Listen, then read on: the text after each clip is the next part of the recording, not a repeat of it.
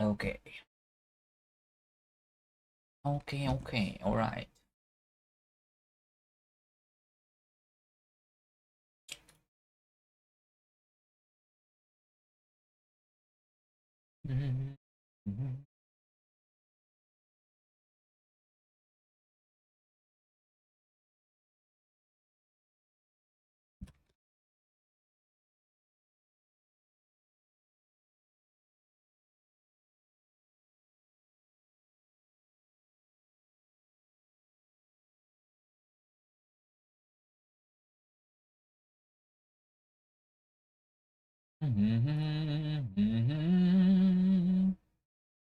Some checks were not successful. What? Ah, that's fine. Okay, I need to merge. Bam, ba-dam. Ah, branches, protections, edit.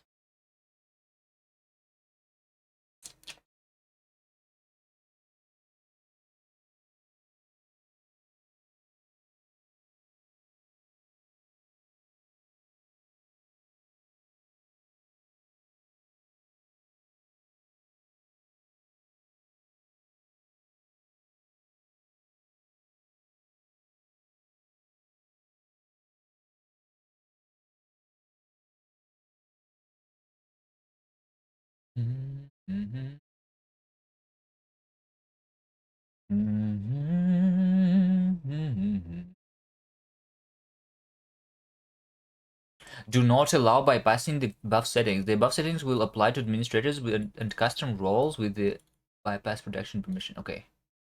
Allow. Save.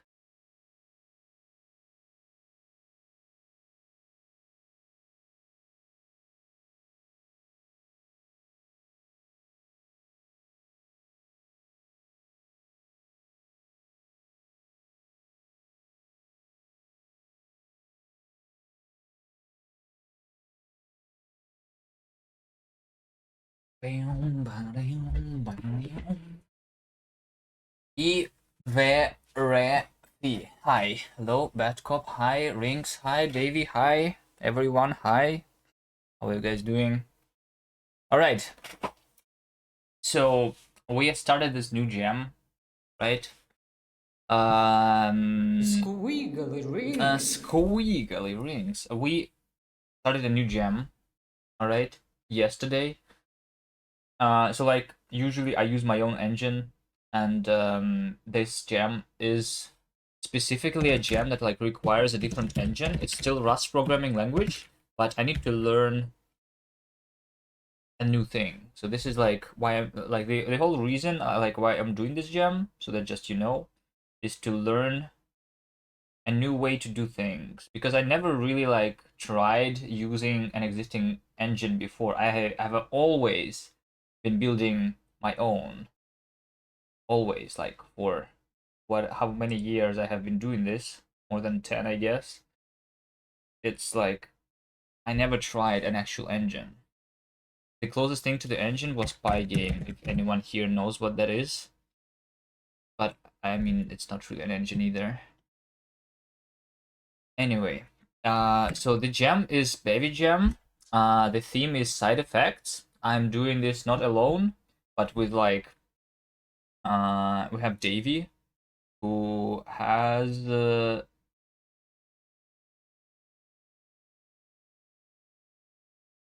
generated the game idea for the game, right? This is the game gem idea. So the theme is side effects. We are playing as a 2D cube, which is a square, right? And on every side, we have an effect potentially, and we can all we can do is rotate. So like on one side we can have the jump effect, and when we rotate on that side while being on the ground, we're going to jump. This is the idea. All right, I'm just going to like use Davy's idea. That's it. So yeah, I need to like figure out how to do all this stuff using the new engine. You came up with solution to your problem. All right, let's go. More hacks. Just don't prevent the player from falling. Yes, that's a good solution. All right. Skill issue. Yeah, true. True. And then you like you can also like restart the game from scratch. Make all of the like platforms very small, and you can have a 4D visual novel this way, right?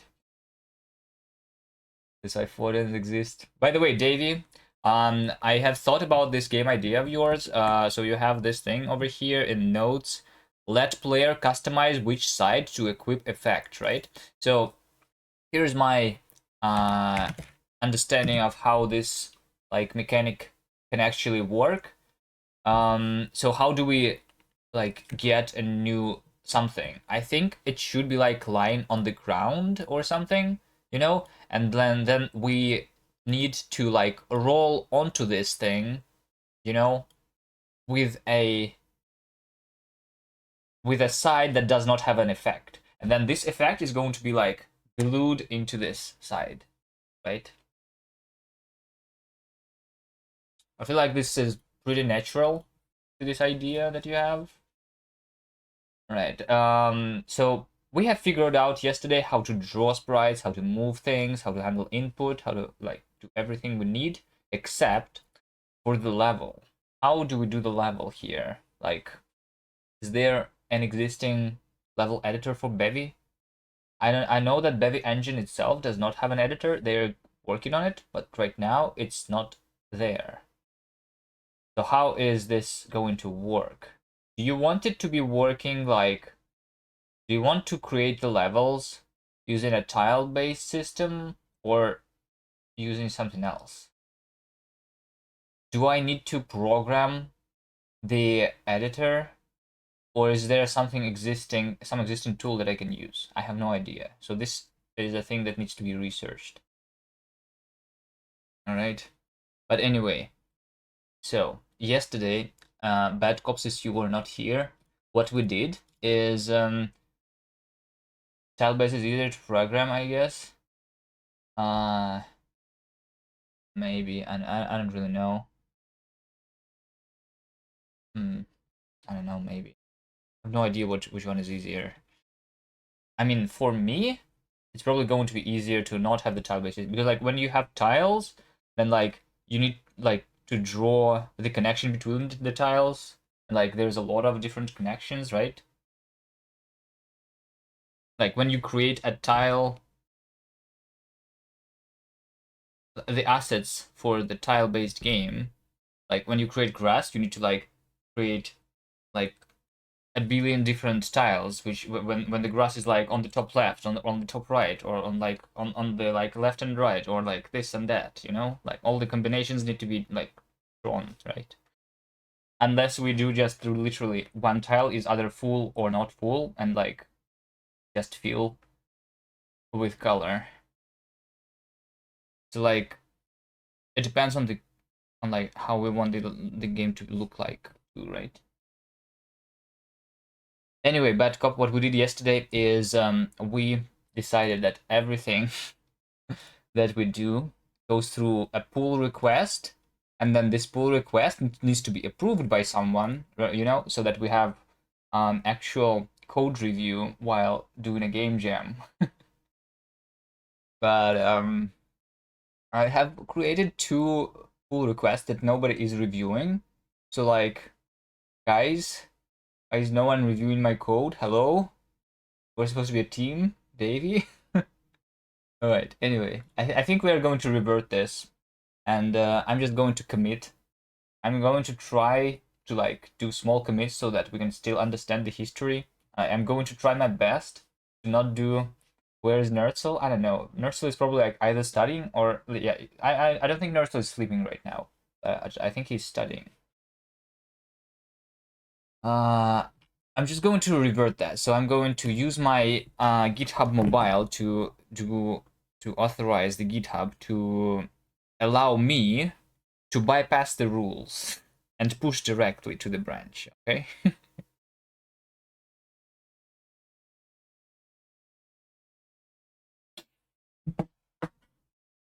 I don't know. There was like this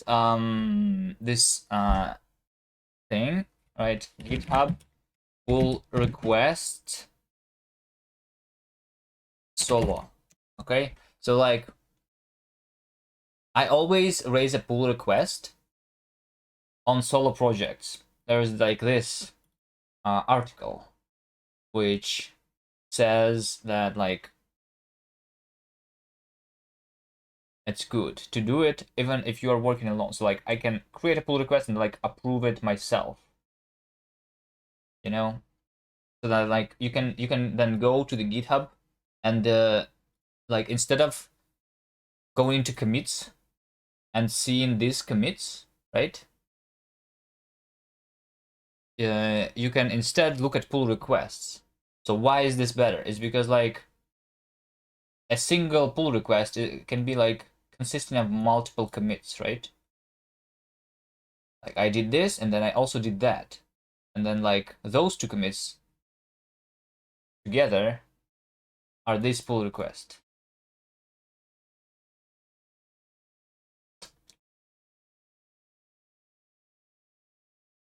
Anyway, I'm just going to merge. Merge without waiting for requirements to be met. Bypass. Should I do like over here also like create a merge commit, squash and merge, really base and merge? I usually just press the merge button.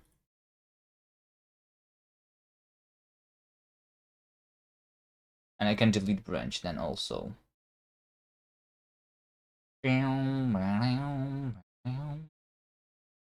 This branch has conflicts that must be resolved. Oh shit. Resolve.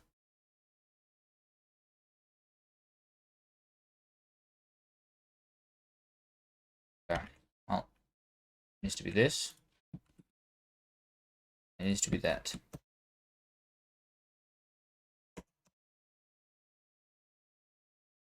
Mark as resolved. Commit merge.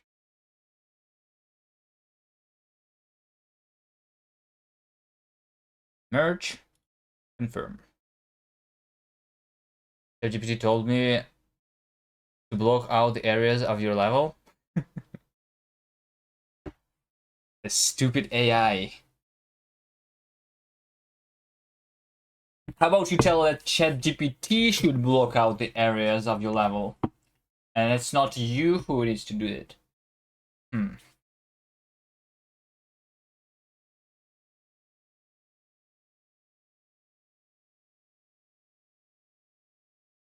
Okay, anyway, we have this issue right now that is raised in the repository. I feel like one thing that we can also do in addition to the pull request is like we can organize ourselves and write issues as like tasks that we need to actually do. All right.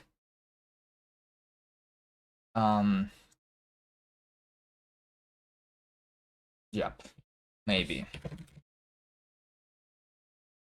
Maybe not. Git pull. Oh wait, I need to check out main branch. All right. All right. Let's see. Yes. One of the things that I want to remove is I want to actually remove the this playground binary.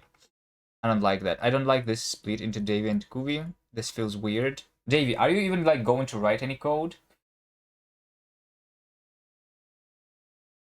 Or do you like work on the level once we figure out how to do that? You know? Anyway, if something's small, you can just make something small. You can look at it. I will write one line. Yeah, one line is good. That's how you start. You know, you need to like start and then Like starting is the hardest part of it, right?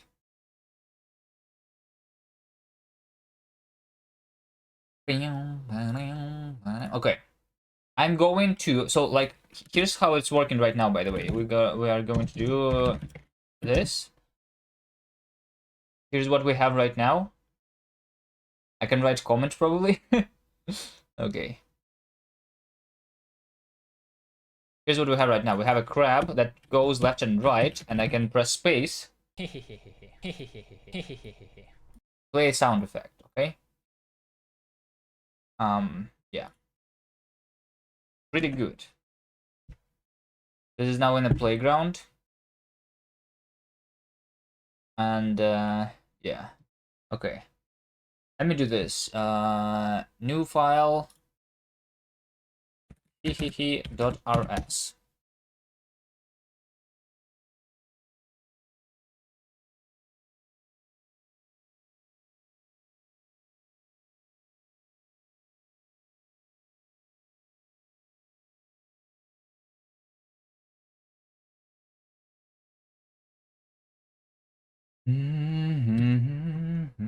Wait. How to do this? Plugin. Implement. Bevy. Plugin. Is that how I do this?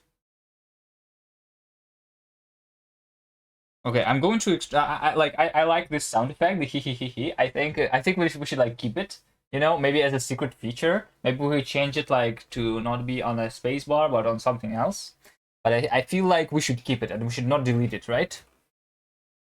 So I'm going to like add a separate plugin just for that.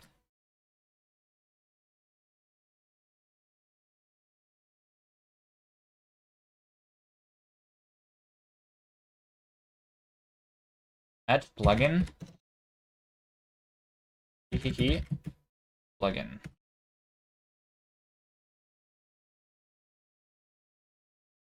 Implement missing. Okay, build. Let's see. Let's see. So this is the resource.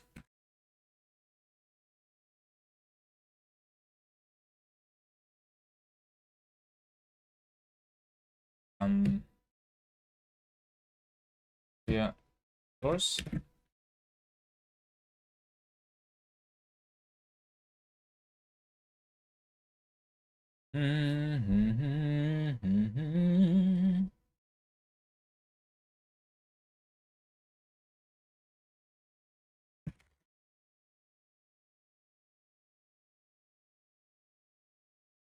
We have startup systems and regular systems. Okay, so over here, the startup system is just going to be commands insert a resource commands asset server resource asset server, right? I think that's how it works.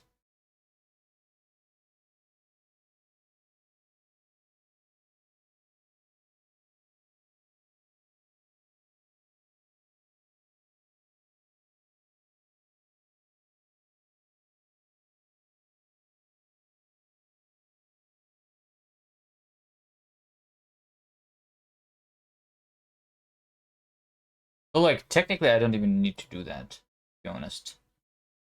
App add system. So like here's the thing that I don't like about Bevy. We talked about it yesterday a little bit.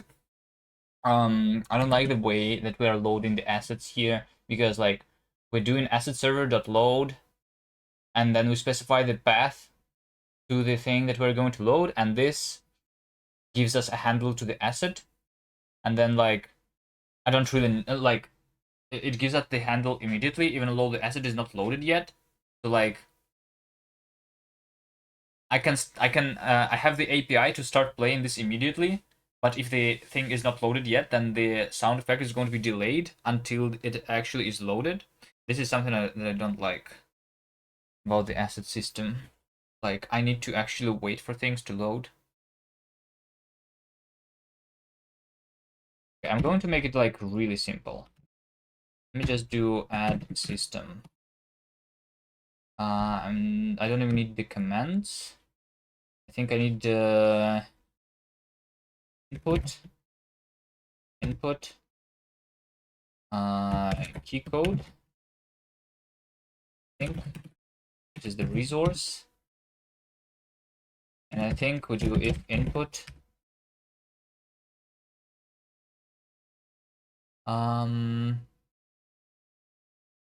Want to just load everything on the start of the program?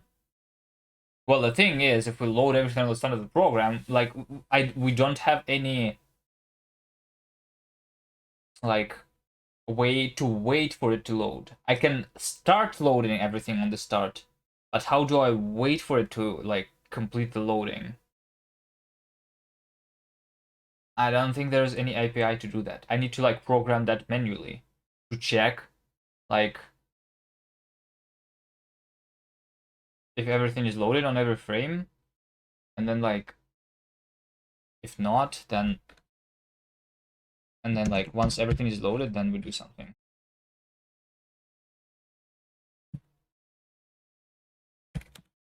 So if just rest key code space, then the server load.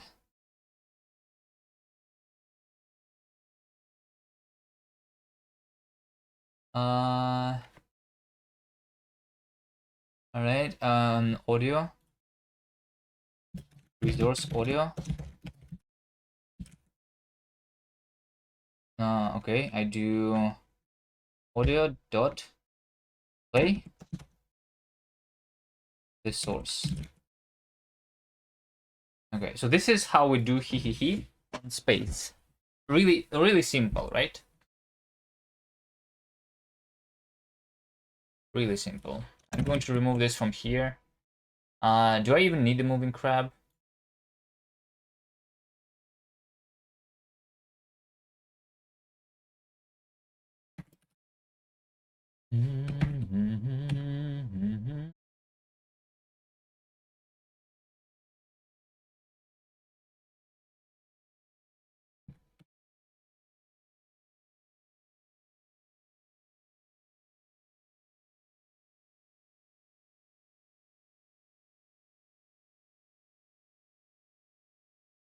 Okay, so it's not in the playground. Now it's like in the real thing.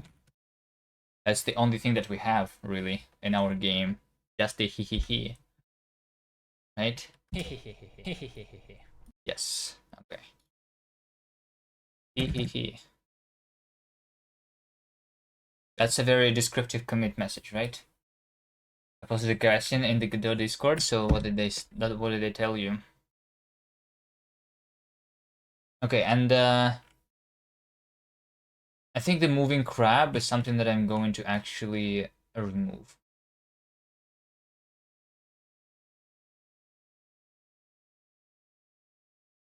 Right?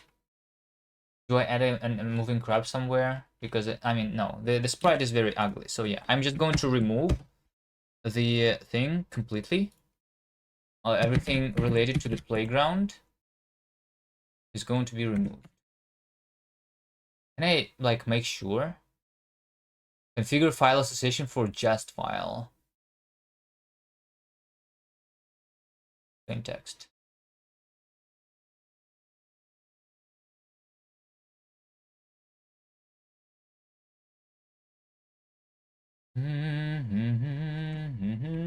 Hi.js. Playground. Okay, playground HTML. Remove. Okay. Run web publish. That's all I need, right?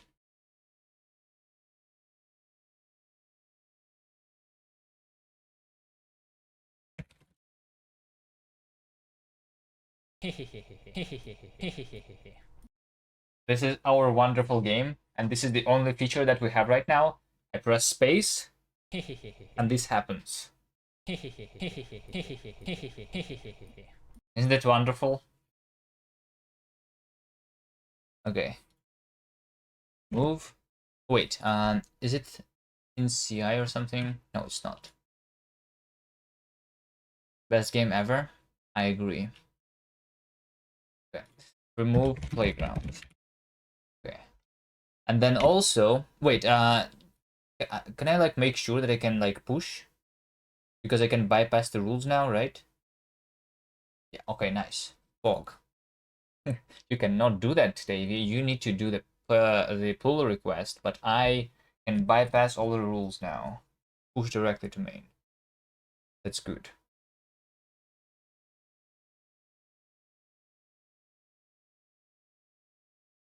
Just give me a little more time and we are going to return back to spaghetti, okay?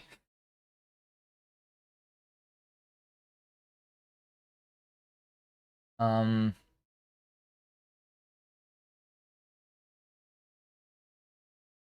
I want to also, like I said, Davy Kuvi. Needs to be gone. Kuvi Davy.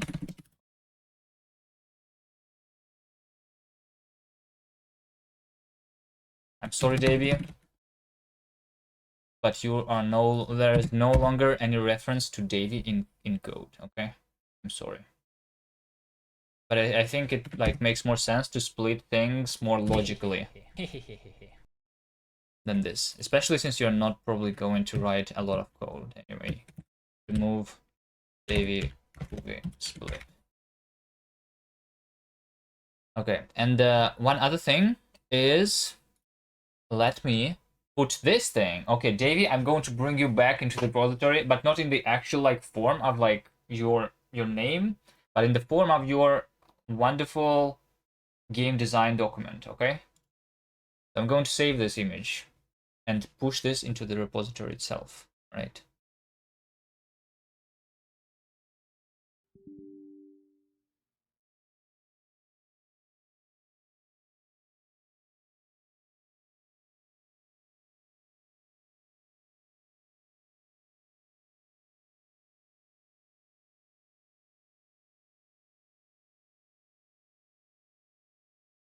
Unpin. Unpin.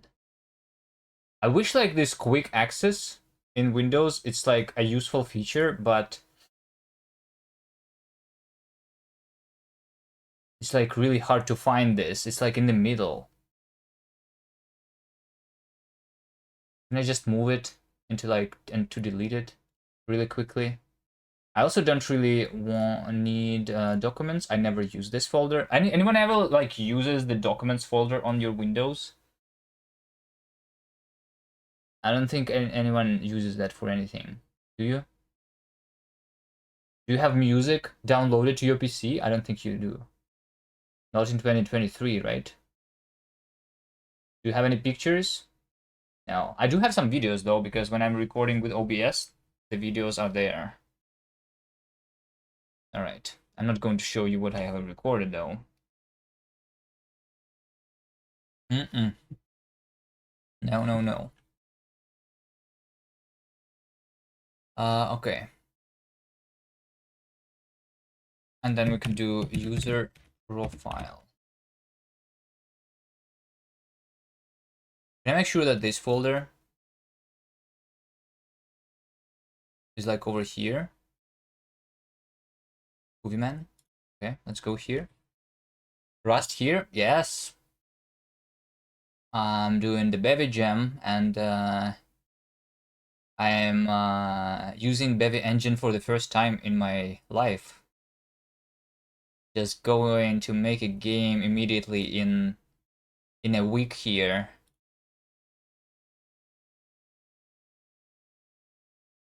By using the engine for the first time. Projects, bevy gem. Okay, I am going to pin bevy gem into this. Okay, I'm going to have okay, this is game design,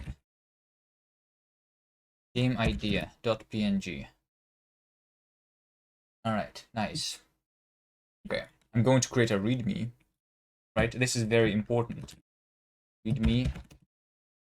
Okay, bevy gem 3. Okay, here's what I want, Davey. Okay, if you have an opportunity, I can do this for you, but like you can type something in chat, right? But like one of the things that we need to actually do is to come up with actual game name. All right, so like in order to organize ourselves, let's use the issues. Like I said, this is like this jam is my like testing thing where I like try to do stuff better than I usually do. So I'm going to try use the issues here, like not forget stuff. Like right now the project is called Bevy Jam 3, but we need to come up with an actual game name. Please, Bevy Jam 3 with actual name, right? That's something that we need to do. All right. And then we do game idea png view side. Okay, and this is going to be on our readme. Whip.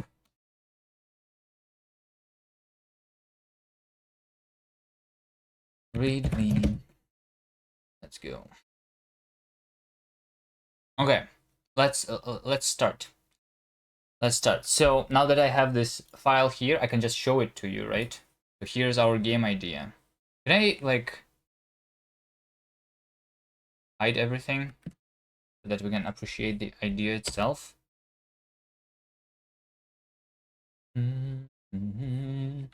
Oh, I can. This is actually like something that I like. Having VS Code in full screen. It's nice. All right. Player is a square. We only control the rotation. All right. So what we need to start with, I think, is the player, and the player is a square, right? And we need to draw it. Yeah, that's what we're going to do. And we are going to control the rotation too, I think. So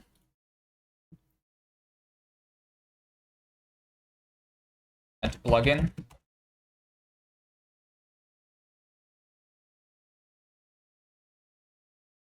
Game.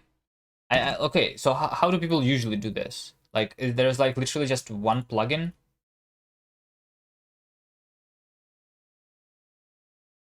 Or do we just like add systems here directly? Dude, I feel like we want to split the like code into the game logic and the game rendering, like separately, right? So we have the logic, game logic. Is it like how you would do this? Any Bevy users in chat? Or do we just start adding systems like immediately? I have the he inside the plugin.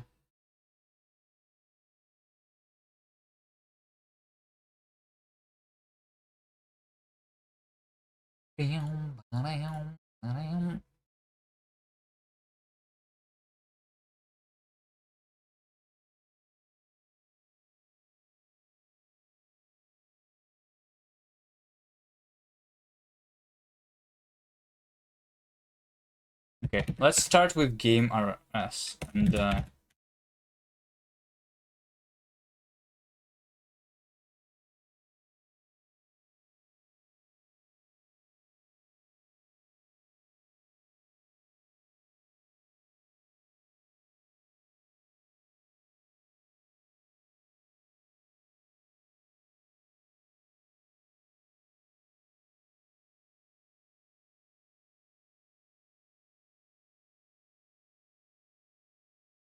okay. So just like I don't need to look at the window and everything. What do I need to do? I need to spawn a player, right? And okay. derive component struct player, and it has position, and it has rotation. Although like technically, this should be two different things. But I'm going to try this instead. Is there like something like an angle type somewhere? No, I don't think so. Okay, so we just do a number. Position and rotation, that's like what we need, right?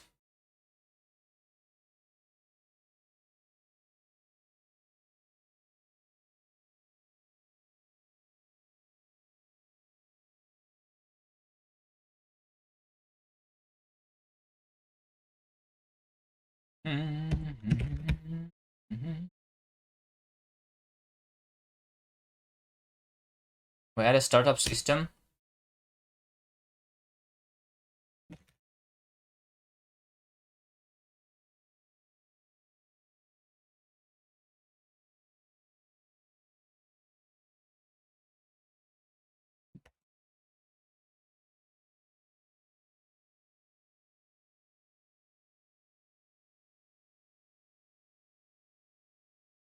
Like we could split this into two components instead. I'm not really sure if there is any benefit to it though.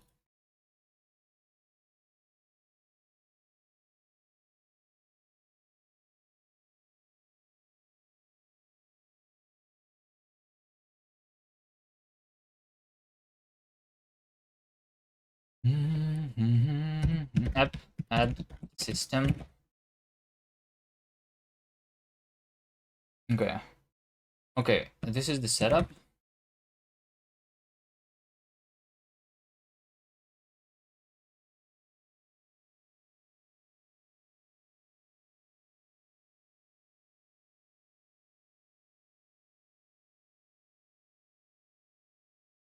And have the update. Update. Time.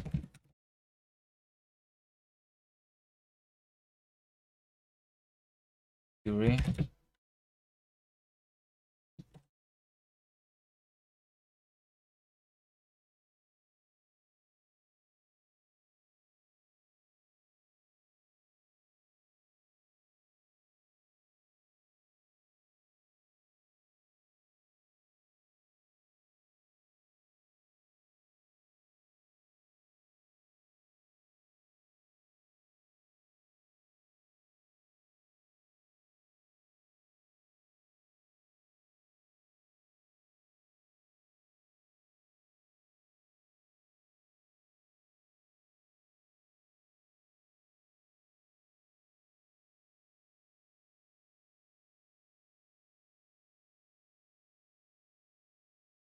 Wait. Who is actually going? Like we need to actually have physics, and I think we are going to try bring in the physics library for it, which is the repair, right? Which means that I probably need to do cargo add bevy right here, right?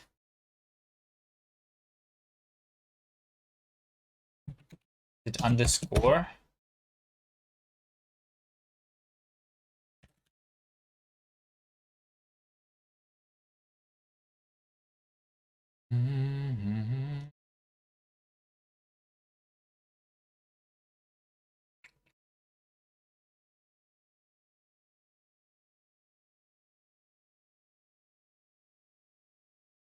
Physics.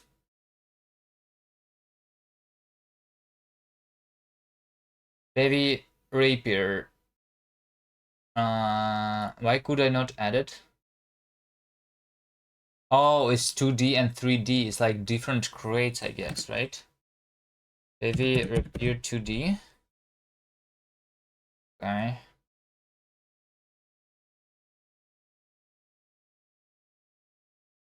All right.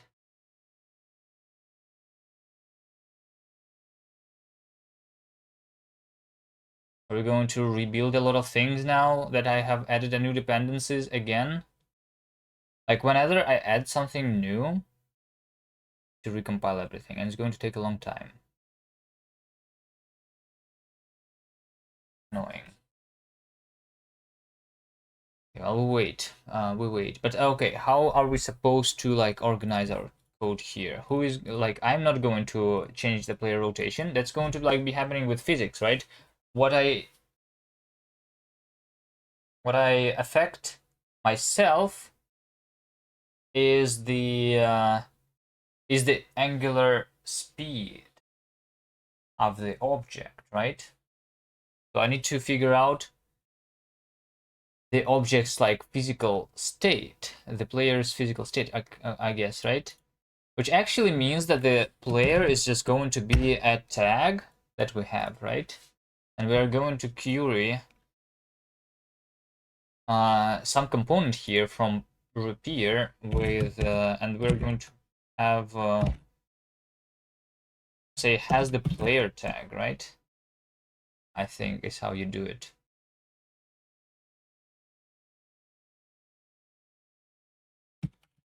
So just this spawn player. I mean, that's what we have right now. I need to figure out what we actually have. Ah, shit. Like, why is everything being recompiled? The web GPU, hell. Why?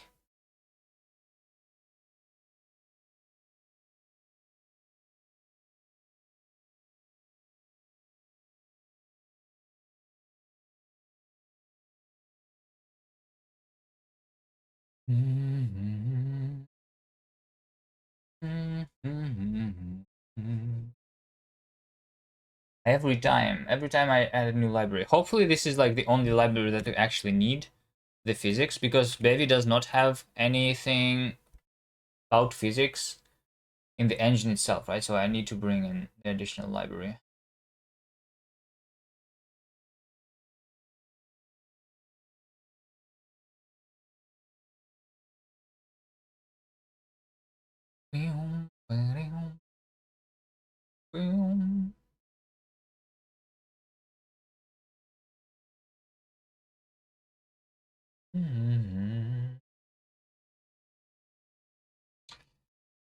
So on the update, what is going to happen here? I'm going to get the input.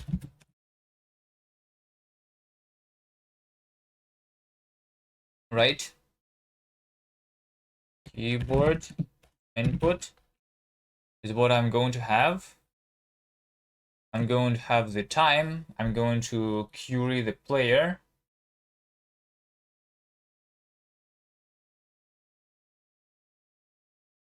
Text error expected item. Press input. Because this is how it's supposed to work. Why am I not formatting? Okay, now I am just very slow. Sorry, am I like lagging? It's because I'm compiling. Sorry, guys. I'm compiling, okay?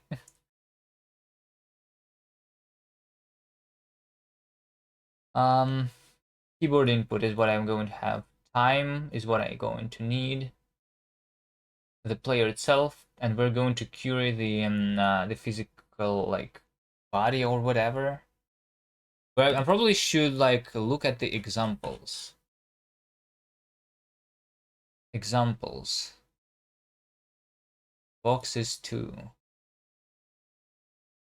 So I need to do a camera 2D bundle. Yeah, camera 2D is something that I really need. Set up physics.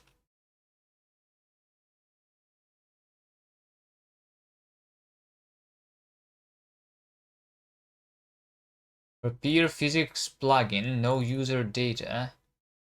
Pixels per meter, 100. What do you mean pixels? Can I just not do pixels? I don't want, like, I don't want to be tied to pixels at all.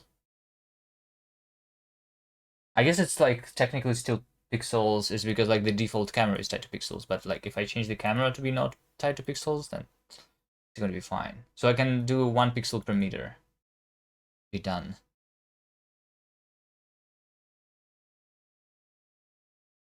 Doom, doom. Set up physics.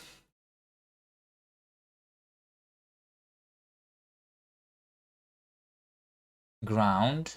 So I'm going to spawn. Oh, so like all I really need is to have a collider, right? Oh, but then like, yes, we have a collider. And then some things are also dynamic. Rigid body dynamic, right? Okay. How do I like configure the like physical properties of this rigid body?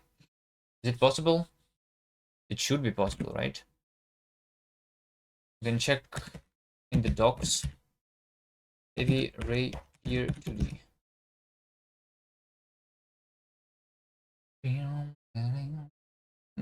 components related to physics dynamics.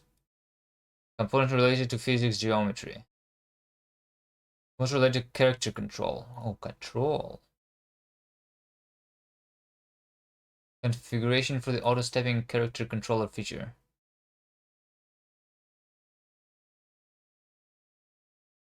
Configuration for the auto-stepping character controlling feature. Maximum step a character can automatically step over. Oh, it's like, wait, is it? This is like for the 2D platformer, right? Width of free space that must be available after stepping on a stair. It's like for like in Minecraft when you can like step on a stair, right? Can the characters automatically step over dynamic bodies too?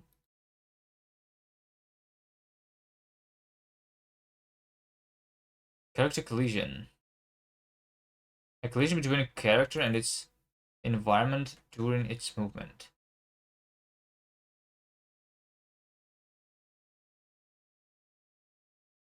Kinematic character controller.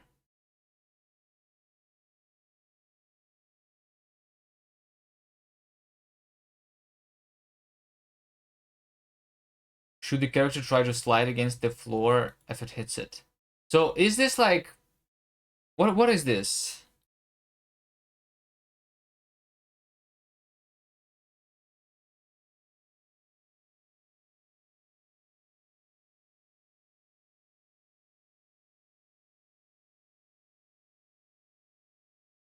Related to character control.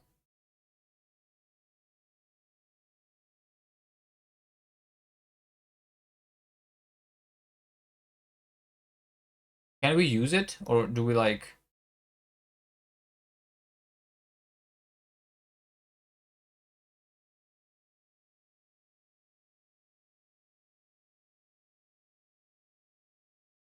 I have no idea.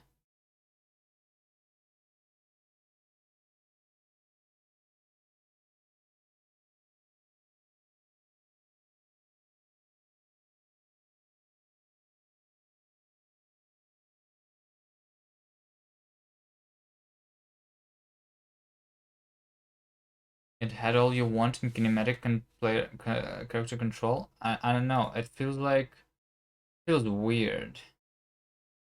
It has everything that I would need maybe if and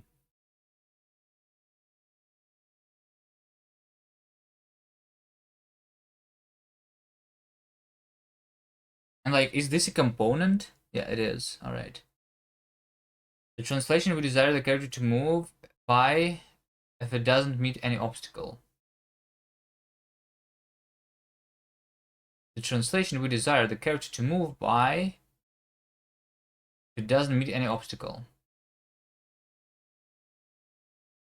Oh, hold on. The translation we desire the character to move by if it doesn't meet any obstacle. What does that mean? Yeah, I think it's no rotation because this is for 2D like platformers, right? The characters in 2D platformer games,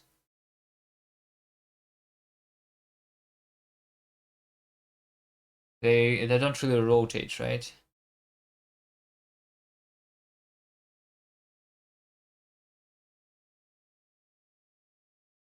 Feels weird.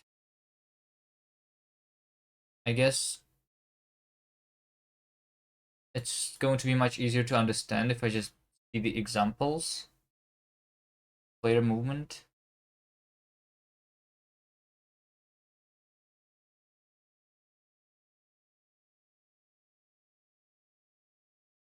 Sprite, rigid body, velocity. Like, so okay, like my biggest issue is like I don't understand really like what components I need to spawn for my player to work, right? So like this does not use kinematic thing, player movement. Who does use the kinematic stuff? Kinematic. Anything in the examples? There's no example of this thing.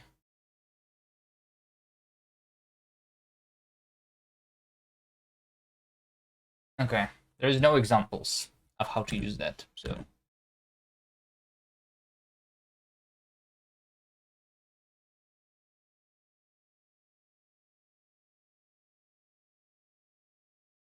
All right. Let me see. I'm going to have the dynamic body, rigid body, right? Is that how it's going to work? Hold on. Examples. Player movement. Okay, so first of all, hold on. First of all, we need to do app, add, plugin, bevy, rapier, 2D. There a prelude? There is.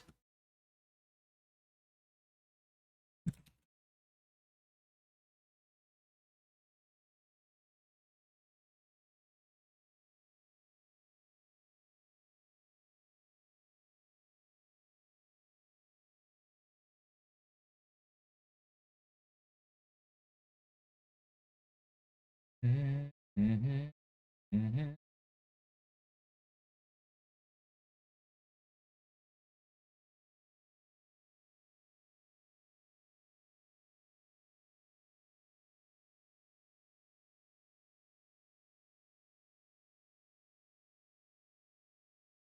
This to be done at the top level. Maybe you'll use Rapier outside player plugin.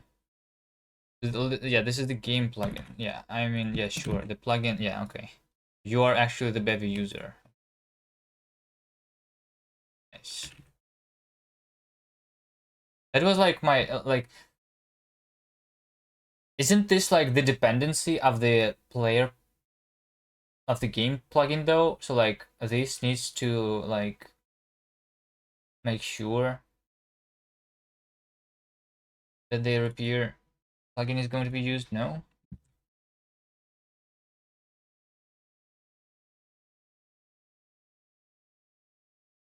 Also, if you are like generally a Rust user, over here I do a Rust analyzer. I can like use this automatically, right?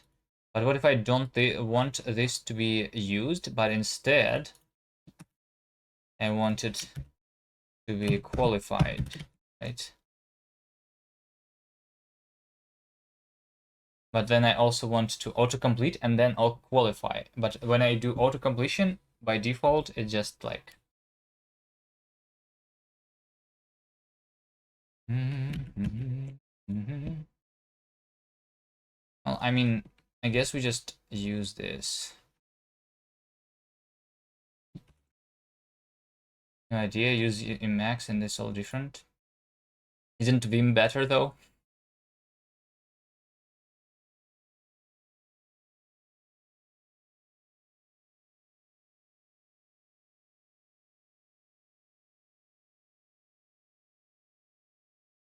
What am I supposed to call here? Am I not supposed to create a new bevy repair physics plugin? Oh, pixels per meter.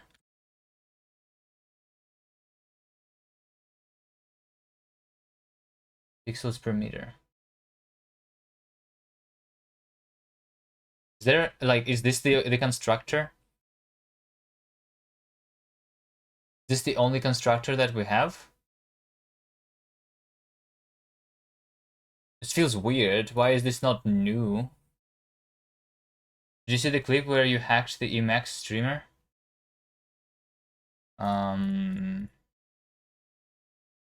Let's see and remember. Yeah, I did. Can I use just 1.0?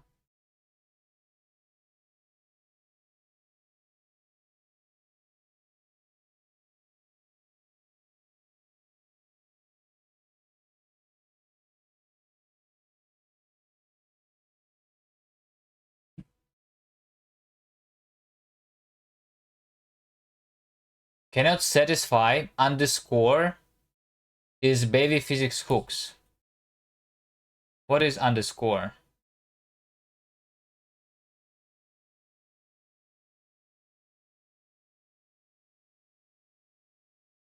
Isn't this supposed to be defaulted to no user data? Because there is this.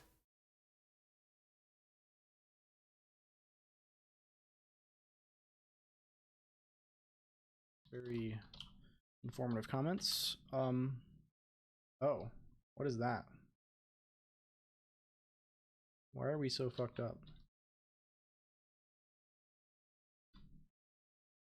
We're like lagging out here. We've arrived in a bad situation.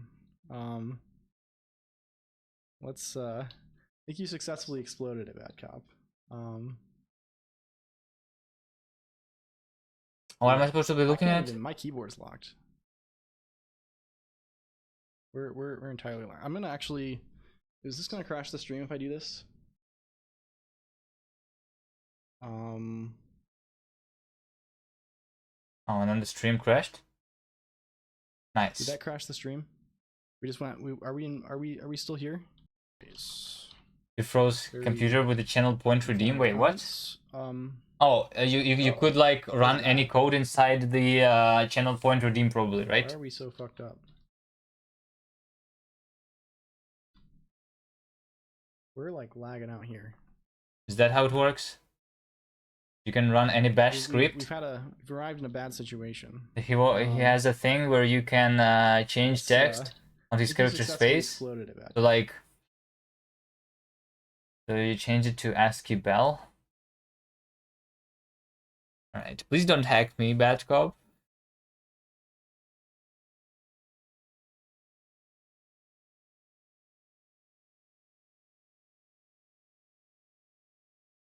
I'm struggling as it is, you know.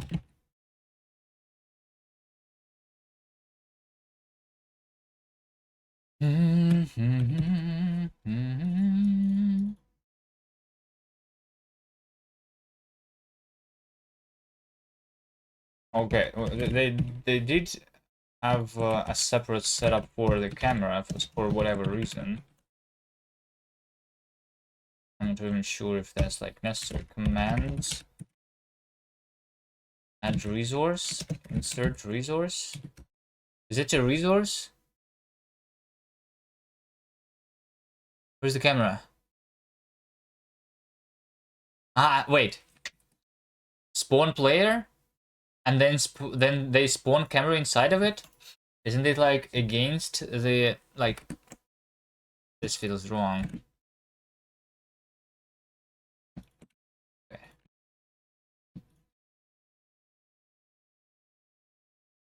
I'm just going to do the same thing then. Is it a resource though, the camera? No, camera is an entity actually. So what happens if we have multiple cameras then?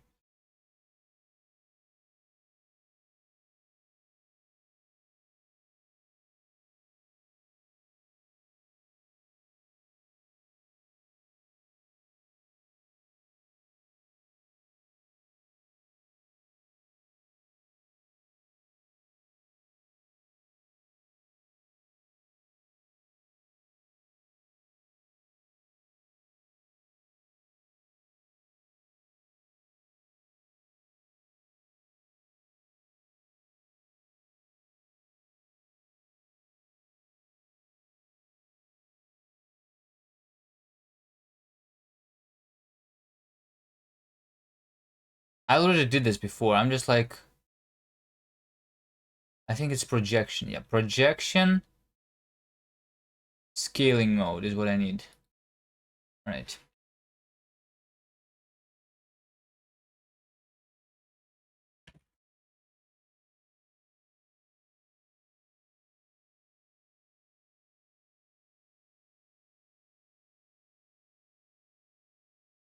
Bundle, projection, scaling mode.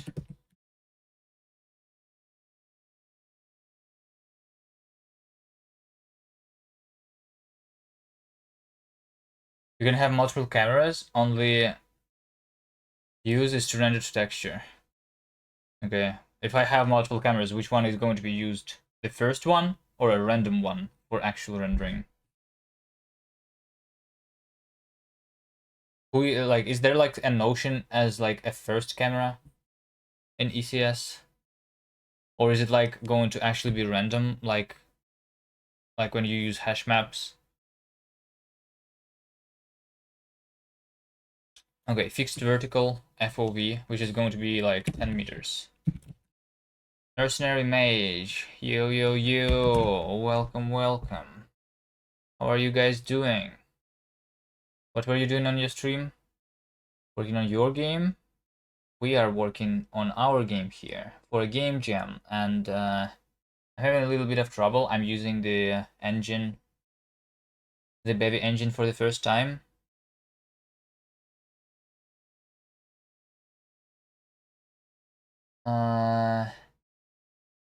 Can't remember the details. Probably could be discovered in bevy 0.8 release post or about the camera, right?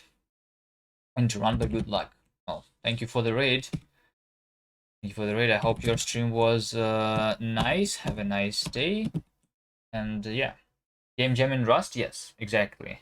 I mean, I have been using Rust for doing game jams a lot. I usually do like Ludum Dares and stuff.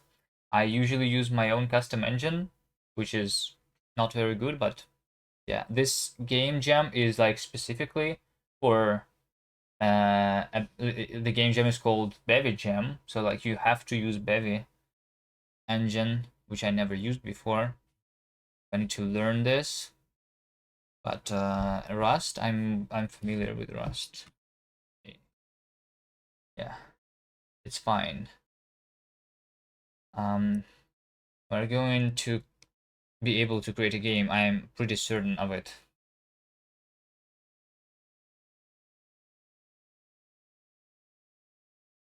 Okay, so the camera is there, the player is here. Player bundle is going to Rust is all the buzz right now.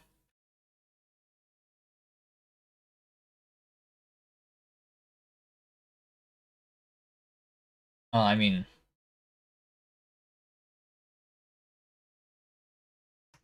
no, AI is all the buzz right now. That's what I wanted to say, right? AI, everybody's talking about that.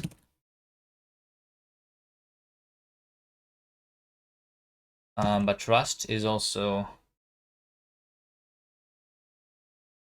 a good thing. Like, I don't think a lot of people are talking about it in game dev though, right? Those people who are using Unity, they're not really like thinking about Rust at all. No Copilot on this stream, so 2022. Yeah, yeah. I'm not really into AI.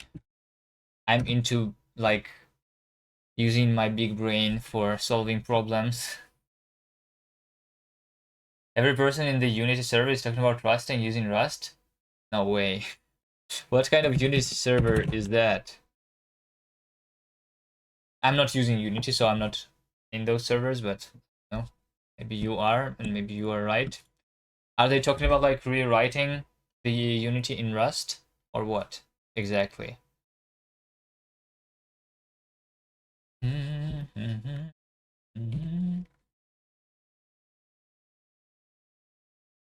Uh, bundle.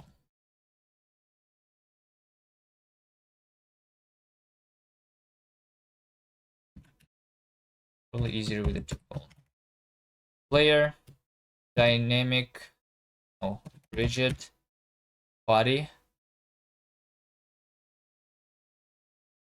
kinematic position based, kinematic velocity based, fixed, and dynamic. One person is making Minecraft engineer in Rust. Another is making their own engine in Rust. Making Minecraft engine in Rust. You know, there is already a Minecraft engine in Rust, kind of. There's like multiple projects. There's like Hematite, I know. Hematite.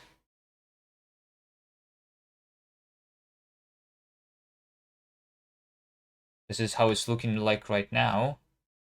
Like Minecraft. Really. A simple Minecraft server written in Rust. There is what? Did you hear about Minecraft inside Minecraft? I made Minecraft in Minecraft with redstone. Did you see this video? They used Rust.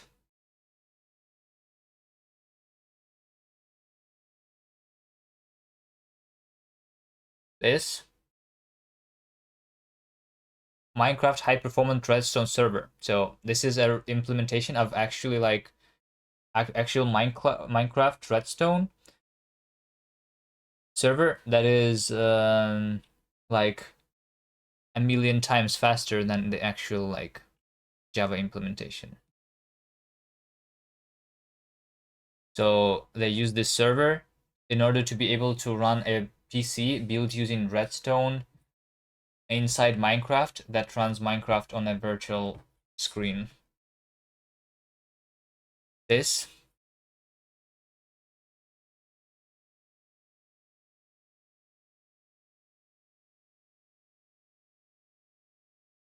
cargo web, this is outdated. Yo, this was used in like old days.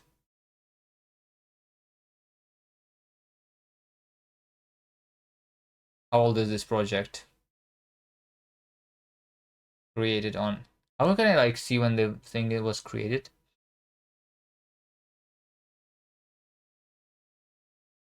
No, no screenshots though. No web demo, even although they can compile it for Wasm. No clue, lol. There's Valorant. Yeah, there is Valorant. Also.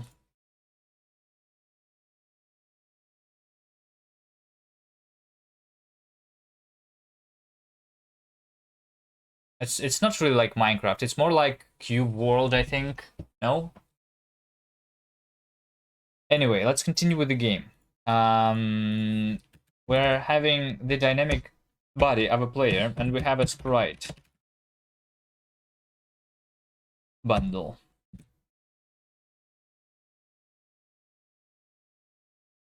Sprite texture. Texture is going to be asset server. First asset server. Asset server load.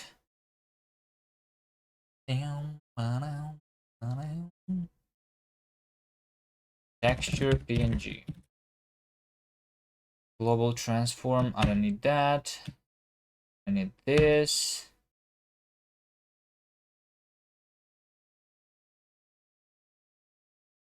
Right.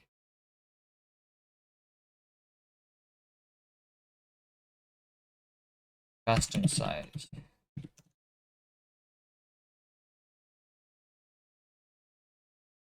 Because I don't want it to like depend on the size of the texture.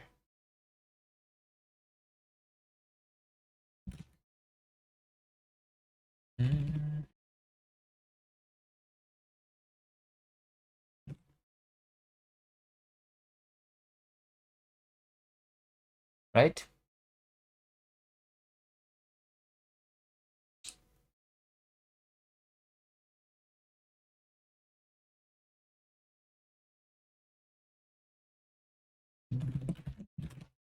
Wait.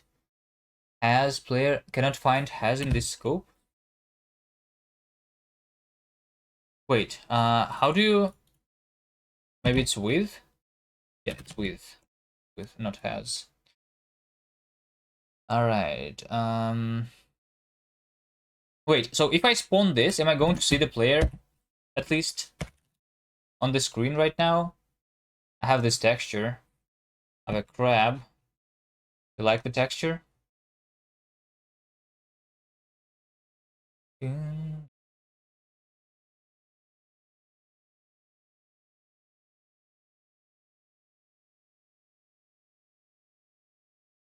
I do have it. Alright.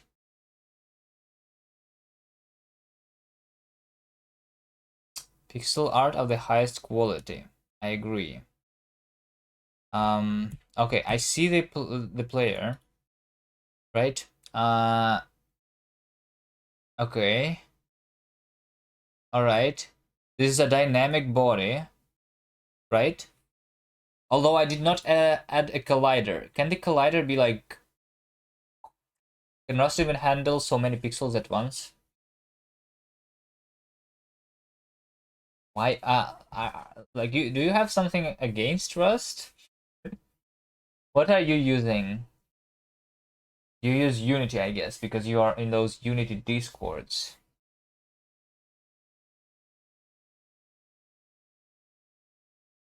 So Rust is faster than C Sharp. So, which brings us to the question, can Unity handle this many pixels? It cheats, offloads all the work to the GPU.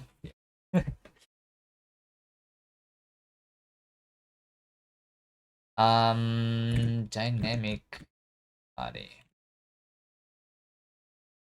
Minecraft, bevy rapier. Okay. Examples, player movement. Okay, so we spawn what? Okay, I need a velocity. What is a velocity? And collider. Player 100. What is player? Float value is the player movement speed in pixels per second. All right. So what will happen is if I add velocity here. Velocity.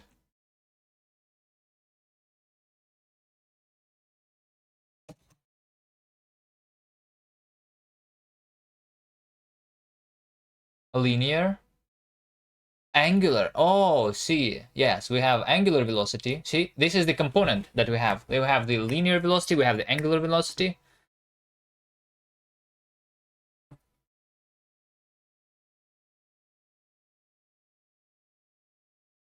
Unity can't even handle starting an empty project. Every version that they, after they messed it up. Also, if you couldn't create a project, they would not release a new version, I'm pretty sure. Like,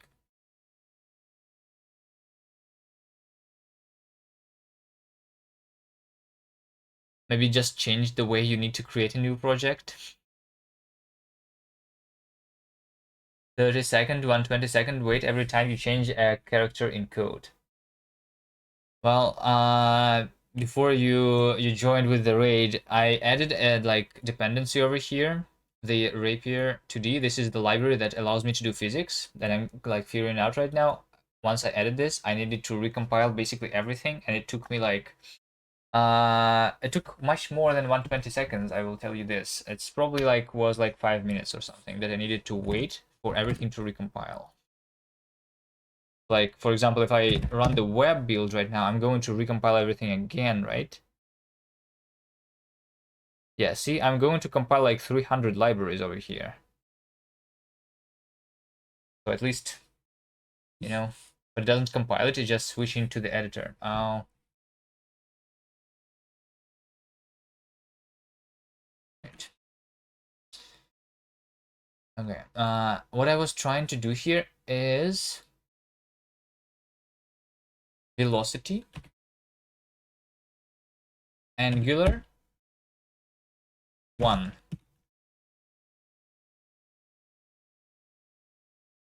Okay, stop the compilation and just run. Starting a new project works, but it takes like 10-20 minutes, lol.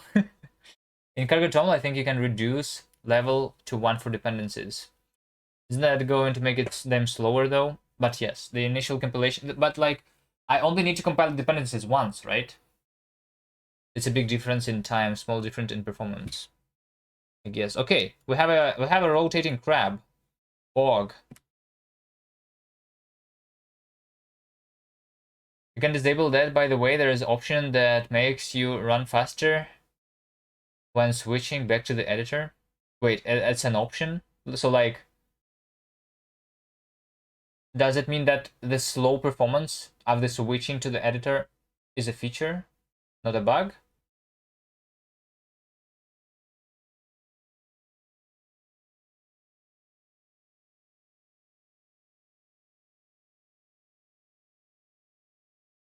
Okay, so what we're going to do here, apparently, so we have this velocity, right? So what we're going to do here is to query the mutable reference to velocity, right? And we're going to affect the velocity of the player directly, whether we are pressing the left or we're pressing right, right? So we are having this player velocity. We're only changing the velocity. Velocity dot angular velocity is going to be equal. Wait, hold on. I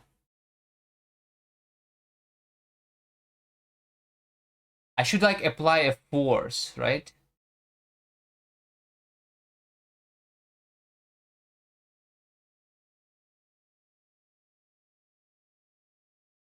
Isn't there a way to work with impulses? It's not an impulse, it's a force because it's like over time, right? So like I need to apply a force that like, so basically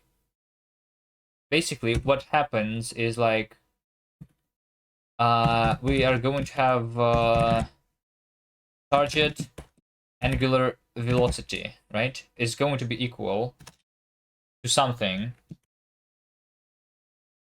that we're going to calculate here. So like if you were to input any pressed, decode A, decode left. So we can use AD or left right, right? Press is equal to 1. Because I think counterclockwise is positive angle and clockwise is negative angle. That would be if the y-axis is to the top, because I'm assuming what they do. Okay, so instead of like setting the angular velocity to be the target angular velocity, we need to like have the force or like, yes, use a force, then some kind of friction to limit the maximum angular velocity. Yes, that's the property of the world, probably. Like also like gravity. How do I add gravity to the game world?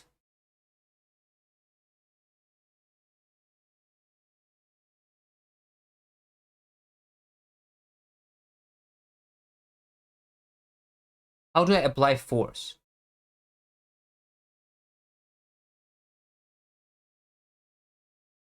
Update the velocity on the rigid body component.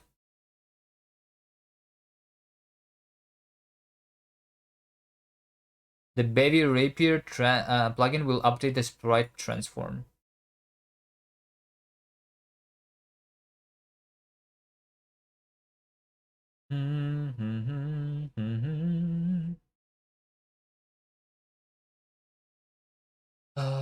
Placement, multiple colliders, lock rotations, joints, events.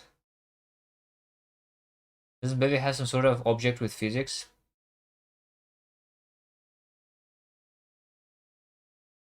I have no idea. I'm using it for the first time. See? One thing that is better in Unity is documentation, I guess. because more people use that. There's more examples. You can just Google for a specific problem, right? Force.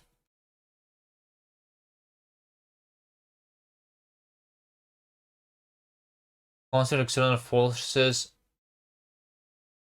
applied continuously to a rigid body. This force is applied at each time step.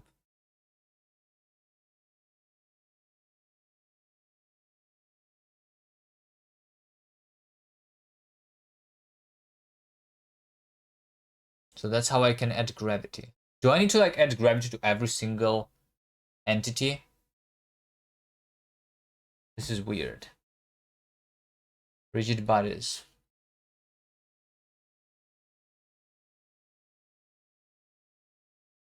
Oh, this is the website of this like physics library, right? Yeah, this is nice. Rigid body type, position, velocity. How do I apply force? Gravity is such a common force that it is implemented as a special case.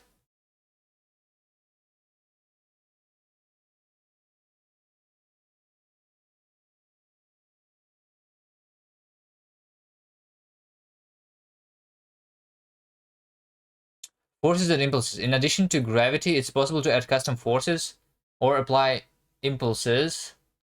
I guess impulse is what it is, right? Because I'm applying it just once.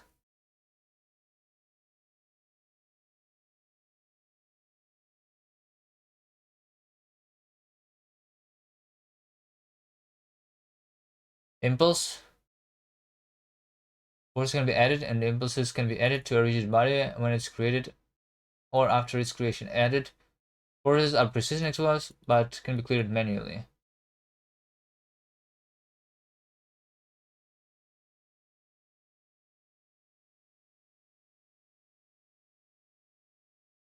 External impulse.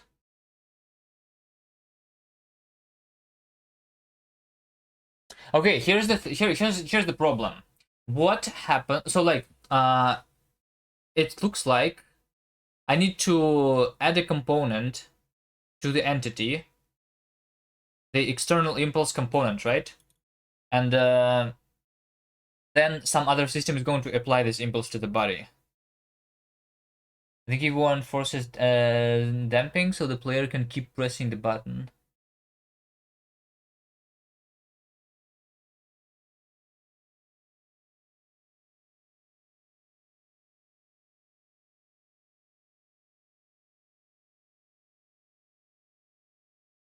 Everyone forces damping. Yeah, but the problem is like the external force, like I cannot have multiple of the same component, right? Can I? I don't think I can. So if I add another external force, it's going to override this one, right? No?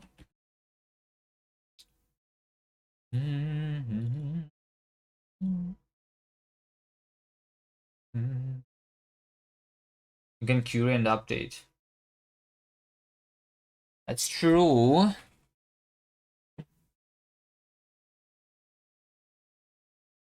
Do it live?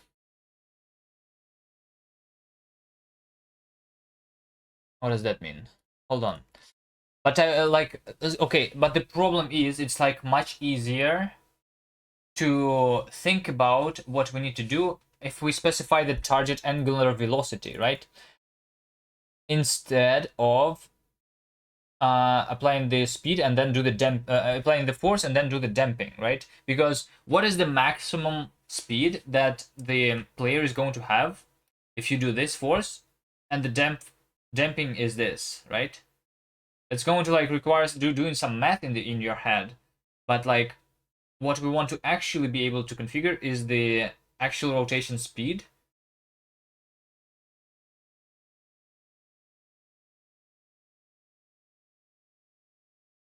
So I was thinking that I guess okay, let's get the velocity and let's also have the mutable external force. Either way, you'll have to fiddle with it until it's satisfying. I guess the external force. I'm going to just create the default, and that's going to create an a zero external force, right? So that like it's always there at least, right? It's just E0 by default.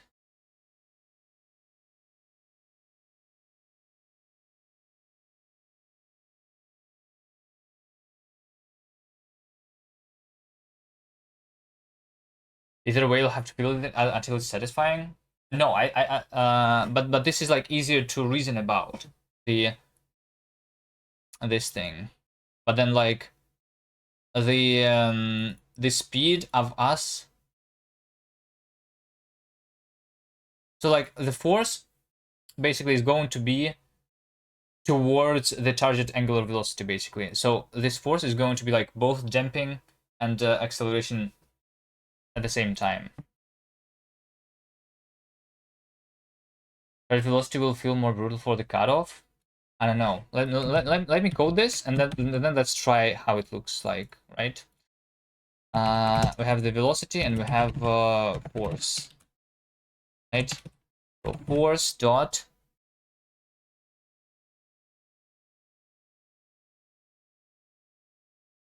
I don't have auto completion working. What is force? External force. This has the linear force and the torque, which is the angular torque. Okay. So I need the torque. Okay, yeah, see, like my auto completion is like not working very fast. Is that normal? Maybe I restart. Fast analyzer restart. Maybe that helps. Because I don't think I restarted after I added a dependency. Maybe that's why it like stops working. I have no idea. So torque is going to be equal to target angular velocity minus velocity angular velocity, and this we like multiply by some constant basically. For now I'm just going to multiply this by 1 to just see. Unused variable time. Yeah, I guess we don't really do time because we're updating the force. This can be removed.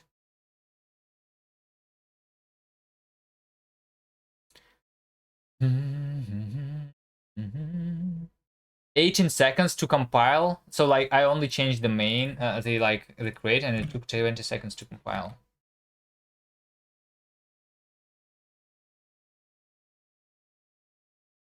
It looks like the force is not being applied to me.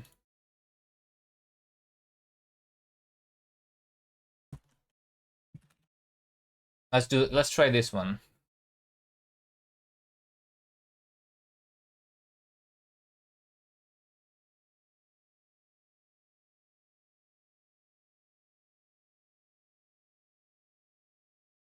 I mean, it's not 0, is it?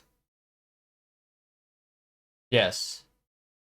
I'm trying to apply the force is there, right? It's not being applied for some reason. Squiggly rings.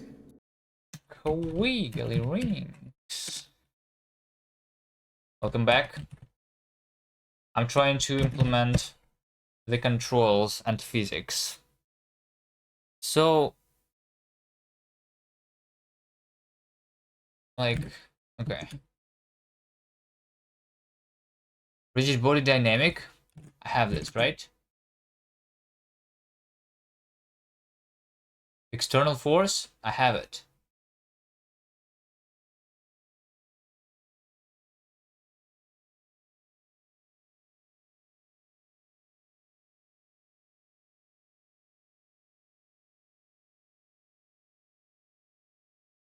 Apply forces. Wait.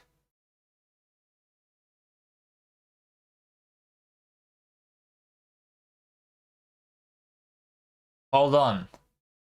Apply forces.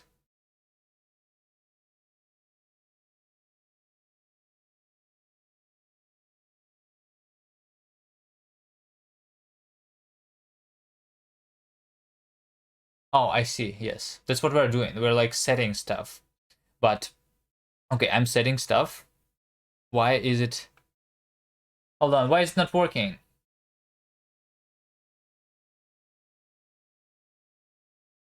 Let's try linear. Force dot. Maybe it overrides the force. You think I should like remove the velocity?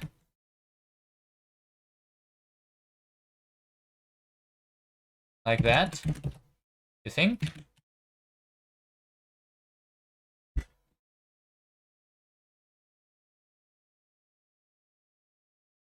Figuring that shit out is the hardest part about like ECS. I think it's the problem with the ECS approach. I'm not rotating.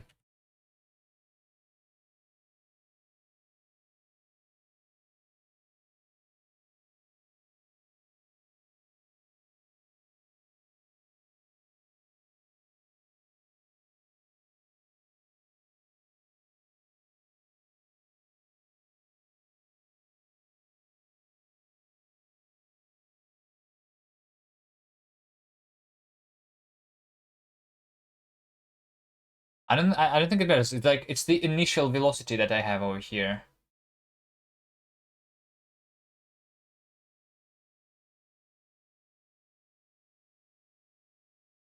Then my rigid body has a mass. Maybe it's because I didn't spawn the like the collider for this thing.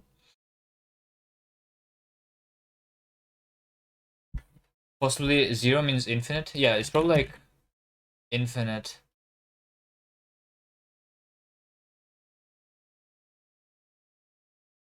So like I would really like to know what components do I need to have on my entity for the force to work, right?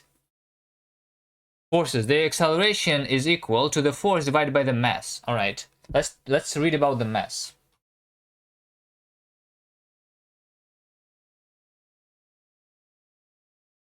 Sweeping disabled, CCD enabled, velocity, transform bundle, transform.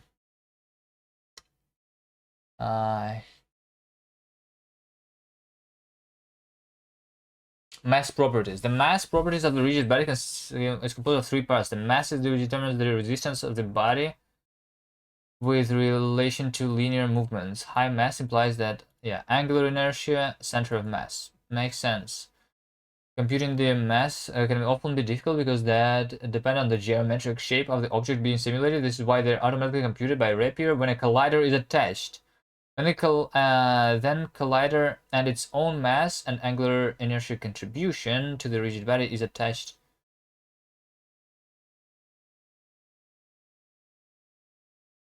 The collider add its own mass and contribution to the rigid body it is attached to. Okay. Alternatively, it's possible to set the mass properties of the rigid body when it is created. Keep in mind that this won't prevent the collider's contribution to be added to these values. Like, it's both of those things. And since I have specified none of those things, my mass is 0. So it's either additional or the collider with the density. But the default density is 1. Nice. So, all right. We just need to spawn collider.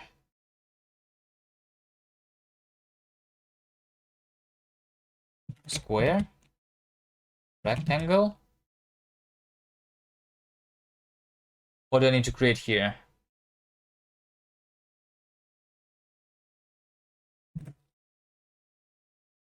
Docs, bevy, Rapier 2D.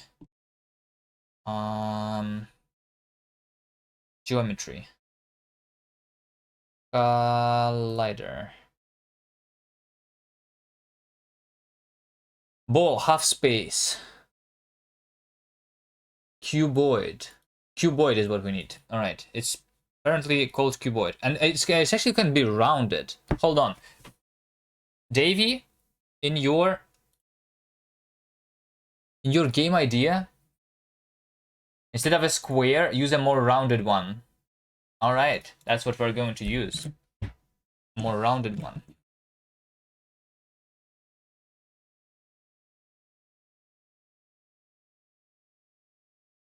Collider. Cuboid. Rounded. HX. What is HX? With a round cuboid. Should depend on half extents and border radius. Okay. Half extents is going to be 1.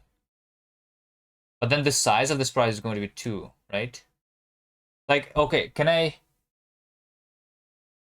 calculate the, like, how do I make sure that these two things are like synchronized with each other? You know?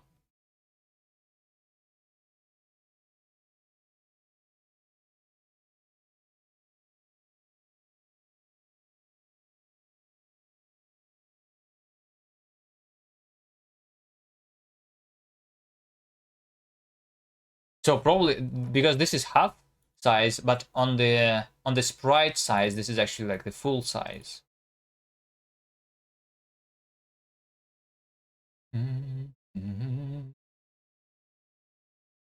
All right, there we go.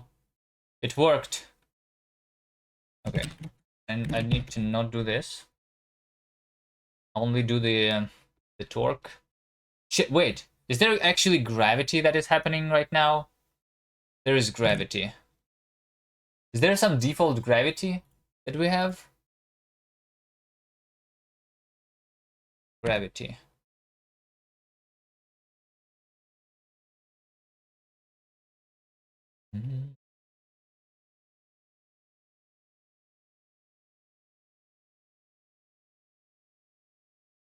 Okay, well, I guess there is a default one. There is a way to show the rigid bodies on the screen to see if they're aligned with the sprites. Yes, I do remember that now that you say about this. Add plugin, appear, debug something, debug.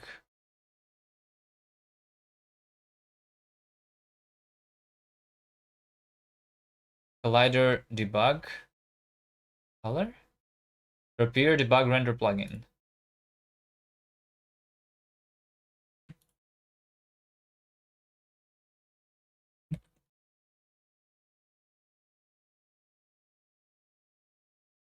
Any example of how to use it? Not really.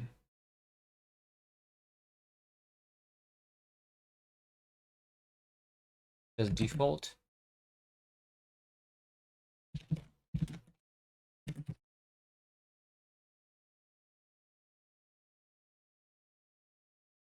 I need to disable the gravity though.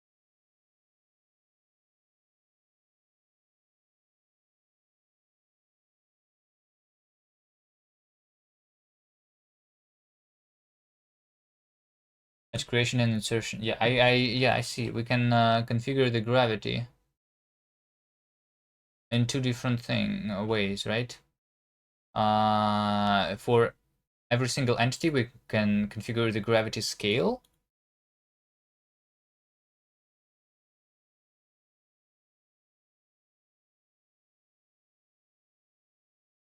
And in the configuration over here, in the rapier configuration, variable the field rapier configuration gravity on the resource rapier configuration and can be modified at will. Okay, we can actually modify this resource.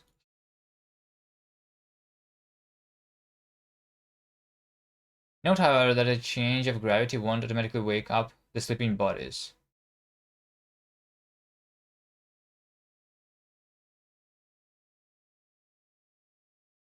They don't provide me with the example.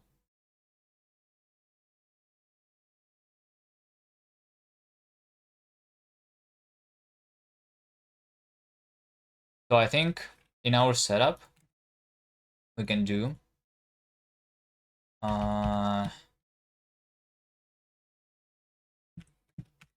Rapier config is a resource of rapier configuration, right? And we do rapier config dot gravity going to equal to 0. Okay, so I'm going to for now disable gravity because we don't have any other colliders yet. Cannot assign. Okay, res mute is mutable.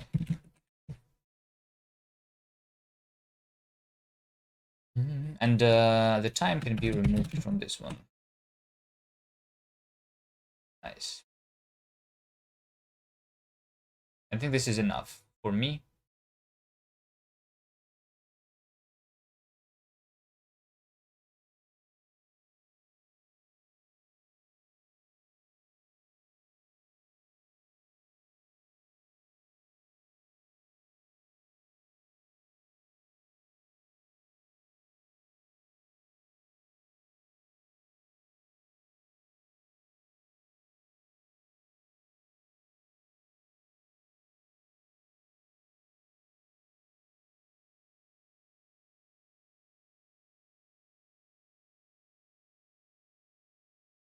So eventually we did stop rotating, right?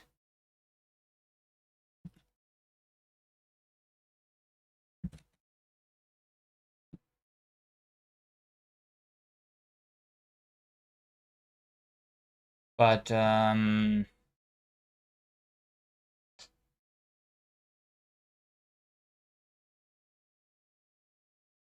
it multiply this by something?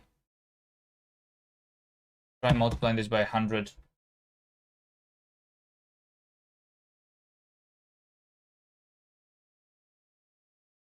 What is the default value of this? Is there any default? Gravity? Negative 9.81. Oh, yeah, because it's meters. Makes sense.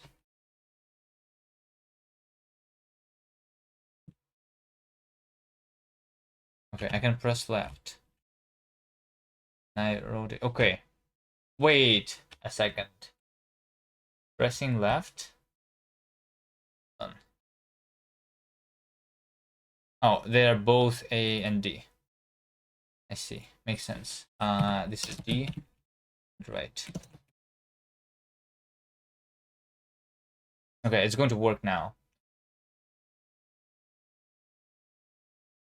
But I feel like we are like stopping the rotation too fast, right? It should be something different. How do you usually load the configuration, like from a file? Okay, see, now we have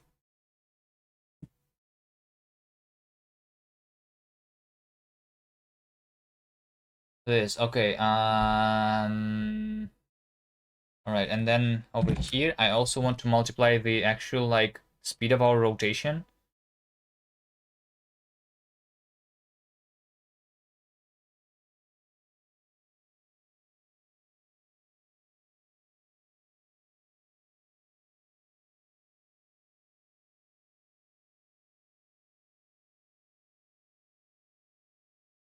So the maximum is going to be 360 in a second. Or is that too slow still? What is should be our speed? Anyway, this should probably be loaded from. So this is this is 360 in a second, right? I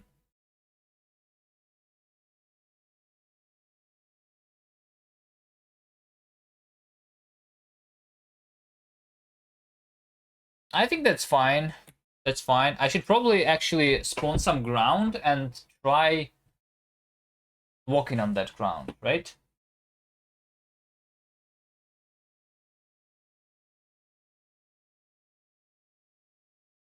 All right. This is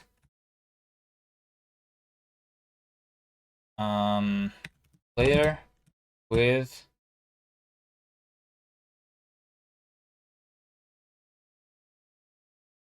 rigid body player with rotation controls. Okay, I think at this point, we need to spawn the ground and bring back a little bit of the gravity so that we can actually try moving ourselves on the ground by controlling our rotation, right? And then it's all going to be handled automatically by friction and stuff, right? The movement of the character. So how do I do that?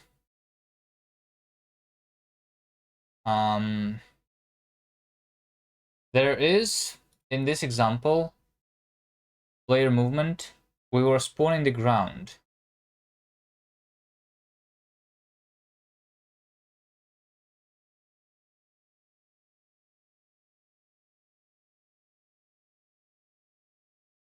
Wait, we actually don't spawn the ground.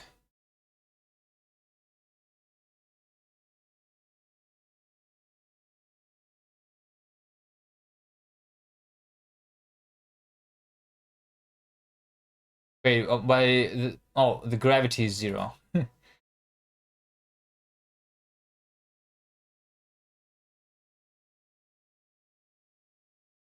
That's how they do this over here. See? They also do custom size on the sprite.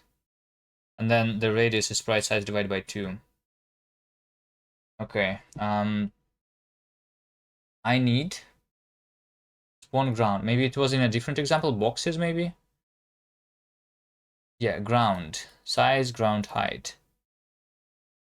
Collider cuboid. Okay. Man's spawn.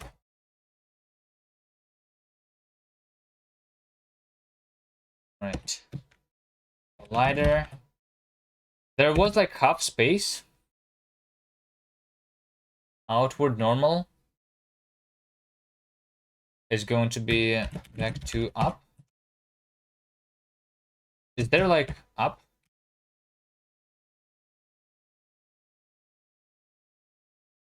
Up.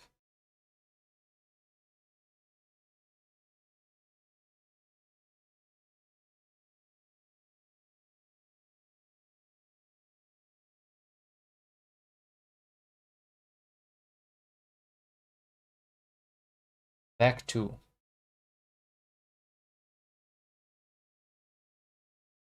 Y. Positive Y axis.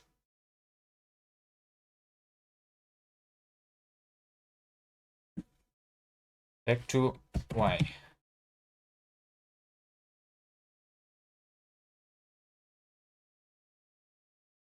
Is that it? Is that all I need?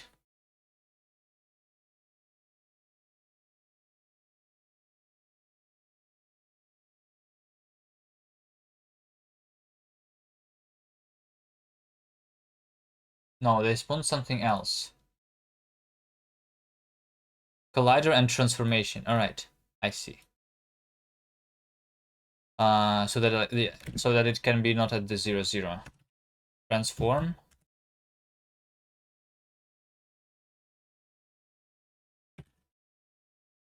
Wait, what is transform bundle? Local and global. So it's not like enough for me to create a transform. I need to convert this into a bundle for some reason, so that there is a global. This feels a weird thing, you know. Why is why do I need to create the global?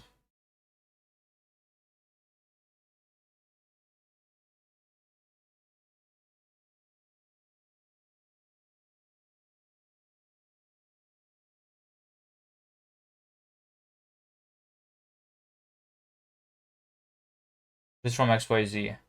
At the position XYZ into D to Z. Okay. 0. Negative. Negative 2. Because the radius of the player is 1, player is at 0.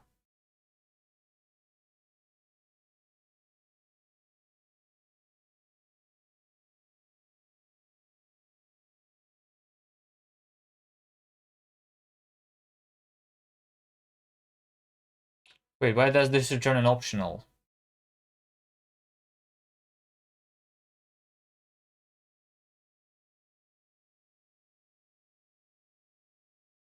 should be unwrapped. It's because like this vector can be like 0. This should be, this is an error, I guess.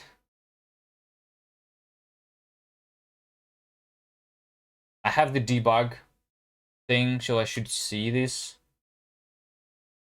ground, right? Yes, I see the ground. Okay, so now if I re-enable some gravity,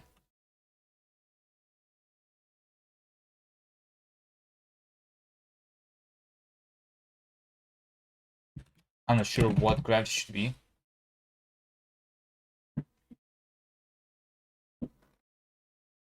Okay. I think gravity should be a little higher than this.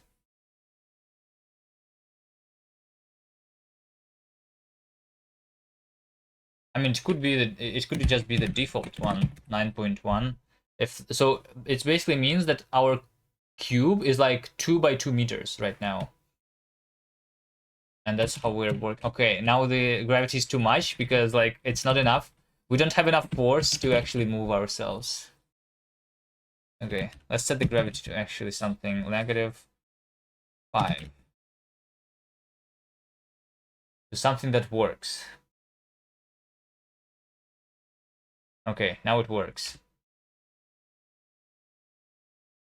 But like still, you see, like I'm going down very, very slowly. Right?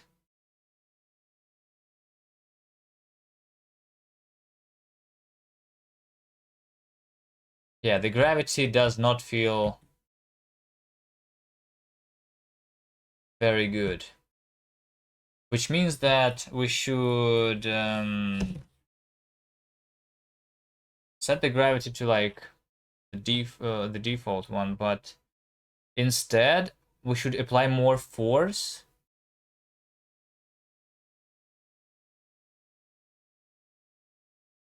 Wait, maybe you know what? Maybe our mass should be different. Collider density. Density. There was something about density. Shit. There was something about density. Mass properties. Collider. Oh, mass properties. Density. Okay. Mass properties. Collider mass properties.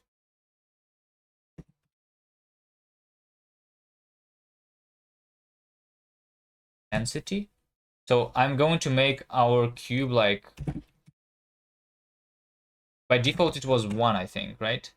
So now it's going to be like 10 times smaller. But then it's like the same as increasing the torque though. Mm,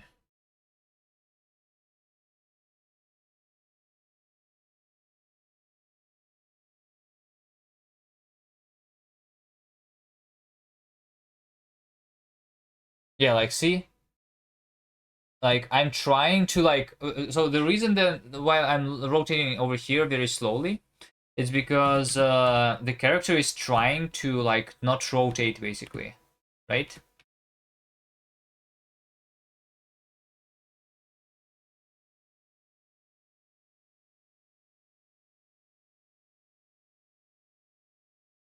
Maybe we should not be doing that.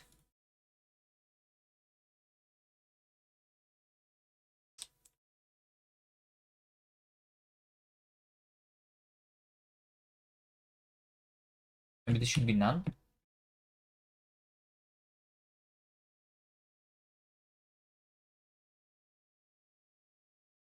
If ras is equal to 0, return.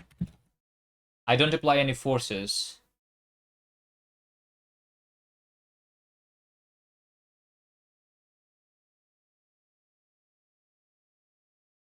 Well, not really return.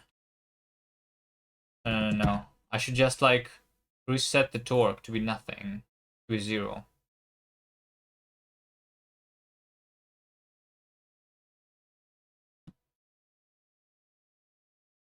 Okay, we do this thing inside.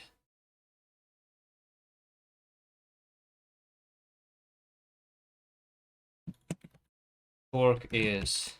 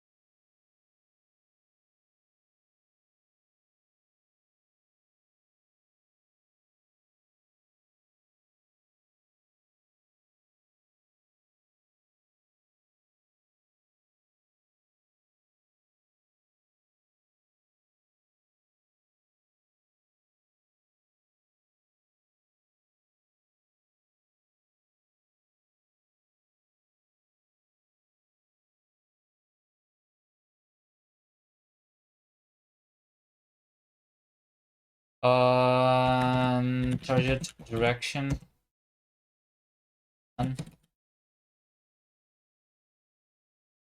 No. 0.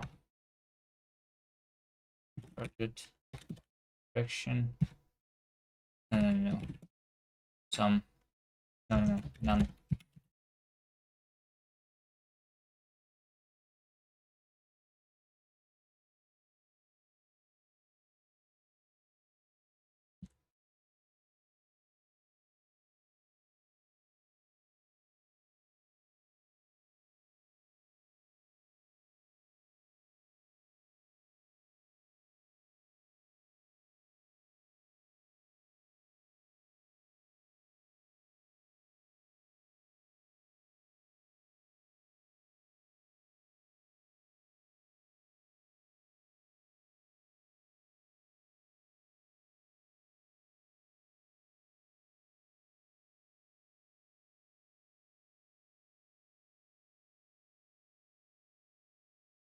Unstable feature shit. What?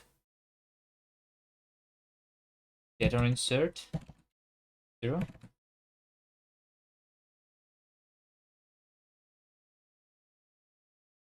As properties which is lower level, and it looks like it has an inertia thing in there. Yes, but like in order for the game to look realistic, it should be actually calculated from the from the shape. I'm going to change it so that when we don't press any buttons, I don't apply any forces, and I let physics control everything, okay? So we are going to do, if we have some direction, target direction, right? Then target angular velocity is going to be equal to direction multiplied by 2p's, okay? And force torque is going to be equal to that. Otherwise, force torque is 0.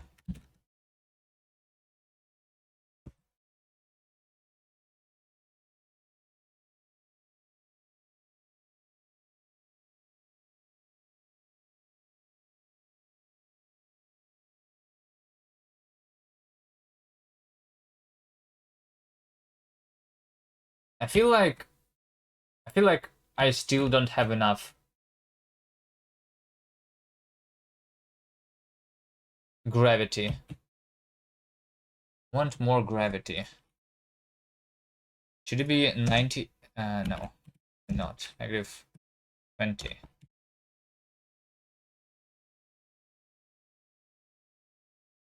How do I load this thing from a file?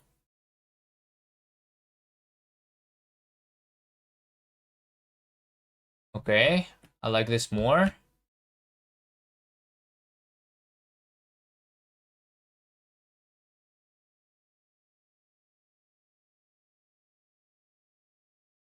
Can I make this thing have more friction to it? I want to control the amount of friction, right?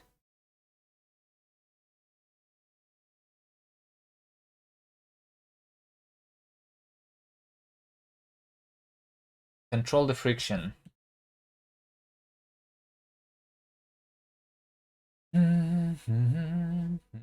Dominance.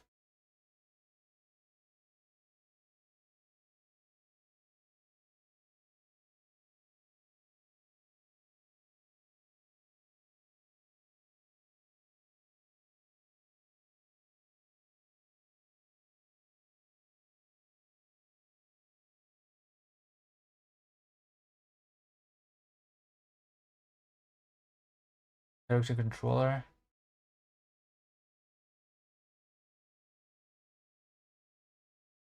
No, we don't defy the laws of the physics.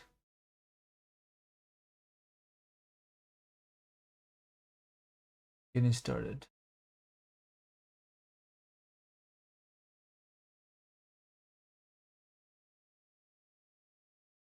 Restitution. How do I how do I learn about this thing? It's not the restitution though that I need, right? I need friction. How do I learn about this?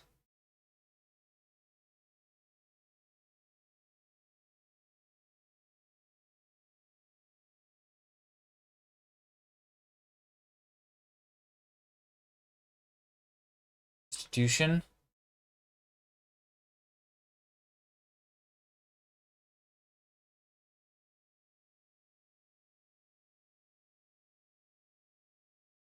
Wait, restitution is like how much we are going to like bounce, right? It's the bounciness.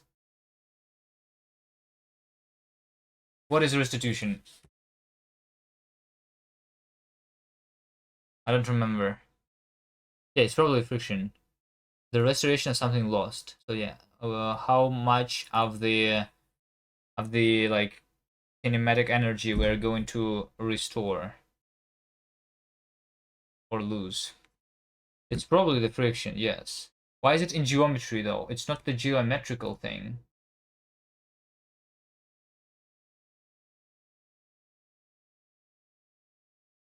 Why is it in geometry?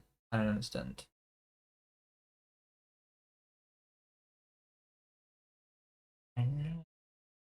New coefficient. Wait, so those two like constructors are exactly the same? Why do we have two constructors then?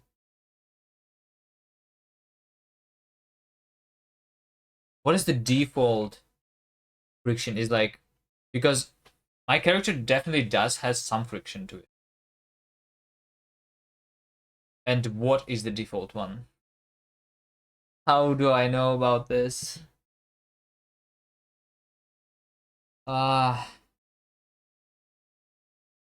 Rapier config. Is there?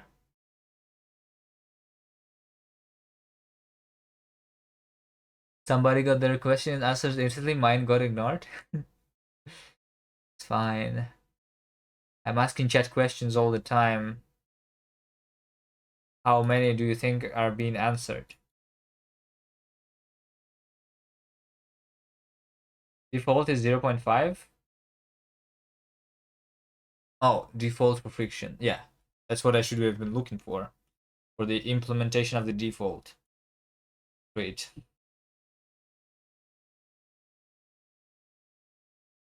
Makes sense, makes sense. The problem is though, like by default, this component is not even inside this like the entity does not have the friction component by default, right? So in case we don't have friction component, and you're going to use the default. That how it works? Like usually, I think in ECS, it is supposed to be working differently. If you don't have the friction component, it means that there is no friction. No? Isn't that how it's supposed to work in ECS? If you don't have a component, then you don't enable a certain feature. You know what? I'm not really liking the ECS. It feels very weird. It's it's like much easier. It was much easier to learn like any other library that is like not done with ECS approach. Okay, I want more friction. Let's try one.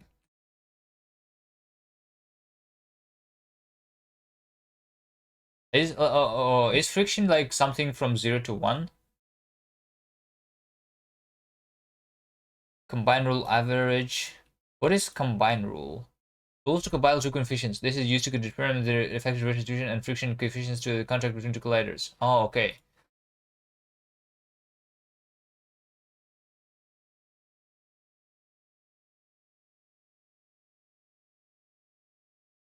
All right. Well, not bad, not bad. Minimum, maximum, multiply. Wait, if I remember correctly from the school, the way you actually combine coefficients is not the average, and it's not the minimum, and it's not maximum, and it's not multiplication. It's the square root of the multiplication.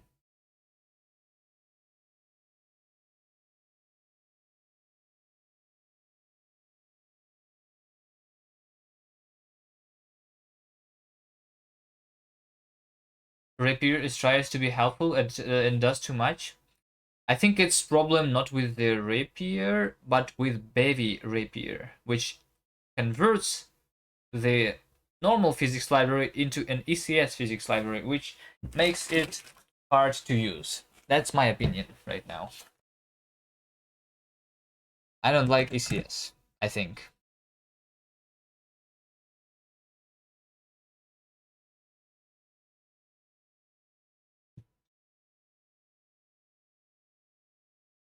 Because you don't have this like auto completion for like a component that you need to add, right?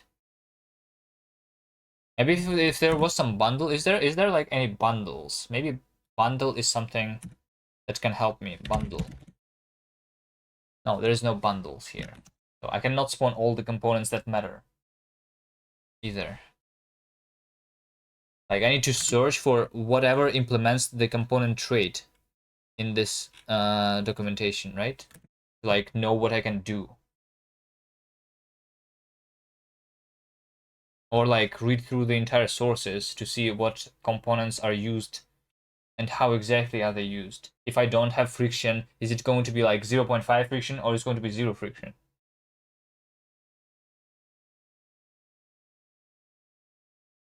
Do you not agree with me? Are you doing any game dev with Bevy, with ECS, with anything else? You used the Bevy previously, but like you use something else for your games? Yeah, but how do I like understand what I need to do?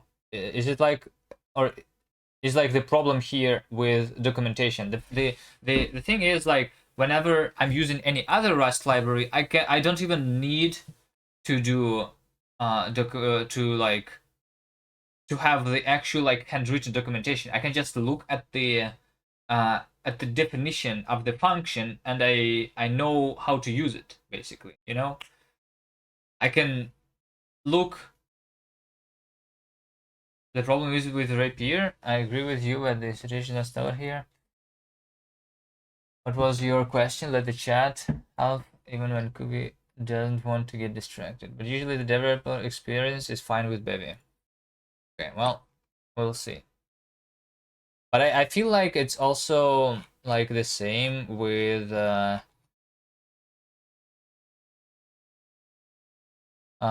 other stuff. Um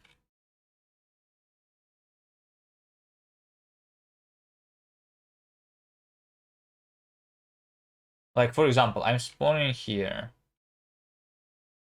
a sprite bundle, right? That's what I'm doing.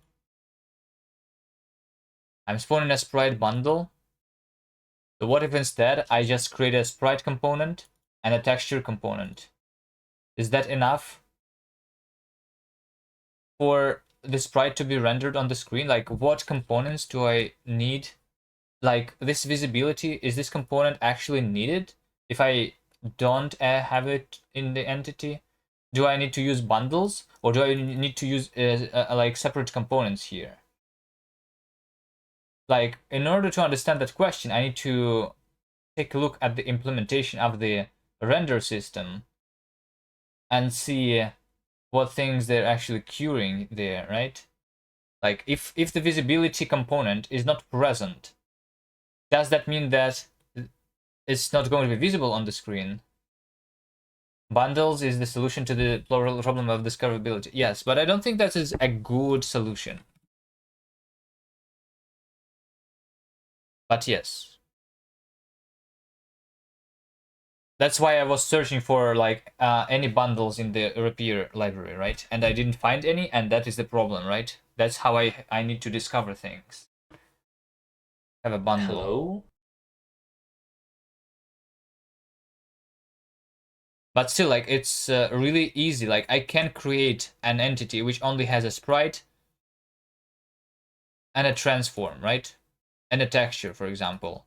And like, when I'm going to be debugging my sprite, like there is like probably some plugins that I can do for inspection of the entities that I have in my world.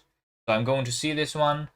I'm going to see that the transformation, like it's going to, it like it looks like it needs to be rendered at the center of the screen, and I don't see it. What do I do with it? No idea. Because it's just because I didn't like use the bundle.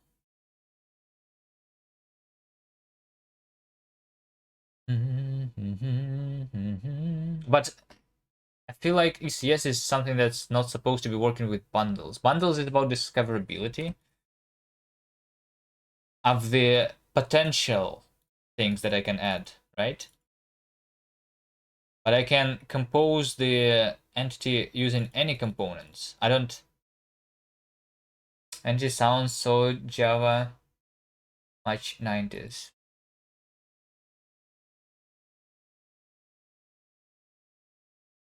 I don't know. I feel like when you know what's there, it's going to be easy. But when you don't know what's there, it's very hard. There's an EGUI thing to watch your world entities, yes. Imagine. Is that a default thing? No, I guess the EGUI is not the default. They have their own bevy UI. They are doing UI using ECS also. I need to look at that. That's probably very ugly. I'm just guessing. But it probably is.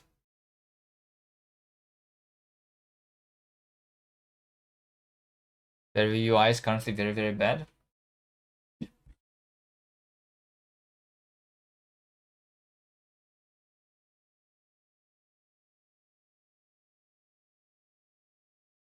Wait, what I was doing? What I was trying to do? Did I do what I needed to do?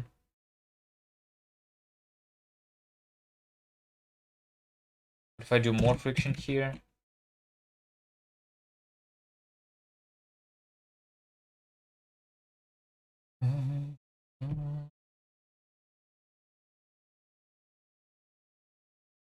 Okay.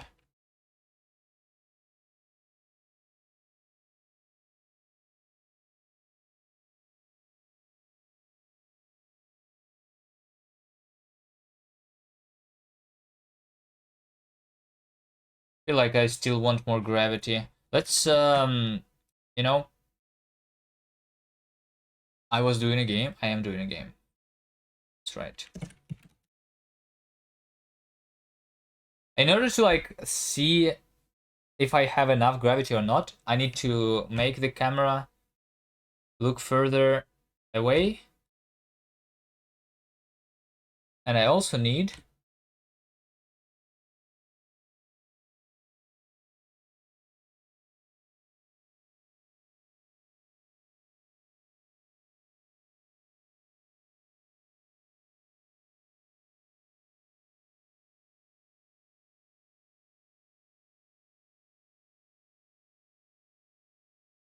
to be able to do the level somehow. Is there? Do you have any suggestions on how we do the level?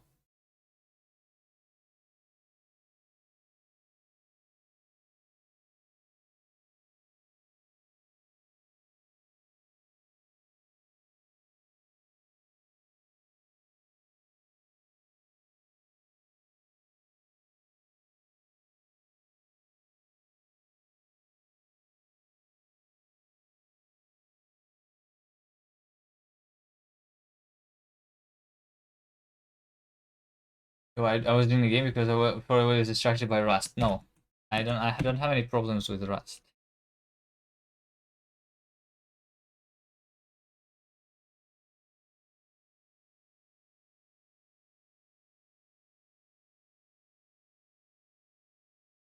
When Rust mascot is bad enough to distract from getting things done on game about crabs.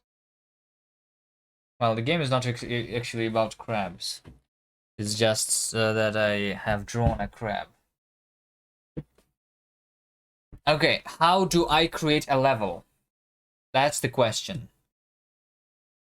How do I create a level in Bevy? Bevy level editor.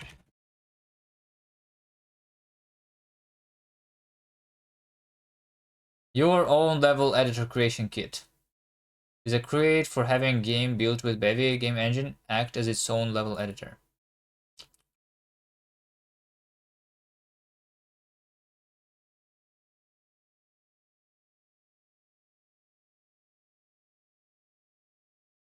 Features: Sam executables can launch in either game mode or editor mode depending on the plugins added to the app. Write systems that create entities based on serializable structs. Use same systems for both loading. Add new entity player.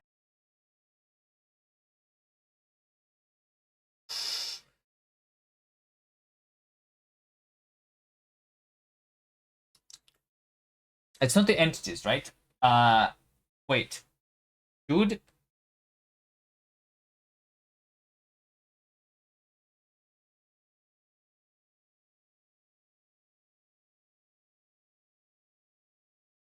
How is the level supposed to be represented in Bevy? I know that there is something like Bevy tile map. Something. Is that what I'm doing?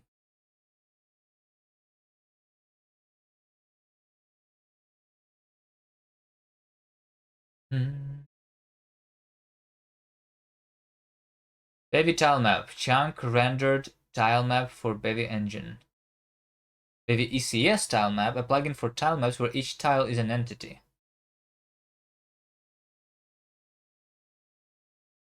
Which one should we do?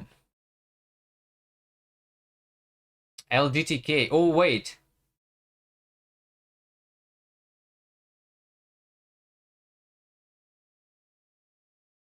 Rapier Collider Generation. A library for generating Bevy Rapier 2D colliders from images with transparency.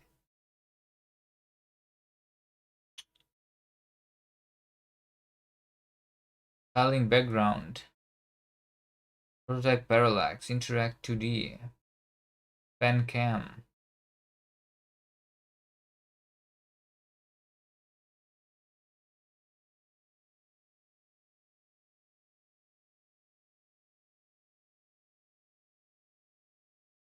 Like, I don't even know how do I want to create my level.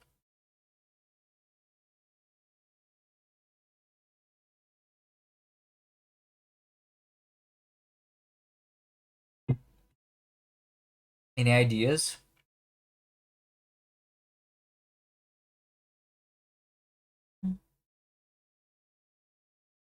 Well, let's take a look at the baby tile map.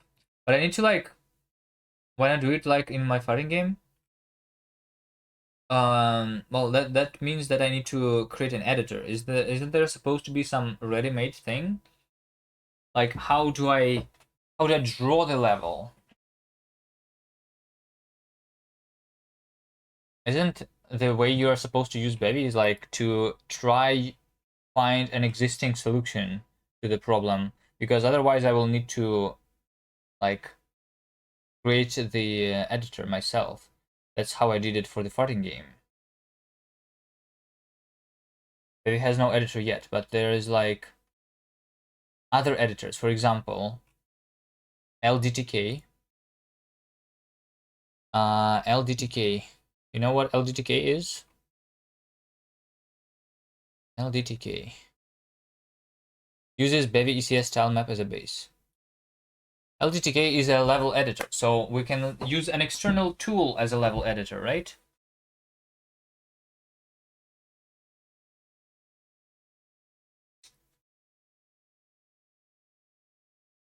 Your ASMR, reading docs, evaluating. Yeah. Should I like try whispering when reading and then like talking really closely to the microphone, and then it's going to be ASMR? Actually, change category. Just reading. Is there just a just reading category? Whoa, yes, do that. That probably like increases the quality a lot, right? When Hello, bad cop.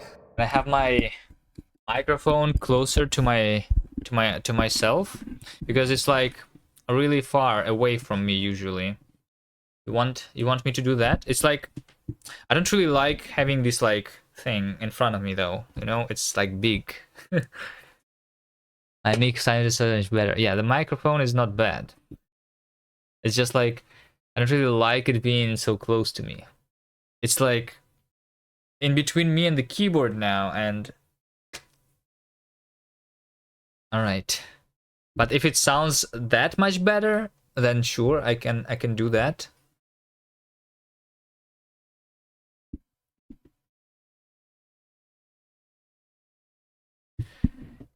Okay, guys. Today we are trying to figure out how to create a level for our game in Bevy. And this is LDTK. Well, let's see what we can do with it. Should I download it? This does sound so much better. Nice.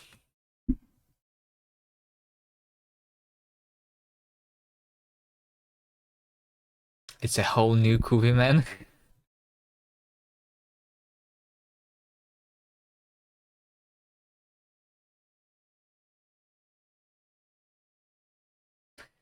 Ah.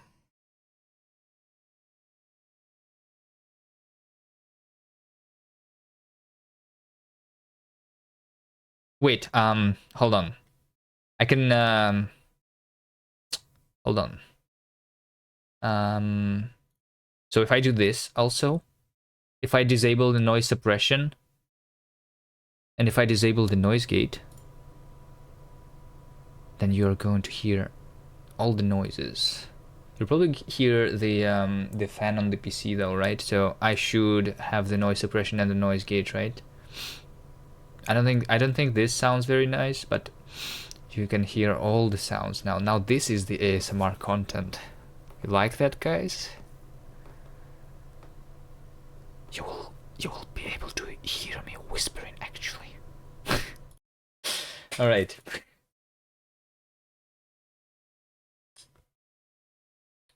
Remember, your job is not to present problems, but tirelessly tell there are solutions to any problems anyone could face. The fan noise is okay for ASMR? All right.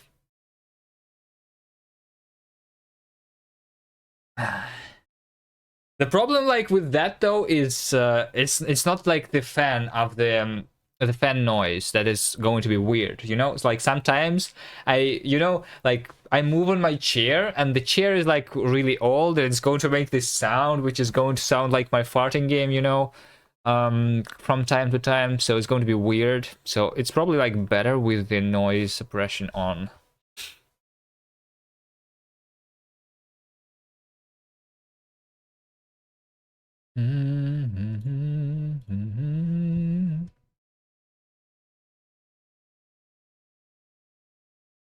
So this is the modern 2D level editor from the creator of Dead Cells with a strong focus on user friendliness. Is that another thing that I'm going to like try? Anyone use this? The farting isn't so marketable, I am afraid. Wait, but weren't there like streamers who were like literally selling farts? Isn't that like a thing that people sell? It's like selling the bath water and selling farts, bottled farts is what the you do, right? And you do hot tub streams and like other stuff like that. ASMR, all the things. I don't want to know about the logistics of selling farts. No one is going to know that it's farts because they are not visible, right? It's only like the end user that is going to open the bottle and be able to appreciate it. Anyway, I'm selling not the real farts, but the like the gamified farts, which are much better than real life. You know, like everything that is like digital is better than real life. Have you tried going outside? I don't know. I don't really like going outside. I prefer to sit in front of my PC and doing my computer stuff, you know. It's better.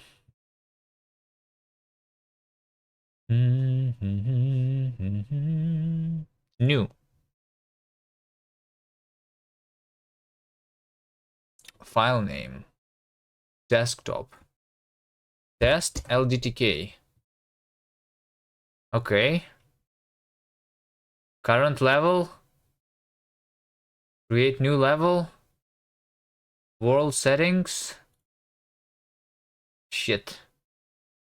What are the benefits of having LDTK designed level instead of, say, Godot levels that you can fully play? Well, there is a plugin for Bevy that can load LDTK, but there is no plugin that can load Godot. I don't know how Godot is working. Need at least one layer? Anyone? Okay, anyone knows how to use this?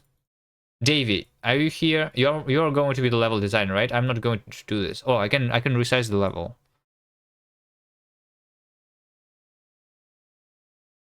World depth. Size. Create a new level. Pick a spot for a new level. Oh shit. Alt F4 maybe? Layers. Add a new layer. Integer grid. Entities. Tiles. I guess you need tiles first. Tiles.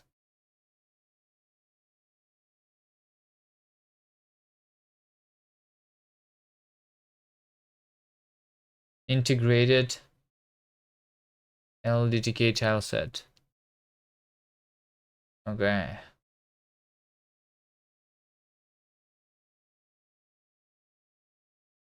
What is this? Gold. Is there a crab? Okay. Almost a crab. Your ASMR hyper beard noise woke me up. Wait. ASMR happened like 10 minutes ago.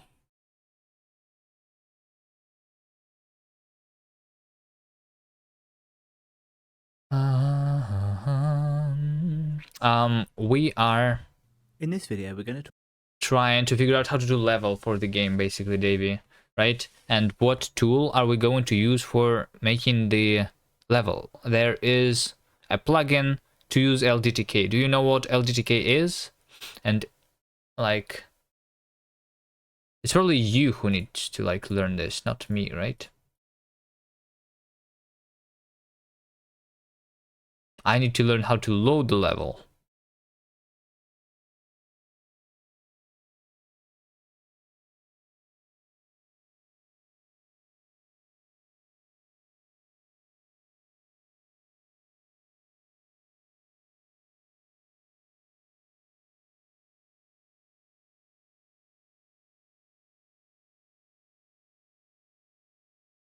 Why do I only have the icons and not the walls?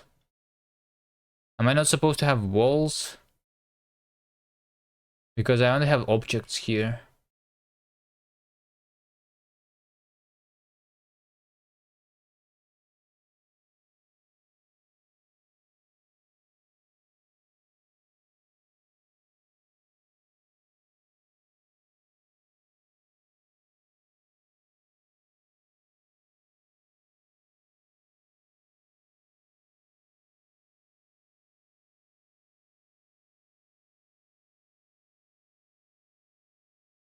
I want to build 2D platformers, but I have enough software development experience to know that striking off to build a full game is not a recipe for content. In this case, our game engine of choice is Bevy, a LDTK file, and any other assets. Bevy Asset Loader allows us to set a loading state, wait for Bevy to load our assets, and then transition into a different Bevy state with all of our assets already loaded. I definitely copied this code from the README for Bevy Asset Loader and modified it because that's what professional programmers do when the documentation is good. Bevy has some deficiencies in its current approach to scheduling systems, and there's already a popular RFC called StageList to address this. A third-party crate that largely implements the proposed changes is called IES Loopless. We'll add this crate because we'll need it later. Then the major crate will need to load in our level map, Bevy ECS Tile Map. Bevy uses the ECS approach for everything. That's Entity Component System. And Bevy ECS Tile Map lets us treat every individual tile in our game as an entity. This lets us take really powerful actions like animating specific tiles or adding damage to them like in Minecraft. Bevy ECS Tile Map has an example of loading LDTK maps in its examples folder in the GitHub repo. Many Rust crates often have an examples folder because this is supported natively by the Cargo Package Manager, so it's a good idea to check for this if you're using a new crate. We can copy that example code into our project to get a head start. The copied code requires Serday and Serday JSON to load the LDTK JSON level file, which is a super common set of crates to use for this in Rust, so we add those as dependencies. Then we update our assets to point to the zombie tile sheet for the player and the sandbox level for the map. We also need to enable the 2D feature of Bevy Asset Loader to be able to load in sprite sheets as texture atlases, which will allow us to pick different indexes in the zombie sprite sheet to display when walking or jumping. We do need to count the number of rows and columns in our zombie sprite sheet and let Bevy Asset Loader know about them manually so it can slice up the image into individual sprites. And oh no, this is when I realized my LDTK version was out of date and it had generated an older version of the LDTK JSON file. So let's go update and resave out the level. We still need to actually spawn the loaded map in, so we can create a setup system to spawn in a new camera and the map itself. And ta-da! We get a map in an odd place that is definitely way too big. It only looks like a twig here, but I promise this is actually the entire map. The twig is actually an indication that we aren't showing the right tiles for the indexes that we've chosen. And I've already fixed this issue in past projects, so I update the index code and we get a platform. After a few more bug fixes and zooming the camera out so we can see the whole level map. Now, long story short is that this is when I found Bevy ECS LDTK, which is a crate that already exists to do what I'm trying to do. Combine Bevy ECS Tile Map, LDTK, and Rapier, a 2D physics library. Wait, Rapier is also there already? In the in this one? So we can like collide, it creates the collider with the level, right?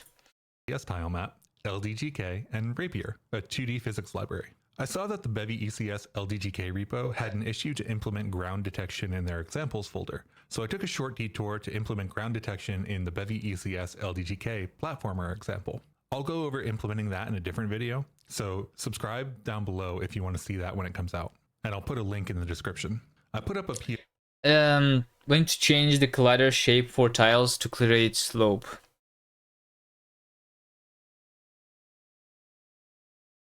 Can you not do slopes in L, like... Okay, I just need to understand how this works. First of all, have you ever tried LDTK? Maybe like some of the tiles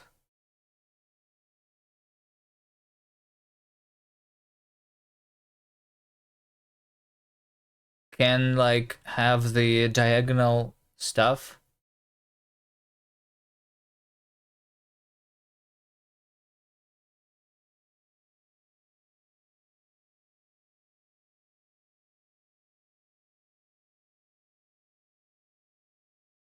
But like honestly, also technically, we can design the level with just like axis aligned surfaces.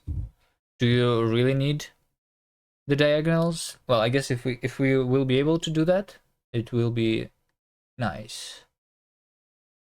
I have no idea where to look at over here though.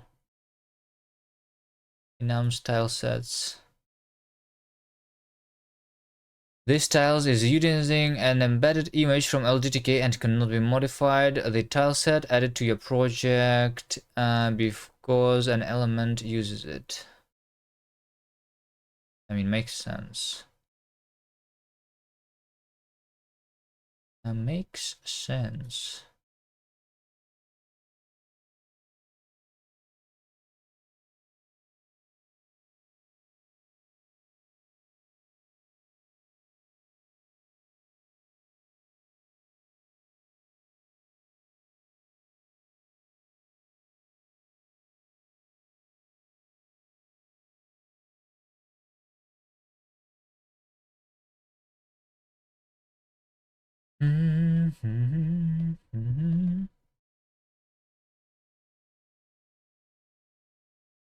Let's take a look at the examples, right?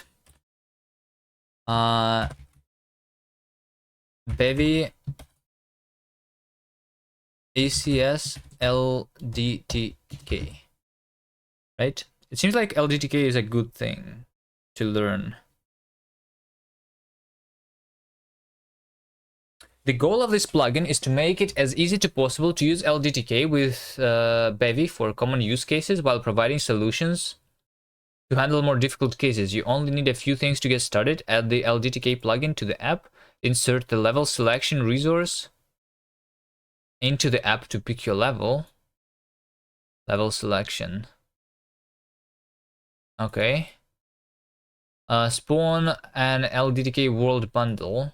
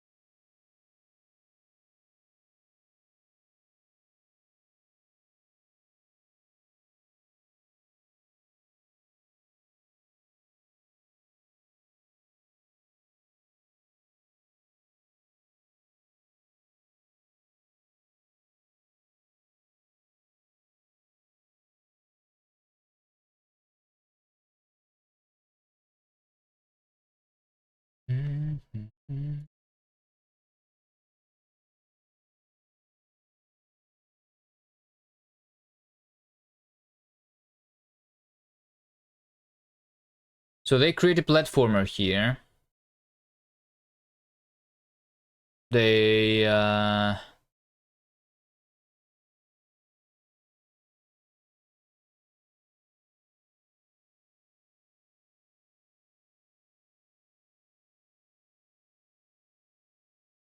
okay.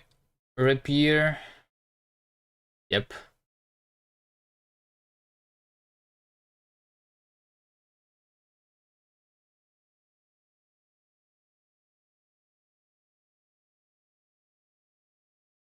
Need to prevent trace condition between bevy ACS LDTK and bevy repair systems.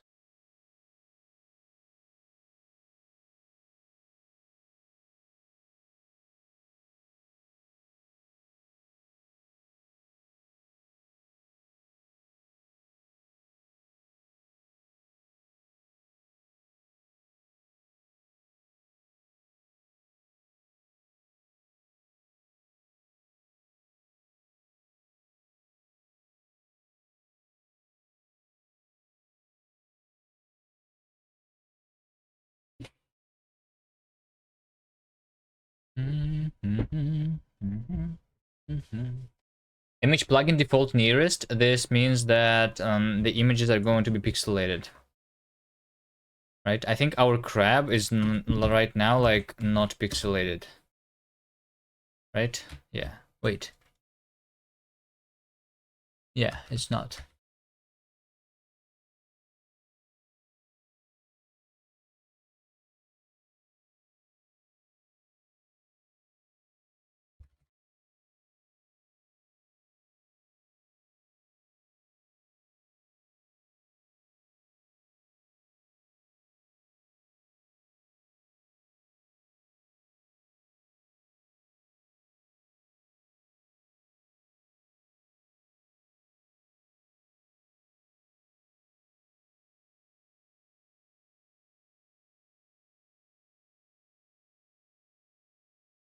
Register LTTK int cell.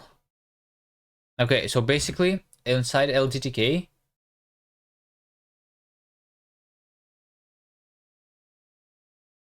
we can create a level containing integer grid of integers.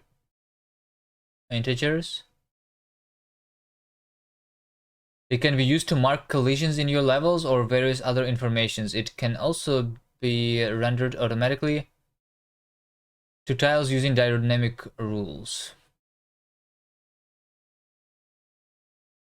Like, what is this? 1? How do I make it not 1?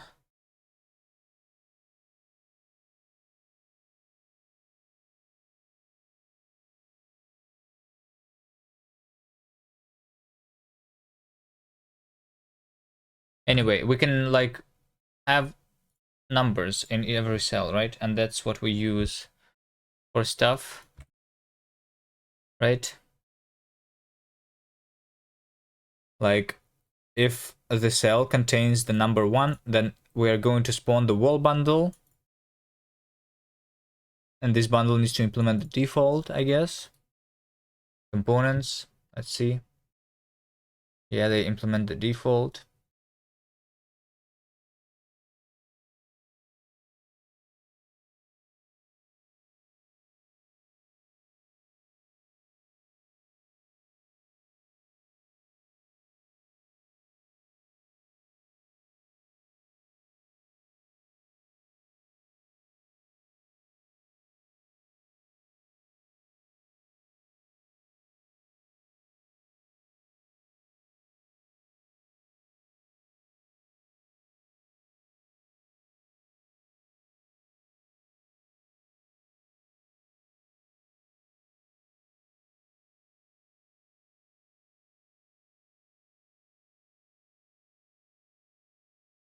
Spawn wall collision. Spawn collisions for the walls of the level. You could just insert a collider bundle into the wall bundle, but this spawns a different collider for every wall tile. This approach leads to bad performance. Instead, by flagging the wall tiles and spawning the collisions later, we can minimize the amount of colliding entities. The algorithm used here is a nice compromise between simplicity, speed, and a small number of rectangle colliders. In basic terms, it will consider where the walls are, combine wall tiles into flat plates in each individual row, combine the plates into rectangles across multiple rows whenever possible, spawn colliders for each rectangle. So like technically we just need to do the same thing and do some sort of an algorithm to spawn the colliders, right?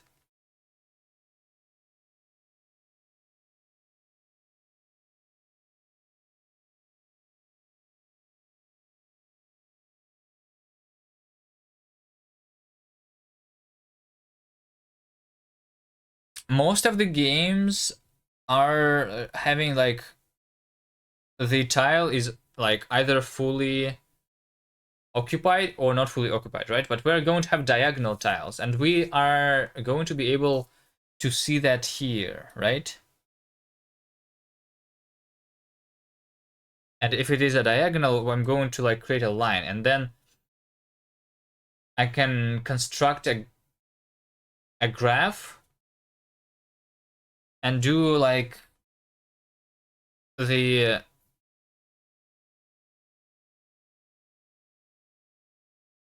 like detect the loops. So I will have the line loops this way, right?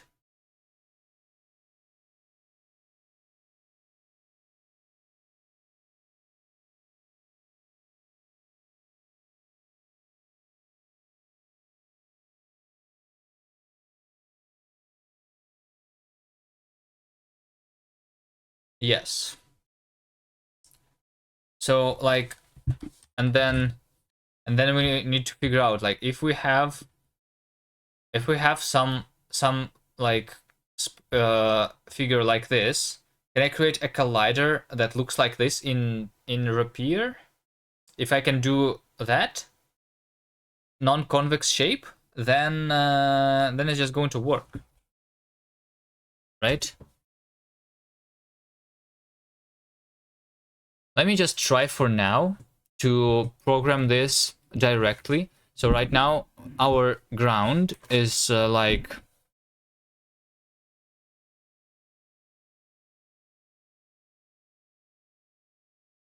this half space, right? But instead, what happens if I don't have the transform? Can I do that?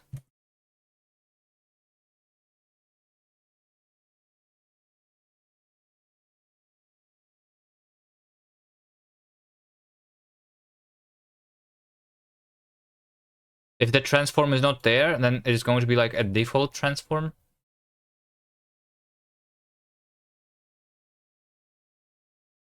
Which is the identity, right? Yeah, it works. All right.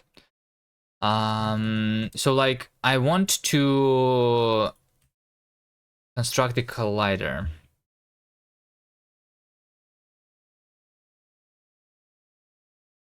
Maybe repeater. Geometry. Collider.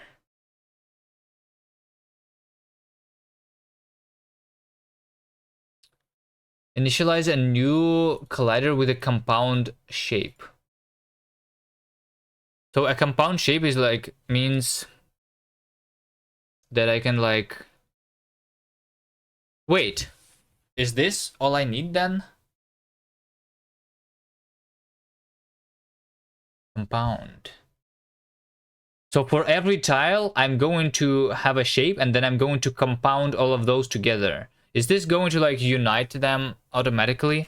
Do you think maybe just a polygon level editor will be simpler to make than tile map? Well, I'm used to writing things from scratch. But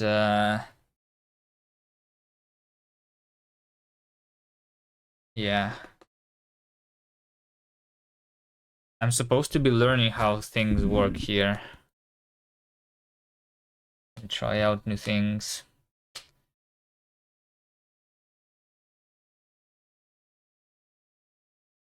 Isn't like one compound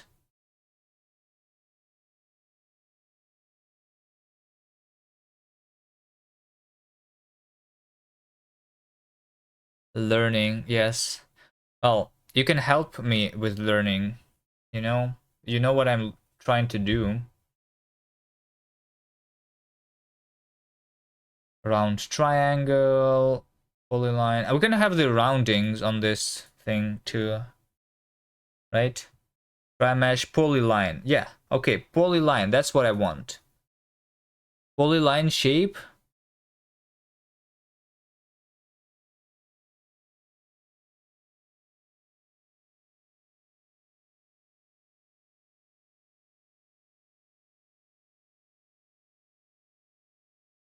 Wait, polyline is not polygon, right?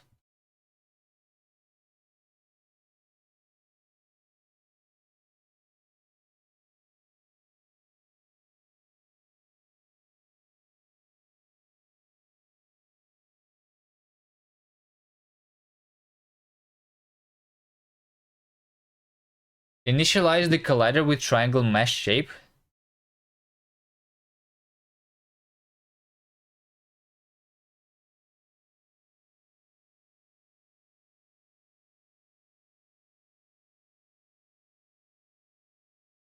I feel like this is the thing that is going to be the easiest one. To mesh with flags. What is the flags?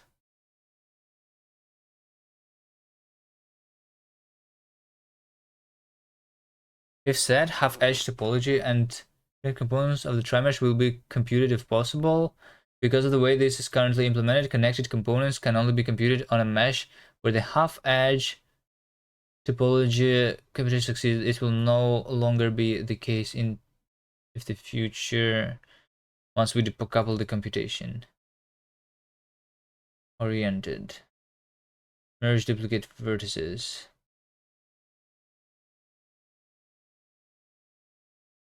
Delete duplicate triangles. Delete degenerate triangles. Okay, I feel like for every tile we are going to have like, so for example, we're going to have a tile that is just like a square, which is these two triangles, right? And then like for a diagonal thing, we're going to have this one, and we can create this tri-mesh, right? Which is just a number of triangles, and then it's going to unite them automatically.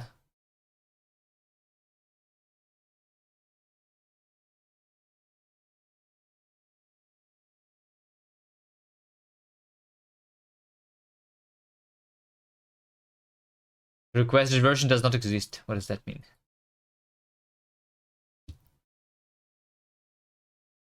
Okay, let me try. So I'm just going right now to create this in code, but we want to load the level actually. Somehow. Either LDTK or something else.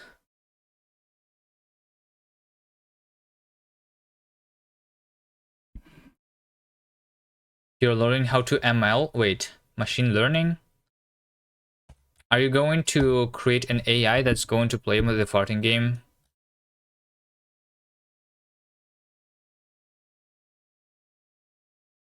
So that's the next level tool-assisted speedrun that you're going to have, right? Of course, Kappa. Okay, I'm going to spawn collider, tri-mesh, vertices and indices.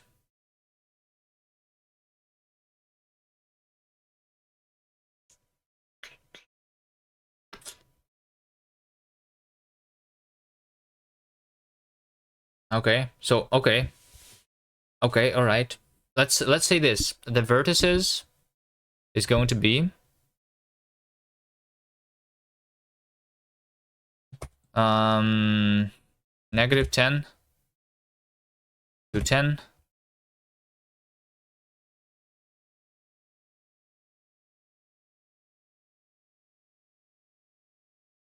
-10 to 0.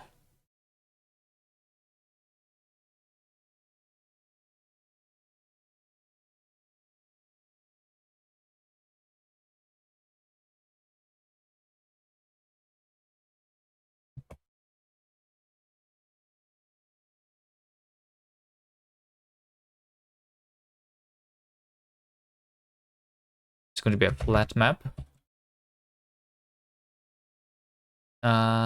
Try mesh. So this takes a vec2, not a vec. Because in bevy we have the vec2, but this is a vect, and the vect is something different. Vect is vec2. But this is a vec2 from glam, not from bevy. This is a different kind of vec2.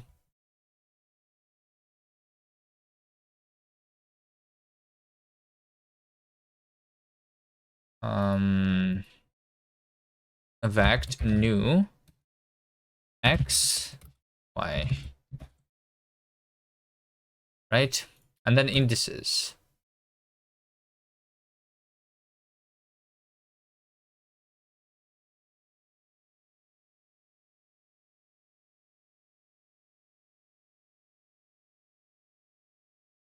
A value of type vec, that prelude vec2.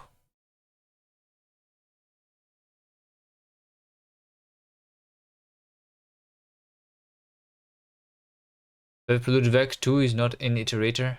Wait. I don't have vec2 anywhere. Anyone sees a vec2?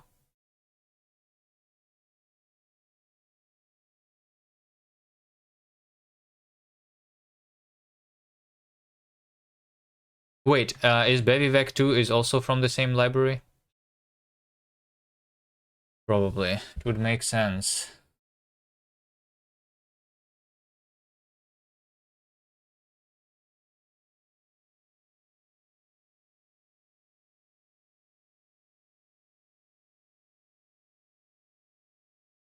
Vec2 is not an iterator.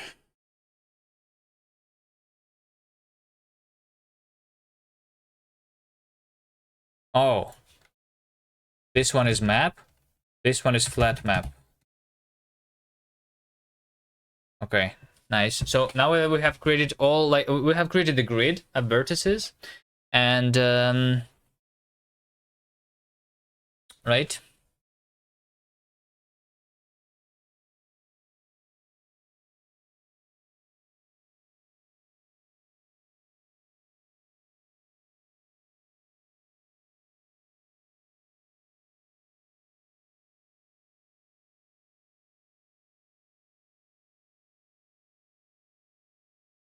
Okay, well, technically, let's just do 0 to n.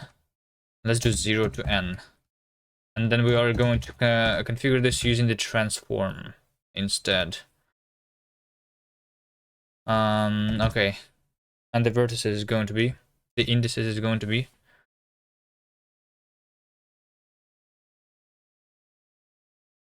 the list of triangles. Okay. Let index be x, y. It's going to be x times n plus y.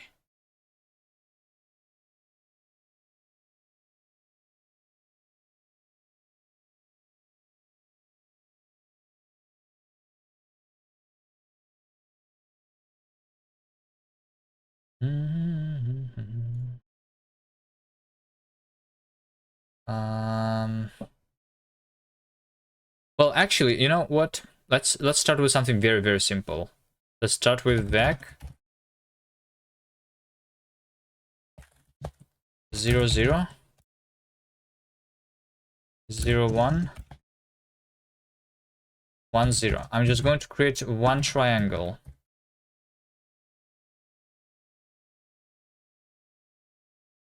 Right? This is just one triangle.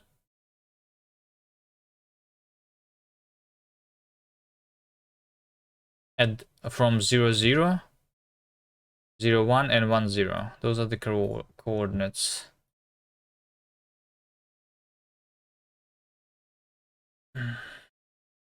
Yeah, see? I have a triangle.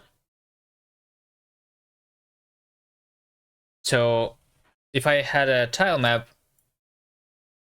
and access to tiles, we can specify like the shape in terms of like triangles for every tile, and then create them all here. So I'm just going to say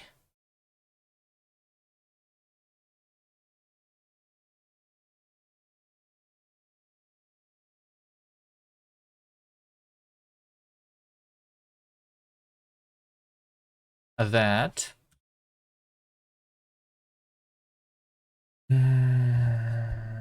what am I going to do here? 0 to n minus 1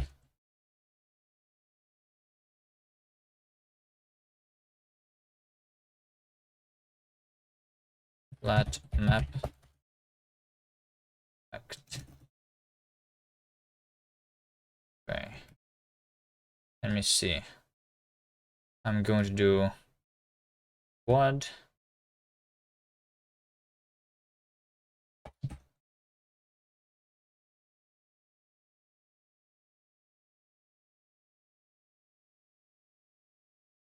I plus 1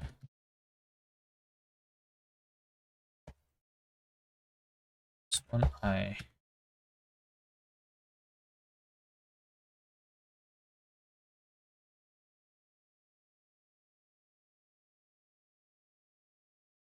plus 1 plus 1. I think this is going to work. So this is going to create like a ladder of tiles.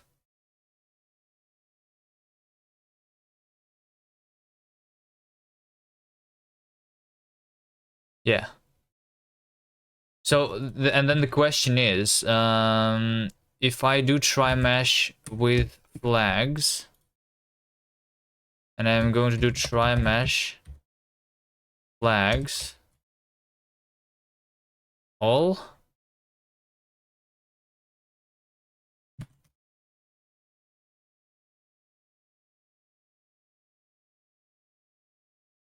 Ah shit, wait, what?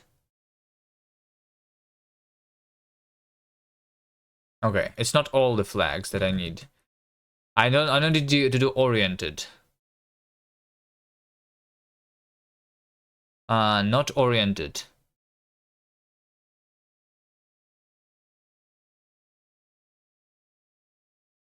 Connected components.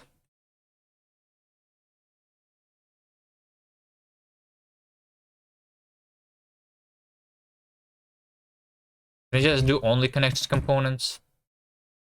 I'm just wondering if the triangles are going to be merged together so that... No, it's not. Half edge topology. I'm not even sure what that means. But I think I can just do an OR. Because this is basically a beat mask. No.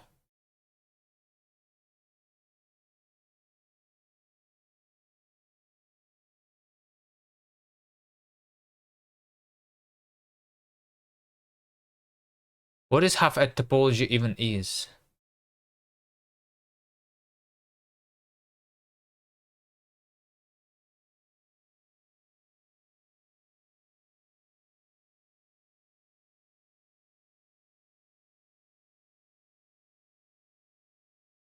Okay, well, we don't really have the performance issue right now, right? So maybe it's fine. We just do try mesh. It's going to be optimized anyway, right? Right? It's not that we are going to have a huge level anyway. Okay, so I have this. And how about I also...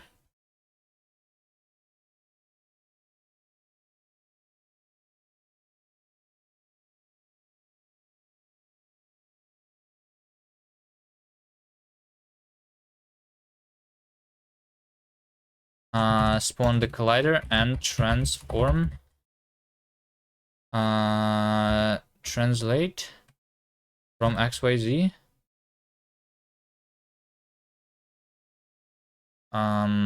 Let's say -5. Let's say -10. Let's say 0.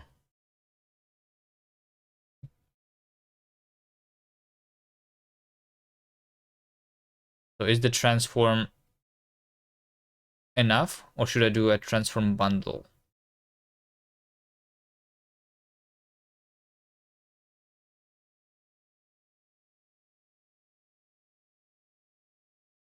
Transform is not enough.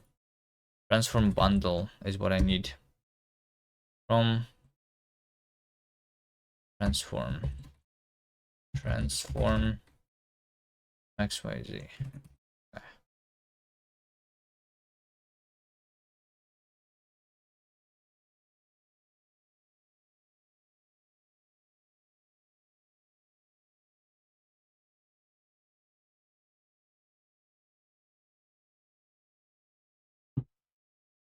Okay, now we have this, and our tiles are a little too big compared to the player, which means that we should change what?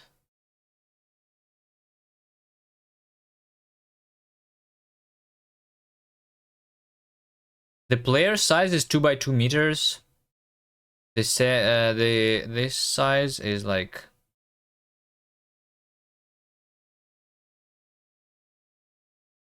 one tile size is 1 by 1 meter. Let's take a look at the game idea PNG. What do you think is the tile size on this? I think it's going to be easier if we do the tiles like bigger, right?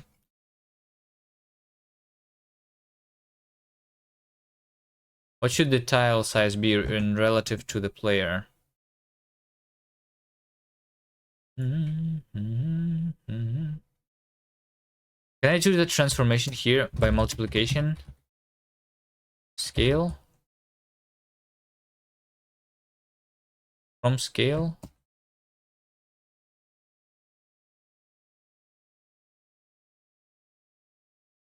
I guess I can do with scale.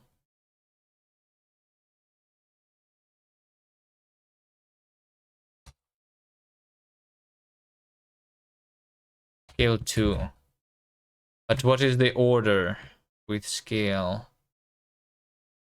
Wait, how did I do? Vec 3.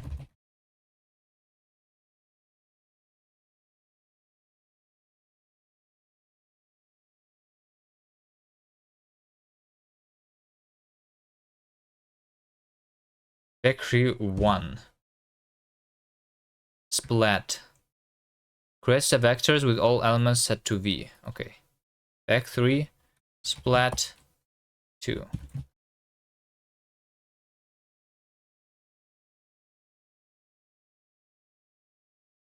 Okay. And now I'm going to split 3 also even. I feel like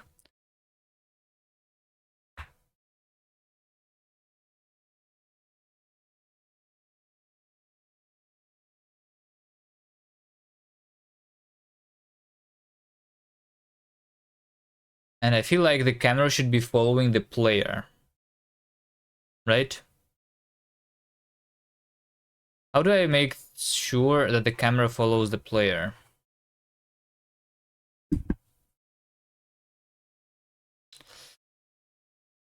Update player input.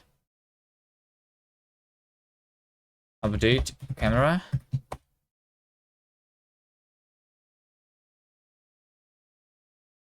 Okay, so is there a way in bevy ECS to query just one thing? Right? Because there's only one player.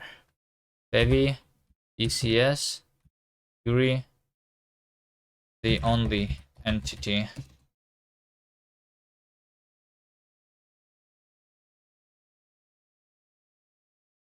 Query entity for a single component. Query entity with 2 components. Bevy query one entity.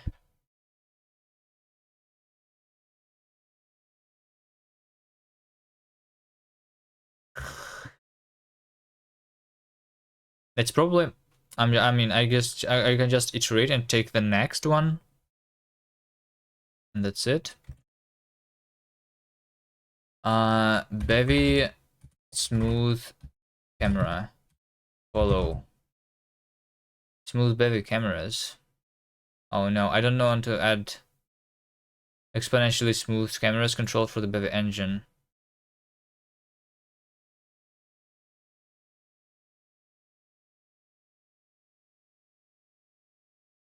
I'm just going to make it follow it directly. I'm going to do camera. It's going to be query mutable camera 2D, and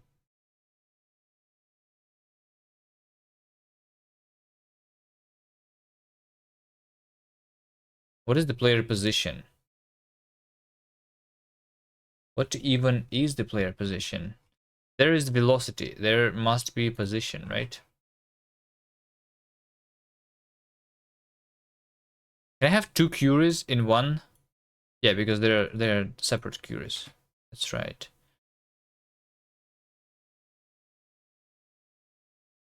There. Query position.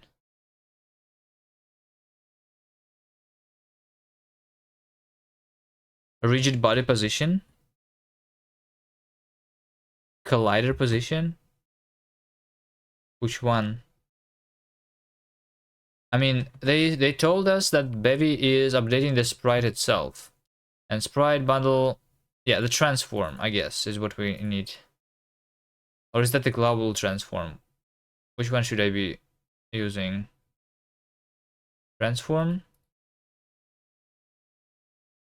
So I'm querying the transform on the player. Right? So camera is camera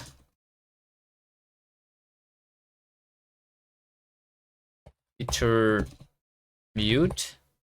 Next.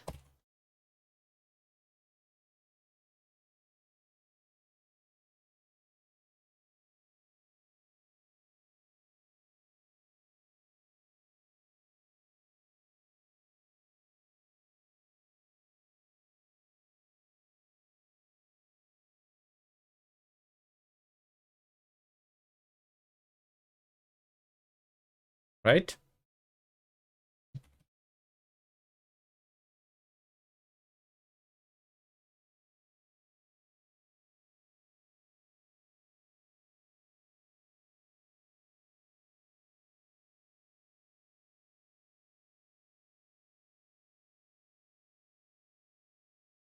Player dot position. Translation. Translation, yes. Player translation. Camera dot. Oh wait. Camera is a bundle also, right? Which also has the translation. The transform. So something with camera. So mutable. Wait. Camera to D. This is component. Camera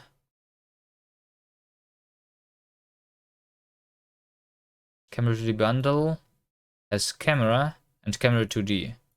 Those are apparently a different thing. Order is active. Computed. Okay. Camera 2D. I guess it doesn't really matter. We're going to take mutable transform and have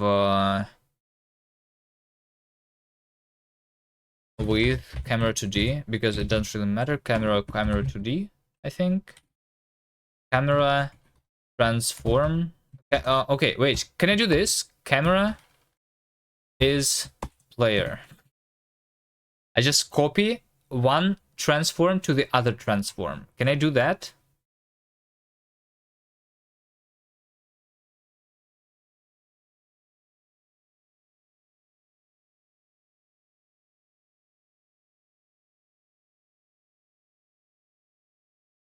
I think I can do that.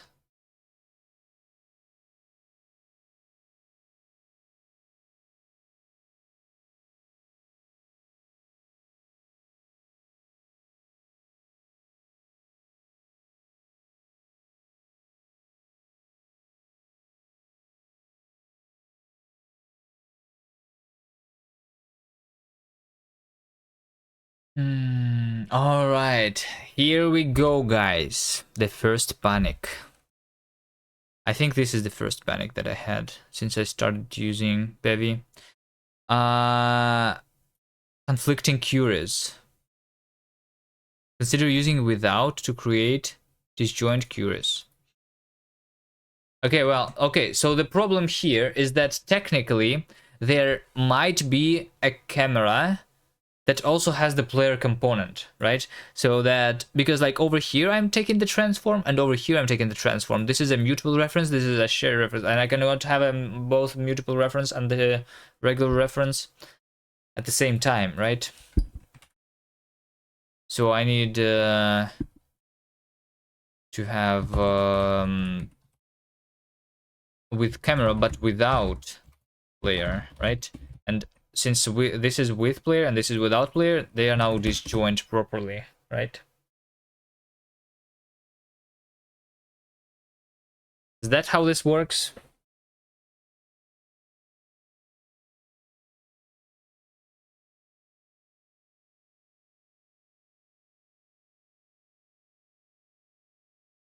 Okay, there we go.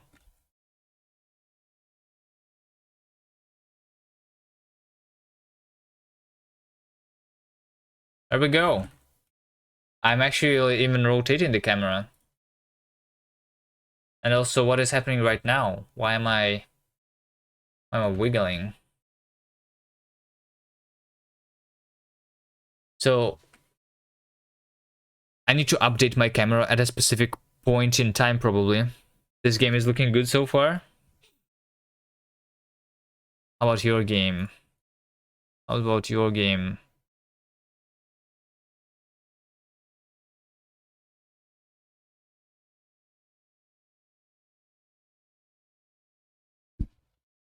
Camera dot translation is equal to player dot translation, so that I don't rotate the camera.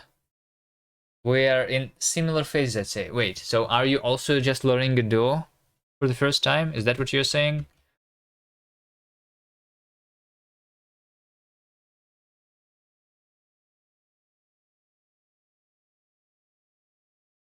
Okay.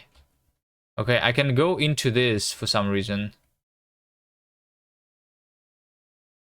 Alright, I guess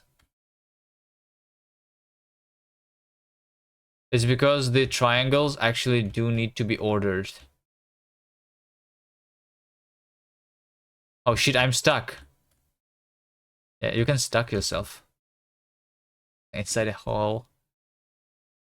It's my first time using Godot 4 and I have never done anything with 3D physics. Alright. It's my first time using Bevy and I have never done anything with repeater physics. Yes. And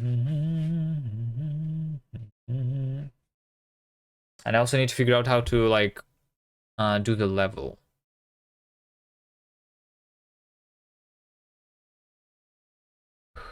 Still. Okay, so this first one needs to be like in different order. Check Discord.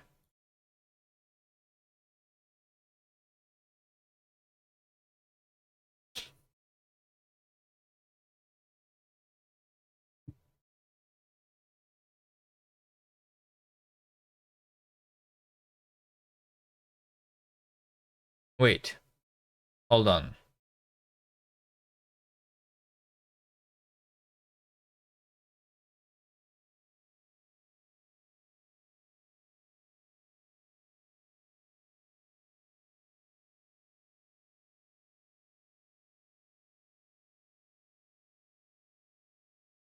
What is this?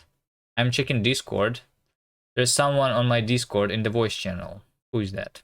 And why don't they have a name? Is that a, like, what is this? And how can there be someone with no name?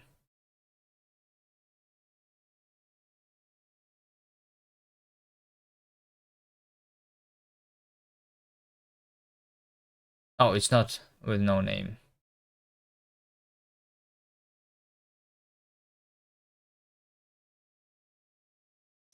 There, oh.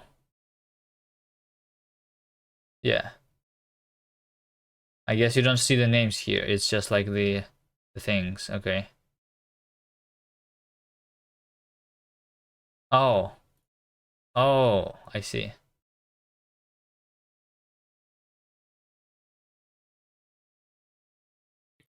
Hello? Oh.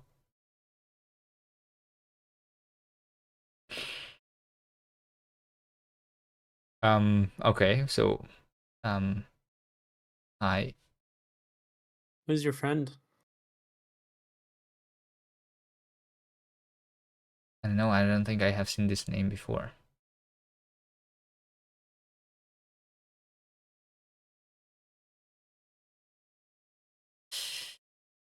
Hmm.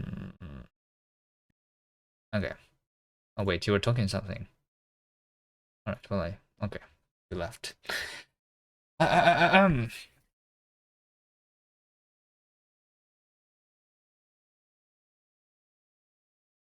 Alright. I wonder how long have they been here in the voice channel. Well, we have joined. They didn't talk.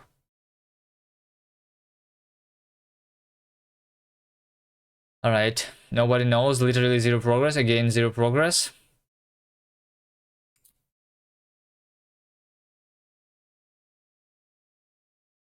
Initial project setup. Working audio on the web. Fix CI. Full screen on release.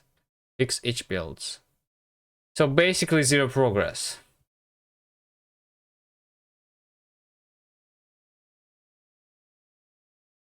Okay, so I think that for the tri-mesh collider, the ordering of the vertices in every triangle like matters.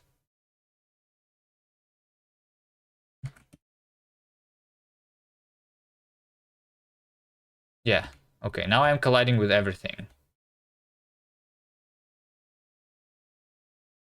I can fall down. So this is what we have right now.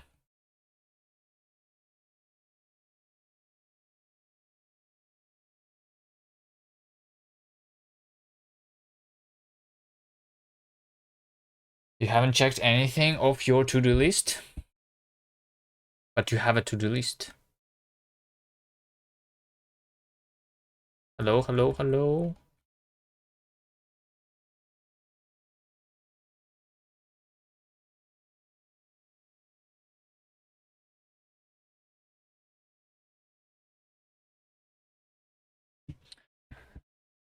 Hmm.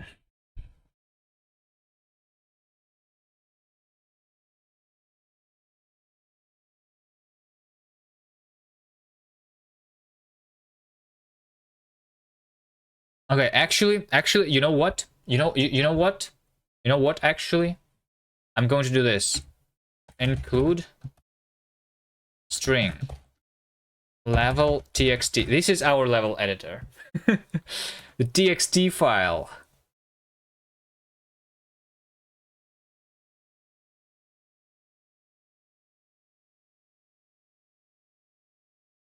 Okay, I'm going to do this.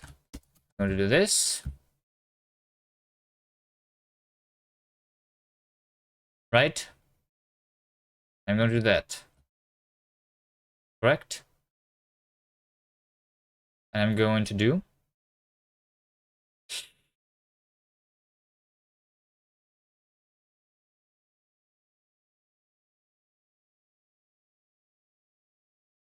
so map is this lines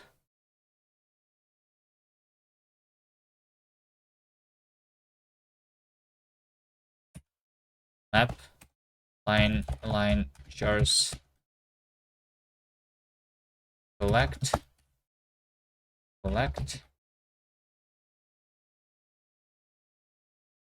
back char. Right? Okay. Width is map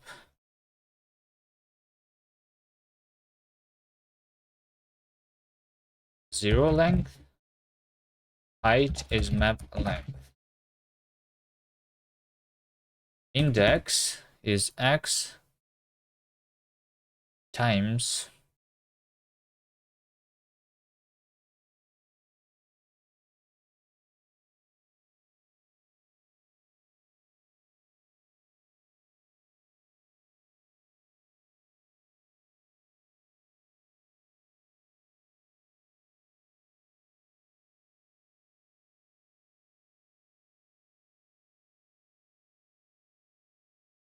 Okay, now it's y on the outside. So it's going to be x plus y multiplied by h plus 1, because that's how many vertices we are going to have. Tile x, y is going to be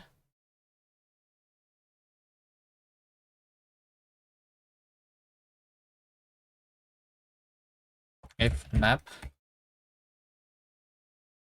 Okay, it's going to be yx, right?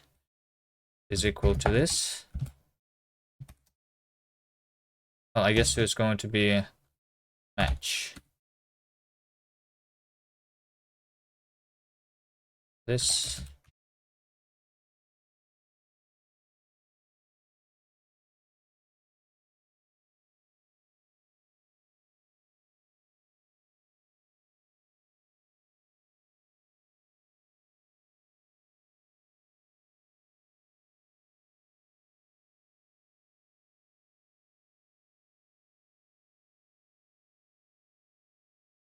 Okay.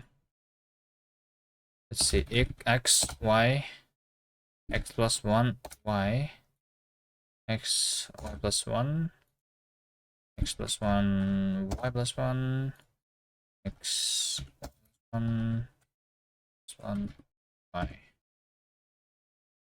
Right?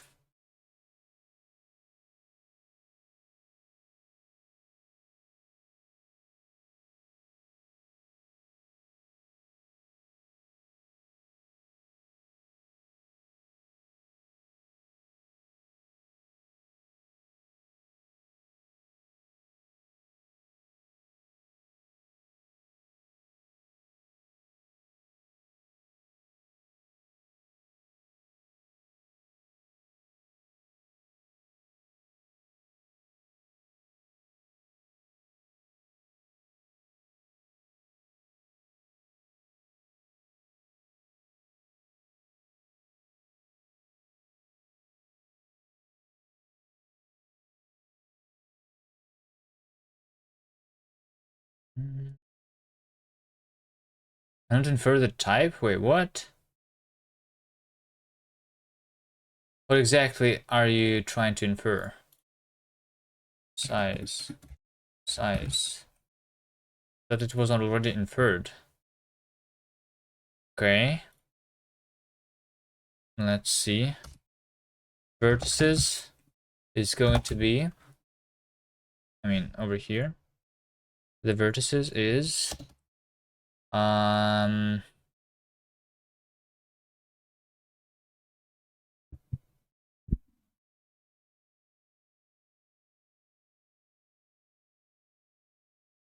I guess 0 to h plus 1. This is y. And then we go to 0 w plus 1. This is x. And this is the vector. And then we do 0 to w flat map x 0 to h flat map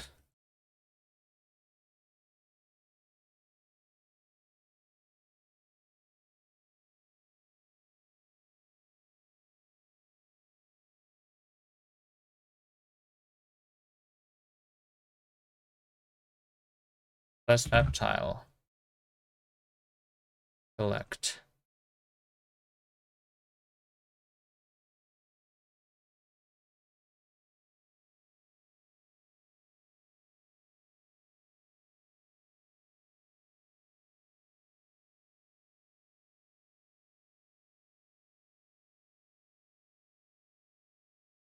Expected closure signature FNU size.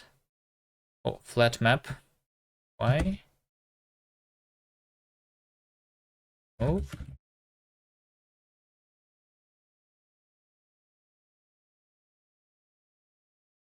Closure is not an iterator.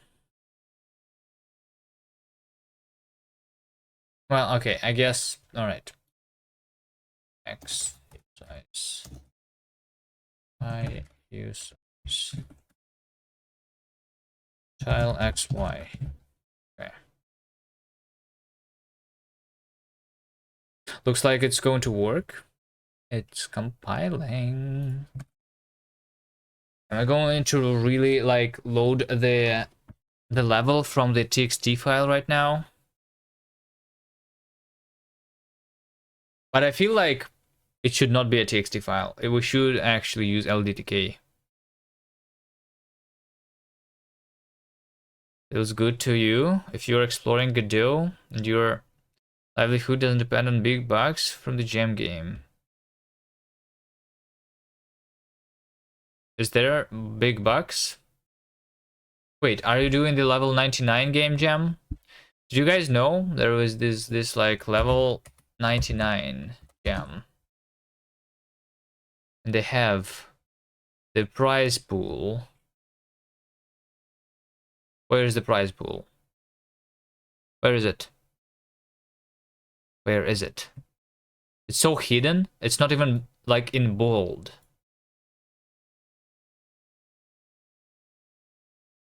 It's not started yet. Yes, it started in 10 days. But I'm not even going. I'm going to like be away anyway. So I'm not doing that. It was the biggest font in the logo. Wait, really? Oh, over here. It's not the biggest font. The biggest font is line 99. Not the...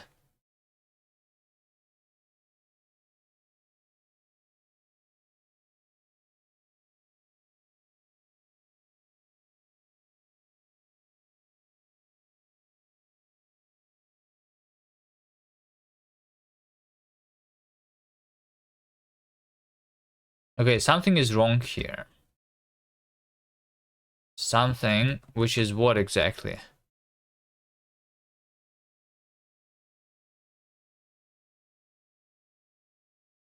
Is it the indices?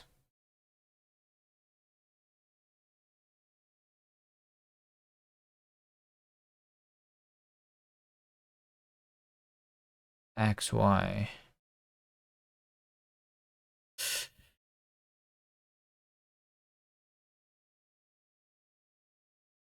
Times W plus 1 plus Y. Is that how I did it?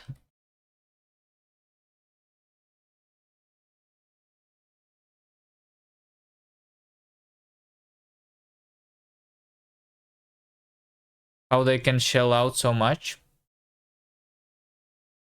Oh, they reserve the rights to your index out of bounds. Okay. Now we're having index out of bounds. So it actually was correct. Hold on.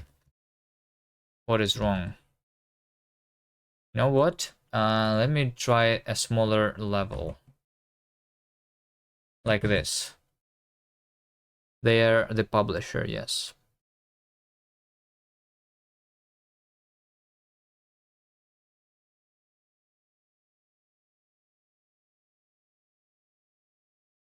So basically they're paying money to find a good game that they can publish. I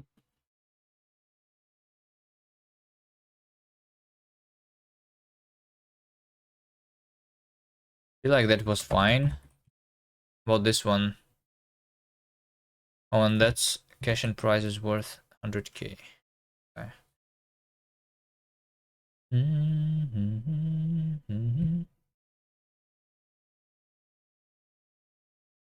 Collider dot. Can I find the center?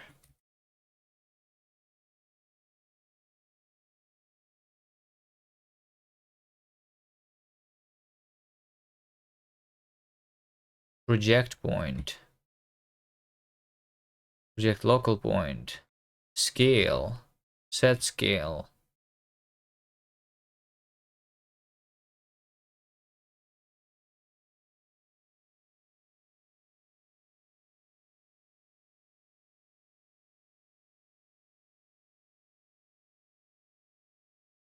What do we have on the collider?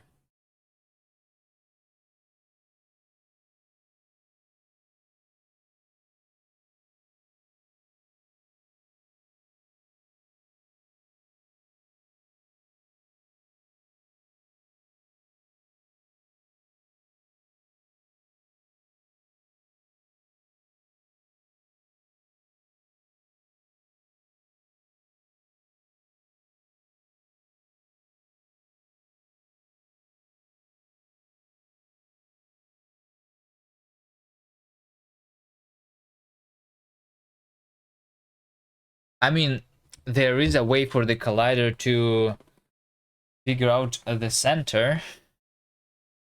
Is it not? Okay, I feel like I'm going to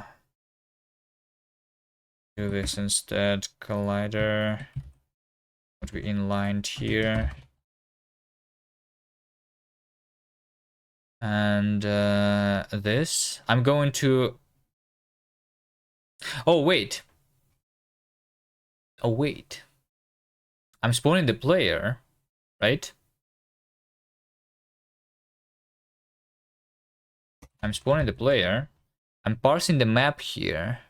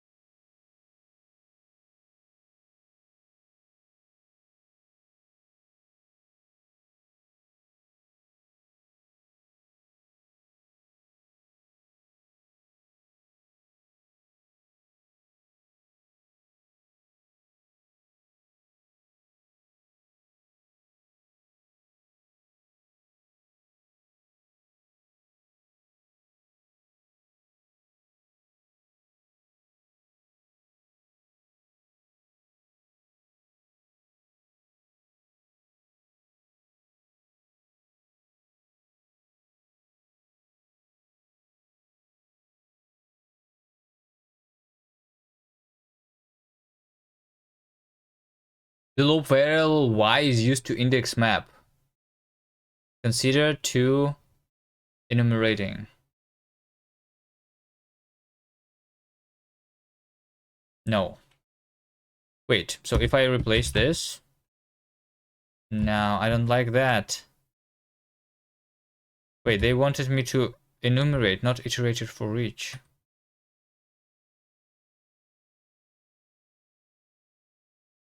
Needless range loop. Allow clippy needless range loop. Okay.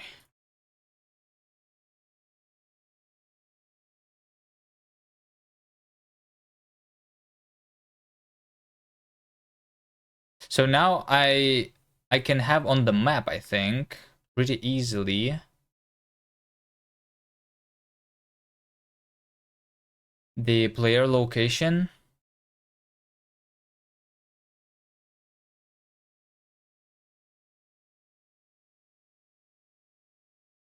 Spawn. Player location is some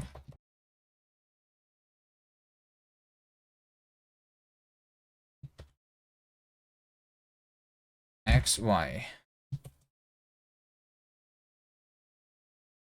And then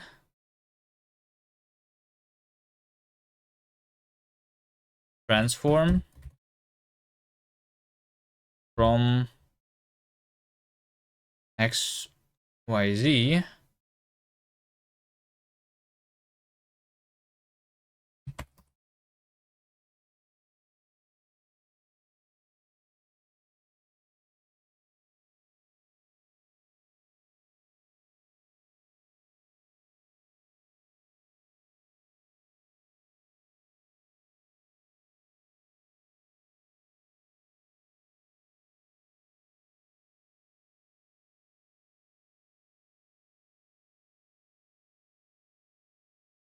I don't think this transformation is needed. I think instead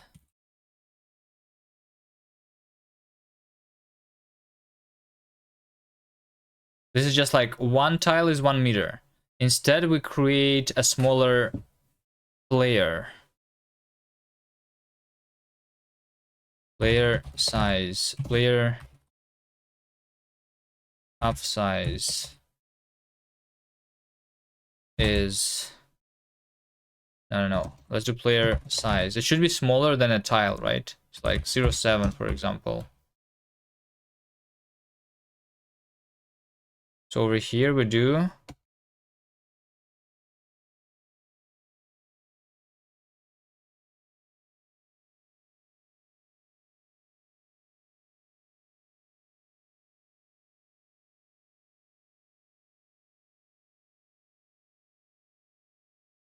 splat, player size, and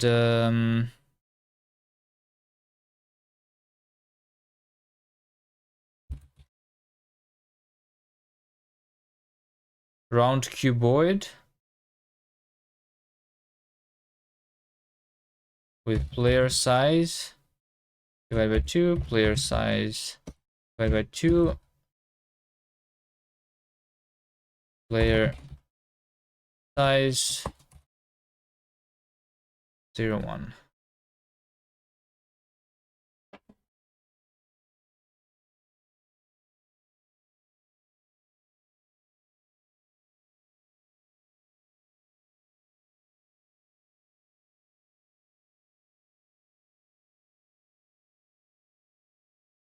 Oh no, I actually panicked. That's fine though. That's because of the level, right? So yeah, this is what I want. I want to spawn the player and have a platform beneath the player, right? Like this. Can I have it like that?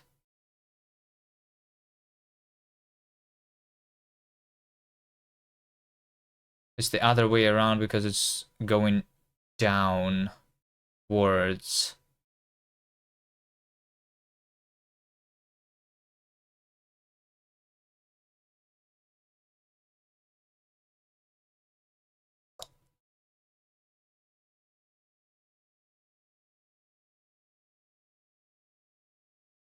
Okay, map is x, y.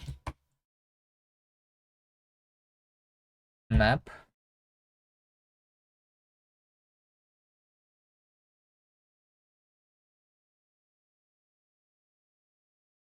X. Okay.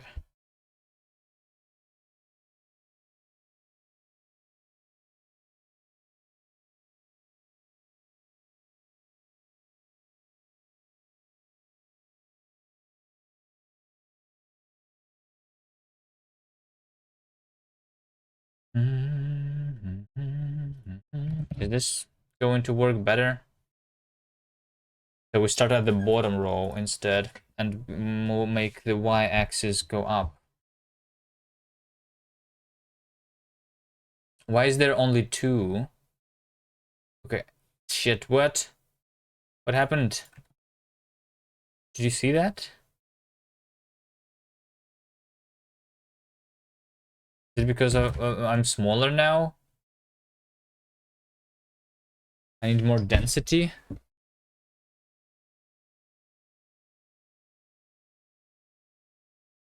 Okay. Why is there only 2 tiles though? That's the...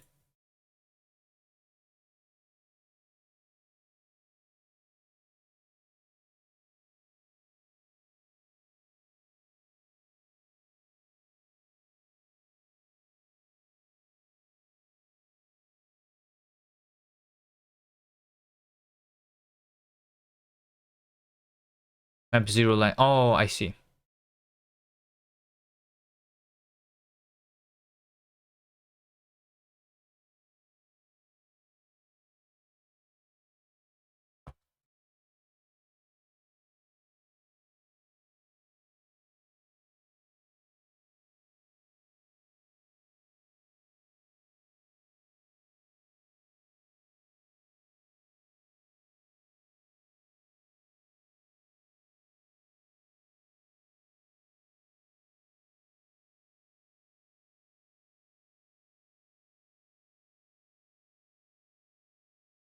We take the maximum length of every line because right now the first line over here only has 2 symbols, so I am going to append the space, the fake space over here by doing this.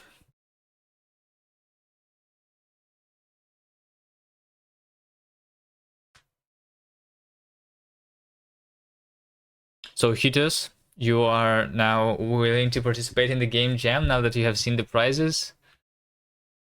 Is that what's happening here? Okay, so, well, obviously something here. Obviously something here is wrong. Well, actually I know why. It's because we need to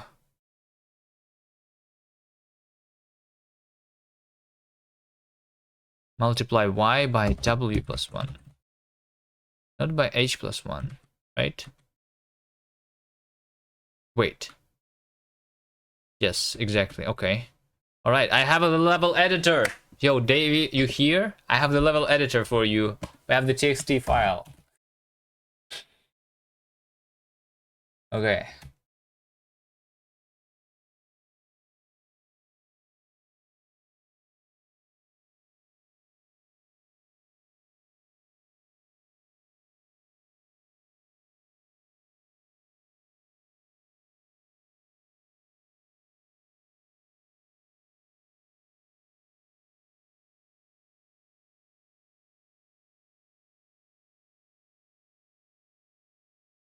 Let's see. This is perfect. We have the level editor.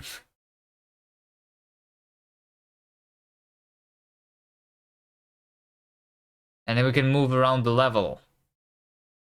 Isn't that bog? How do I make a diagonal thing? Let me make this diagonal to the right. Right? Diagonal to the right. And this is going to be diagonal to the left. This is going to be diagonal to the left. Okay. And then we're going to support that. So left is going to be prime hash indices push.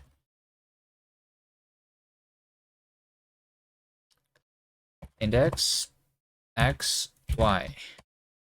Index x plus 1, y. Index x plus 1, y plus 1. Then for the one that's to the right, do x, y plus 1 instead. Alright. Let's see, we are going to have diagonal now. Tiles.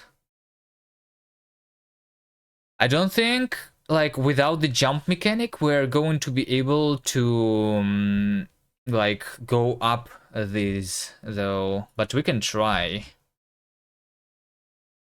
Yeah, see? I cannot.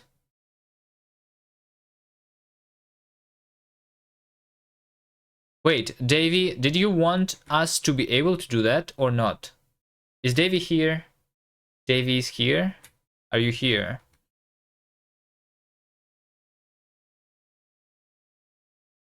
We basically have all the game mechanics done, right? So now we just need to apply different like mechanics to all the sides to have the side effect theme implemented. What does that mean? It means that it's like idle now, right?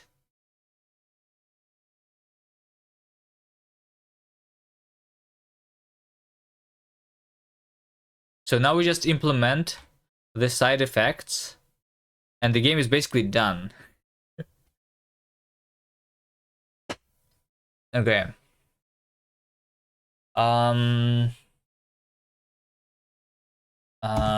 Simple txt level.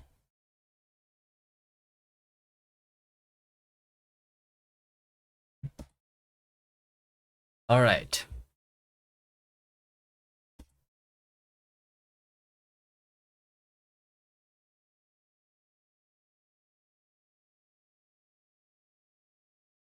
Now what? Let's try making the jump mechanic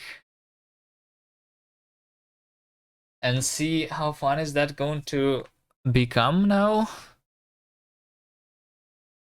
So the game idea, once again, is that we are playing as this cube, right? And like on every side we have different effect. One of the sides can have the jump, so like we need to stand on a specific side and then we're going to jump if we do that. So if we are colliding with something with a specific side, then we need to jump. Now the question is, which side are we colliding with, right? Which means that we need to figure out repair again. Bevy, do we have an event? Common mistakes.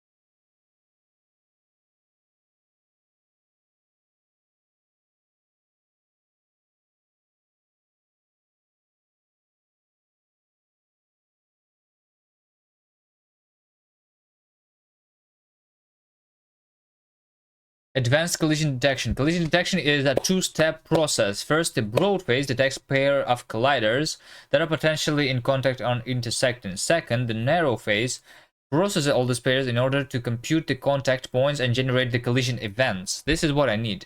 I need collision events. Based on these points, the constraint solvers output compute forces that may generate contact force events. All the pairs detected by the broad phase are stored in two graph structures: the contact graph and the intersection graph. All I need really is the collision event, right? Collision event. Collision and contact force events. The narrow phase can generate collision event between two colliders. Each collision event is given optional flags. Sensor flag is set if at least one of the colliders involved is a sensor. Removed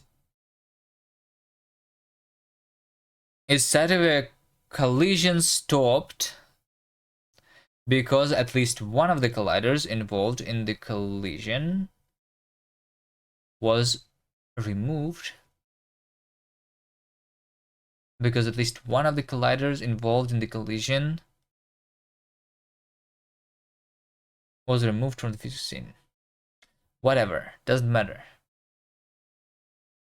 Wait, what is the best way to do this actually? What is the best way to do this?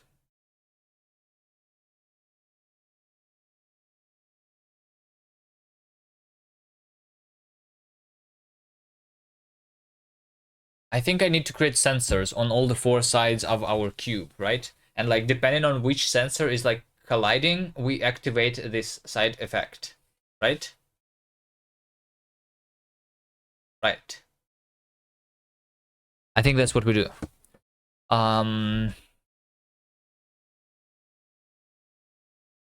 Sensors. So it's a collider that is not a rigid body. Sensor collider, on the other hand, don't generate contacts. They only generate intersection events when one sensor collider and another collider stop touching. Sensor colliders are generally used to detect when something enters an area. By default, a collider is a solid collider. This can be changed. to a sensor by constructing the collider, and after its construction, we can insert the sensor component. It seems really easy, but then how do I attach something? Joins, I think, is what we need. Right? Joins can be modeled in various ways. So let's talk about the concept, degrees of freedom. I think I need to do a fixed joint.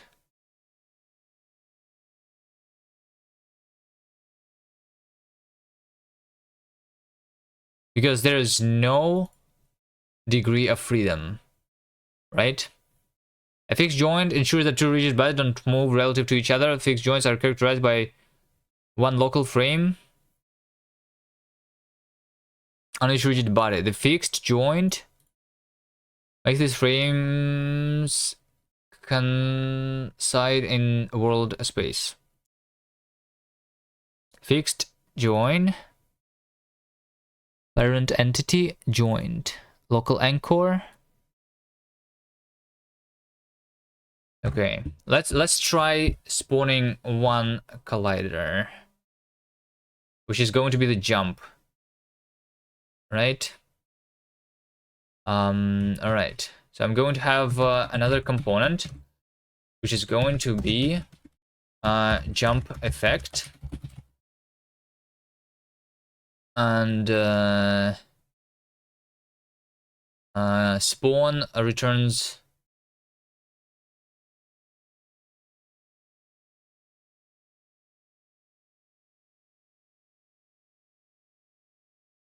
Wait, shouldn't it return me an entity? Because I need this to set as a parent. Spawn empty. Entity commands.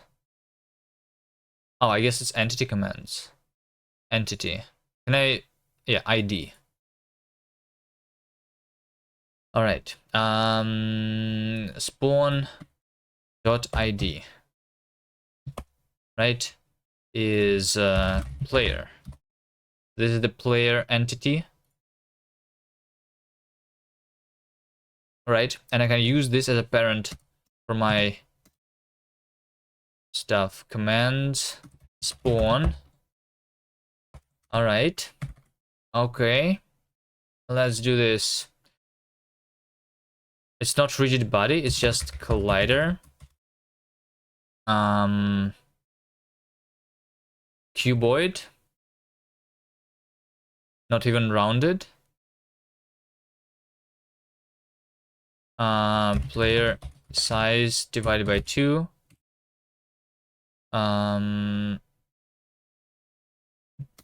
Sensor size, sensor width, I guess.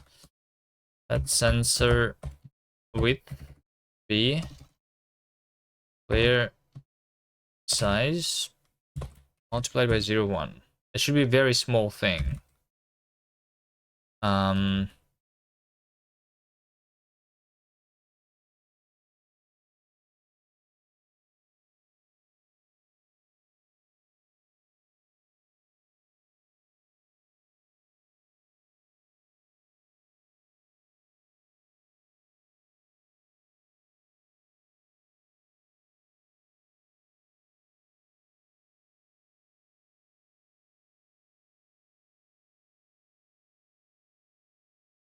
Sensor.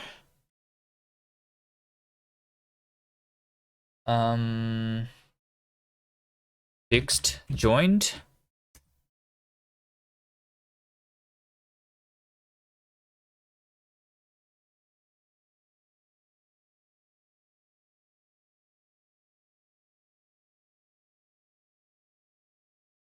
Fixed joint new dot local anchor. New local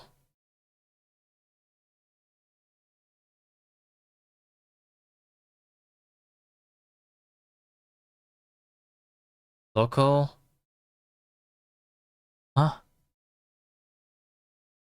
Oh, fixed joint builder. New dot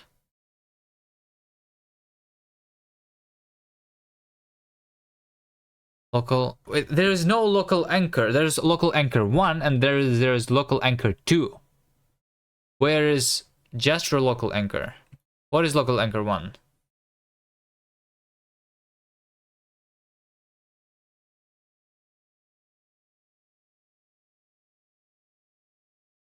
I guess it's the this example is old and this has been changed. So local anchor 1, I think I could do this just on the joint too, right? Okay. No.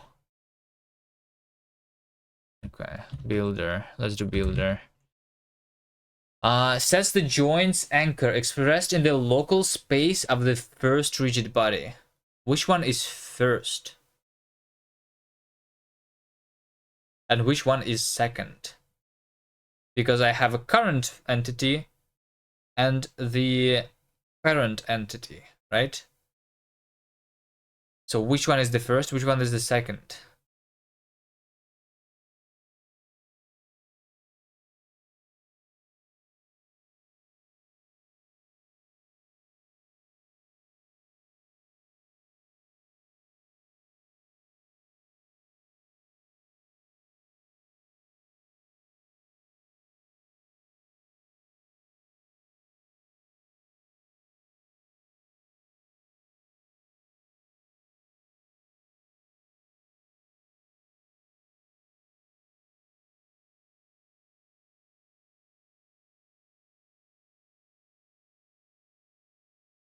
Oh wait, what is impulse joint?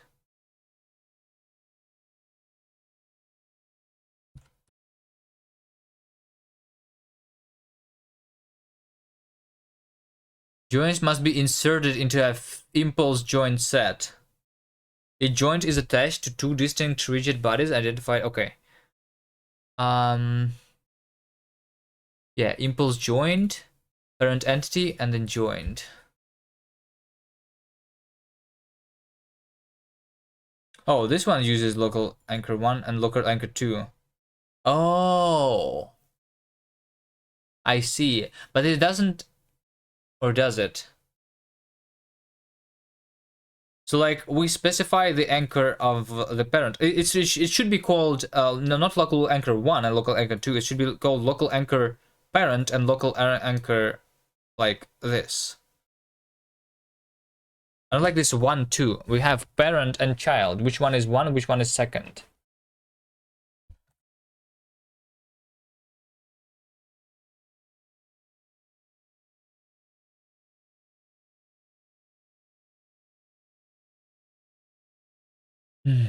Okay. But I understand. These are the points that are always like the same, right? Especially like for the spherical joint builder. These are the points that we are like gluing together. Basically. That we are connecting with a joint. So it's going to be impulse joint. New. Parent is player. And we're going to have the fixed joint builder. Local anchor 1 is going to be 0 player size divided by 2. And then local anchor 2 is 0, right?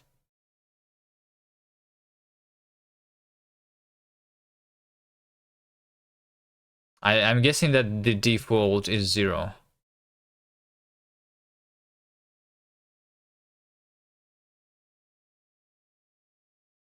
I mean, what else would it be?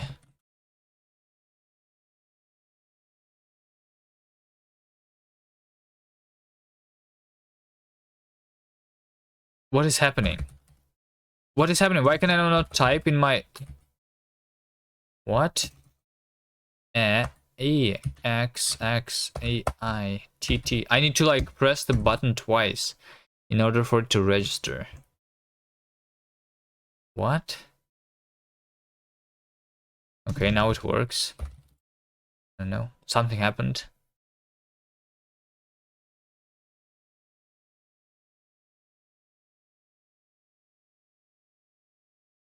Okay, it's going to work first try. See.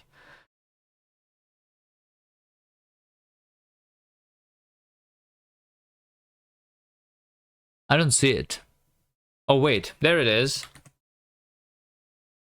I don't think we are connected. I don't think we are connected.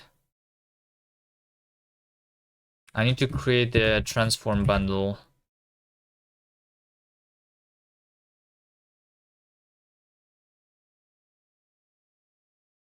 Identity.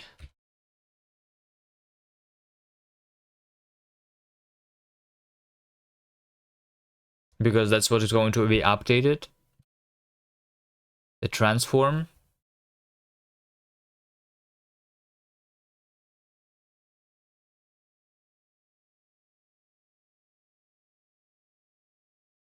That did not work. It's still in the bottom for some reason.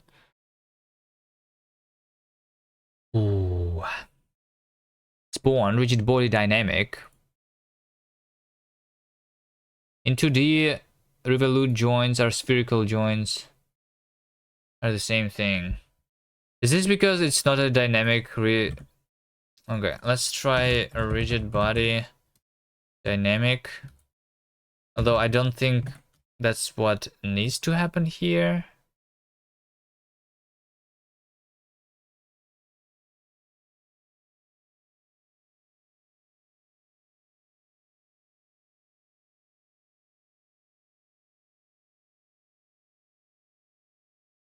Oh wait, this actually worked. This actually did work. So it has to be a rigid body even although it is a sensor. Okay, well, fine. Fine, so we have this.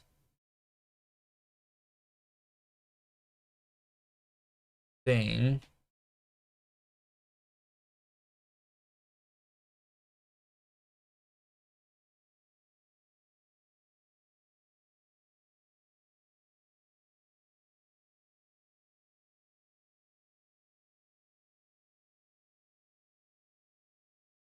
So the border radius of the cuboid actually means that I am extending the half widths by this border radius.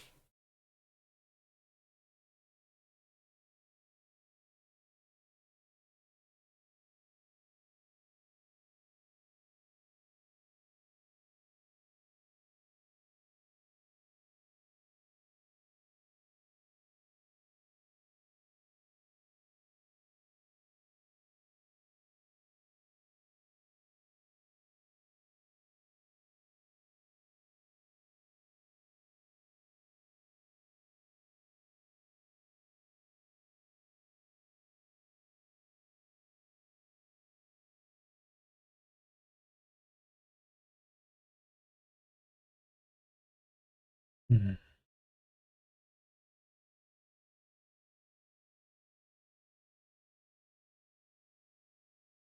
No. Actually, no. Hold on. What if player size is 1.0? Then we're going to be exactly this. We're supposed to be exactly the size of a tile. In this case. Oh shit, why did I fly? Why did I fly?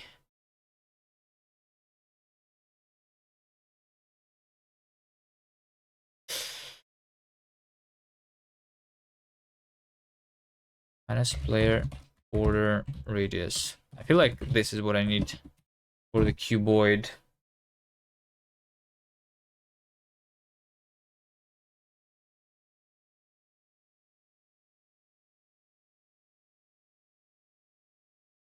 How do I not fly in the very beginning? Maybe we spawn the player over here when there is nothing. to intersect with. Okay.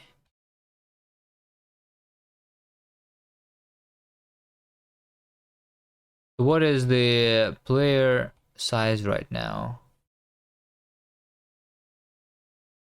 It looks correctly to be exactly the size of the tile, right?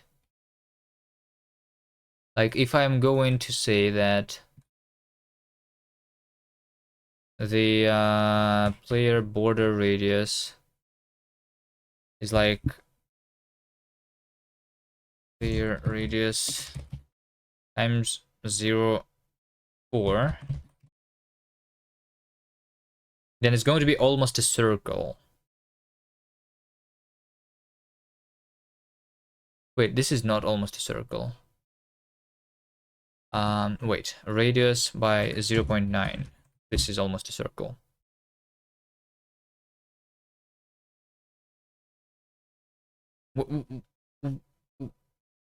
Why did it teleport? Why am I teleporting?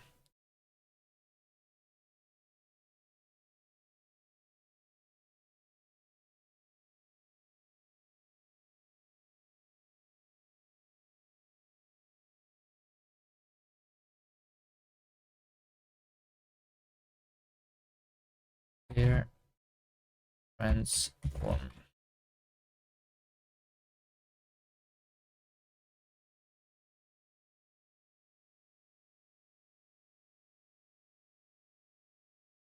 Okay, I know why. I know why this happens actually. I know exactly why. So it's because when I'm just spawning this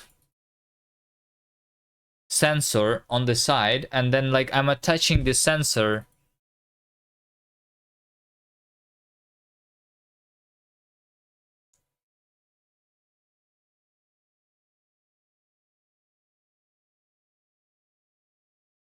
so it should not be a rigid body if it's a sensor, right?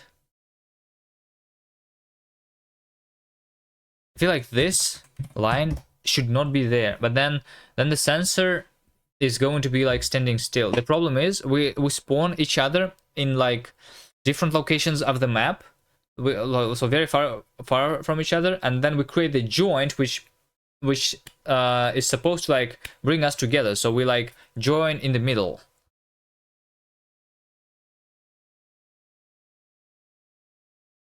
What even happened? This didn't look correct.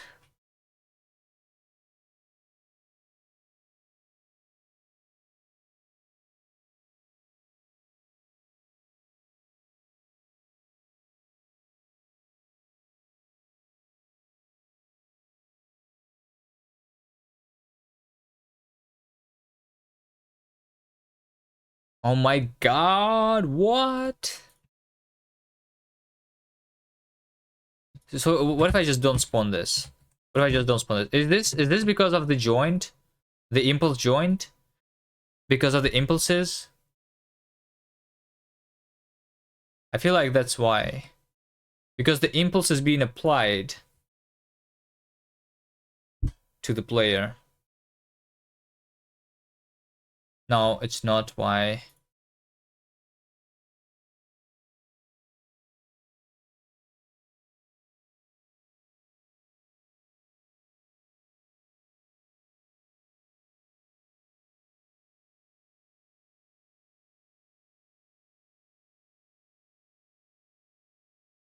I feel like I know a bug. I feel like I have found a bug in the library, and I know what the bug is. Should I report this? Should I fix it? I feel like I have found a bug in this repair library.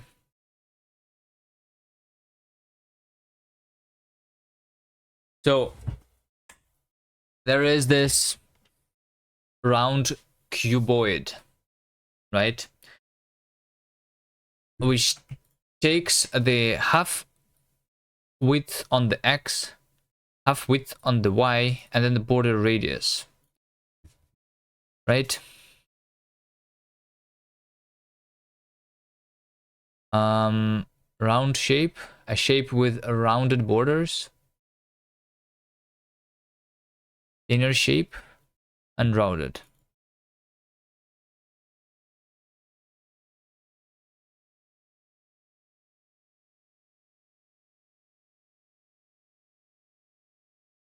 Wait, how do we calculate? Who calculates the mass and the moment of inertia based on shape? This thing. I'm a Blender expert now, right? Well, actually, no. I think I'm an Inkscape expert, which is a 2D Blender. But what is your question? G to grab, S to scale, R to rotate, E to extrude, I to inset.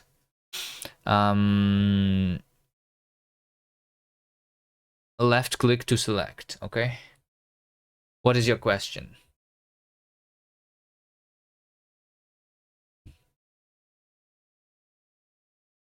Paint UVs? Yes. There's paint mode.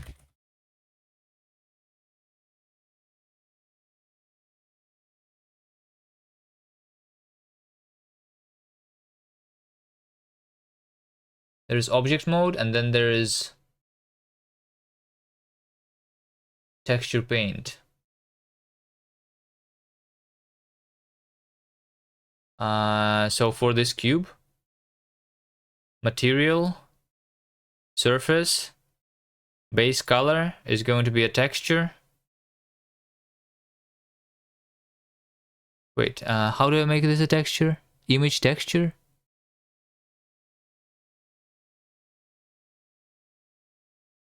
New? You create a texture and then you can draw on it, alright? Inside Blender. Like this, alright? Is this what you want? To just draw on your stuff?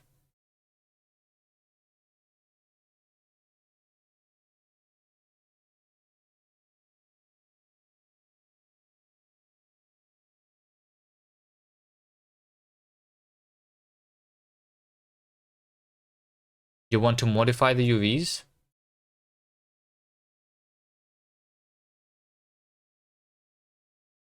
What do you mean modify the UVs?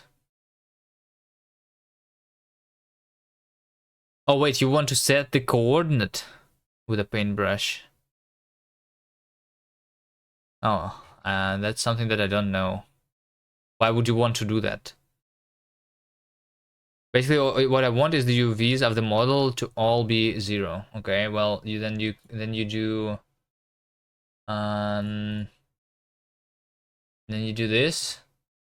This is your texture over here. You have this, the little thing. You can select everything, then you can scale to 0, and then you can move to 0.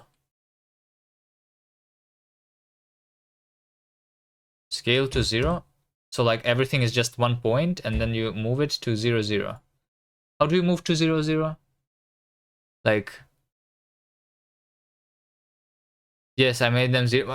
Wait, what? Stop trolling, bad cop. You made them 0. You wanted them 0. Now you want them non-zero. Like, can you decide what is that you want?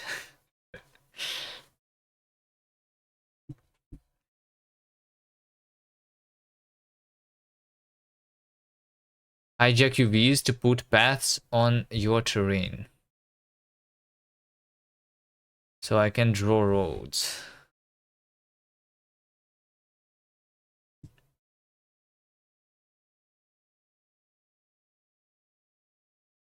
Why don't you just draw it on a texture? With normal UVs instead of hijacking the UVs?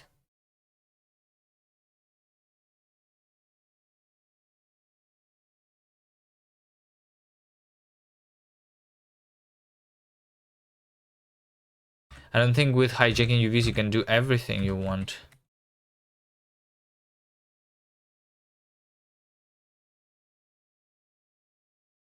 Then you have to unwrap and stuff. I mean,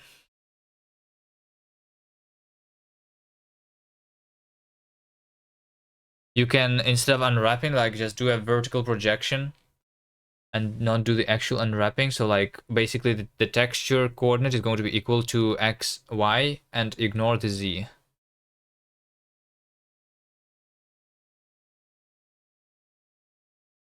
Anyway, the problem that we have over here, okay, is that we have inside the bevy repair the collider that is a rounded square, right? A rounded square, and then this radius over here, this is the radius, right? And then this is hx, and then this is hy. That is the assumption, right? The half size on the x, the half size on the y, the radius. But there is another way to do this. Maybe the radius is something that added to the hx and hy. So this is the radius, and this is hx actually, right? So like depending on how this is implemented, it's like a different shape, and the visual shape is actually being implemented by extending the regular square by this radius. But it looks like the formulas for the moment of inertia are wrong when we do this. I'm not really sure. How do I see where the calculation is actually happening? You know what? Let's just try and test the player with being not the round cuboid, but being collider cuboid, the regular cuboid. Player radius, without the rounding, because that should be working for sure, right? Like for sure. Okay. I don't think it like really matters much in terms of like gameplay, the collider that we have. Okay. All right, and then let's try doing the sensor.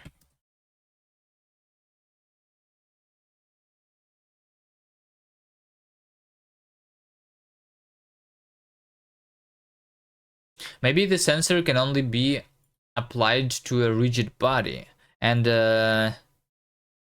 this rigid body should not be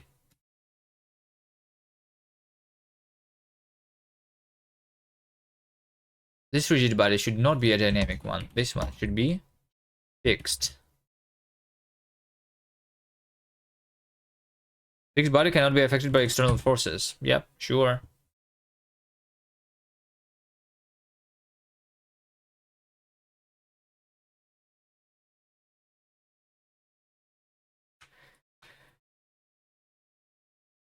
Yeah, just do it whatever way you need, right?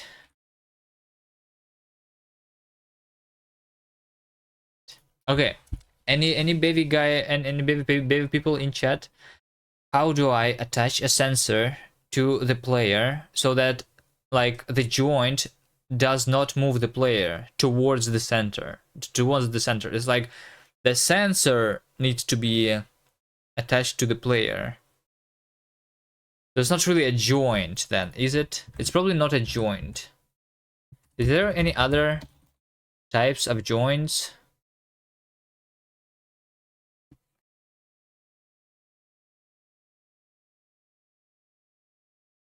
Impulse joint attaches to entities. The first end point of the joint is the rigid body attached to parent. The second end point of the joint is the rigid body attached to the entity containing this component. To attach impulse joint to the same rigid body. Okay, I maybe it should. Wait, what is the revolute joint? Locks all relative motion except for rotation. No. No. Prismatic joint. No. No. It's literally a fixed. It's a fixed, but it should not be.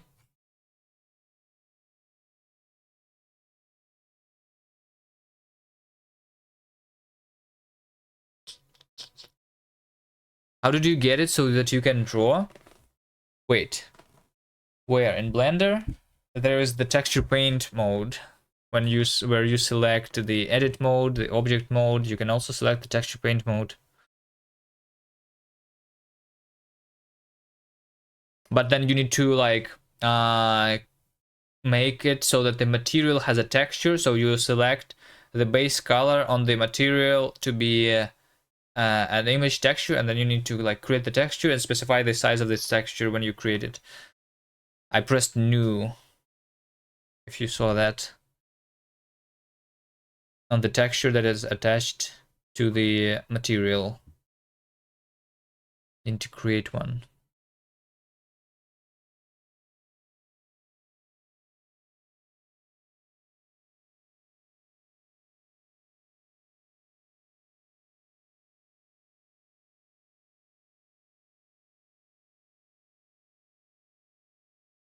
One of the most appealing features of the physics engine is to simulate articulations. All right, I'm going to not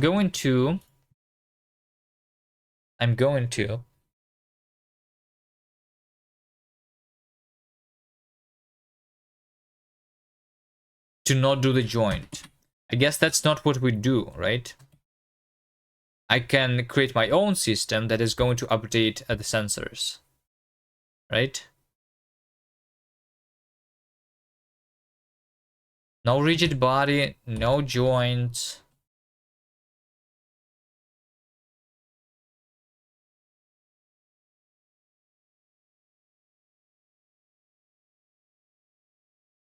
So I'm going to apply transformation in addition to the transformation of the player.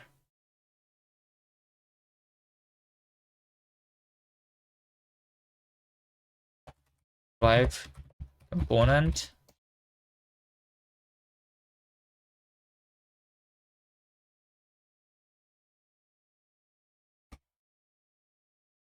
Side. Struct. Side. Transform. So this is the transformation for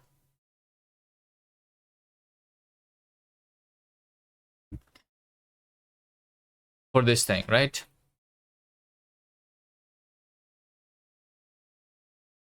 Right. Side. Transform. Transform. Identity. Okay. No, it's not identity. Translate.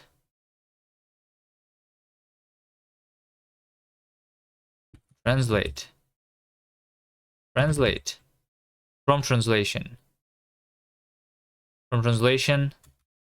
Like 3.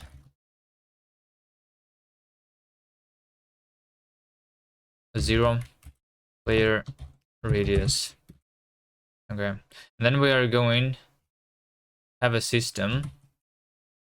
Update sides. Right? Update sides. Sides. Fury. Mute. Transform.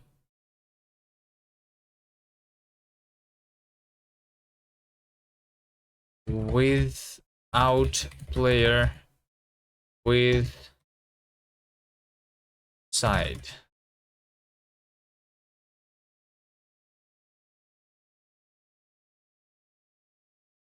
Player. Fury. Transform. For the player.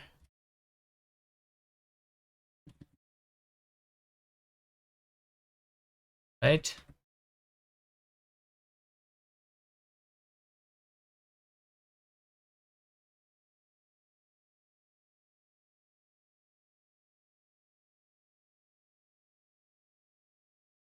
Am I not?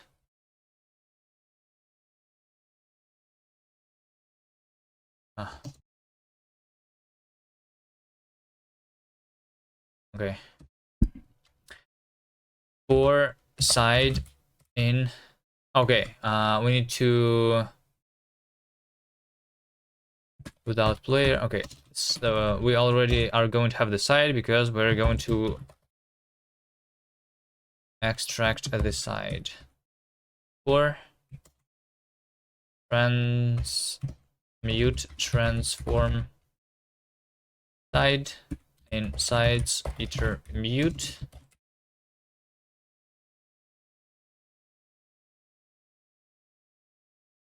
Let player is player iterate next.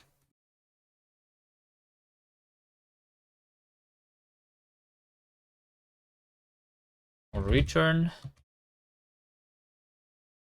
Okay, we have found a player, and for all the sides, I guess like technically this should also say that like I need to find the sides of a player. So like if we can have multiple players potentially, like right now I only have one, obviously, but like this side should be attached to a specific player. So how do I find them then? No idea. Let's just do it like this for now. So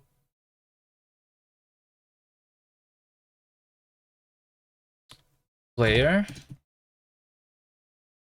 can I like apply another transformation? Multiply transform. Multiply itself with transform component by component. Wait, component by component? What do you mean component by component?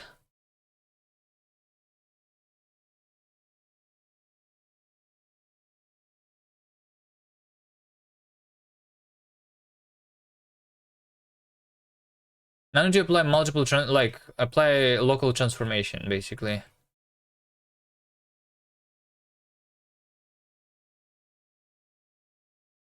Is this for sure component by component? Rotation is rotation by rotation. Scale, scale. What about translation? Transform point. Transform. Okay.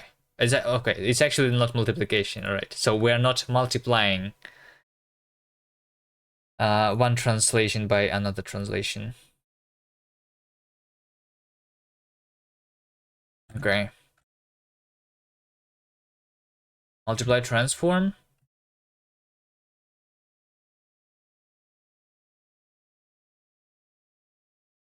Side dot. What is side? Dot 0.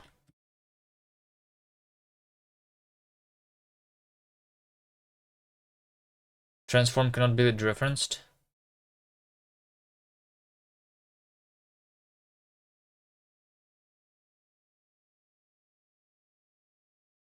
So we say that transform is equal to this, right? So we multiply the player transformation by the side transformation. I think it's like this way and not the other way around. So like the player is going to be controlled by the physics, but this thing is going to be like on it.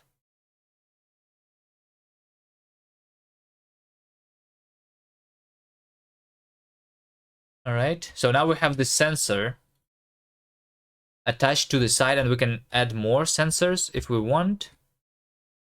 Okay. It should probably not be the entire side, but like slightly smaller.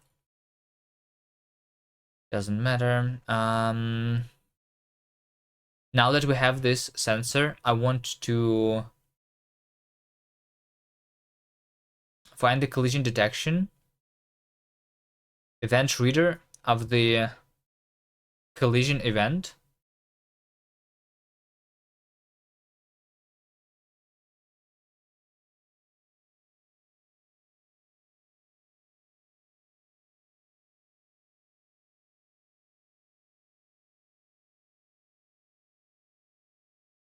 System side effects.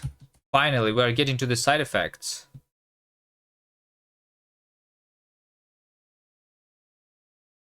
Side effects.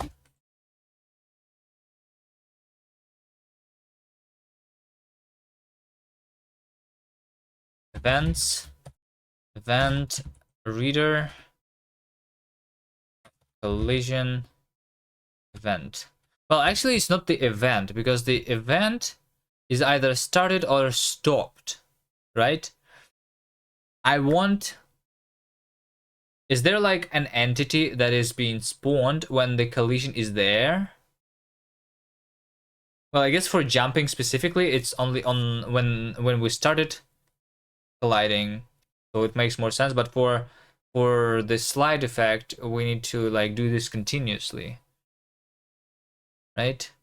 Started entity collision effect flags.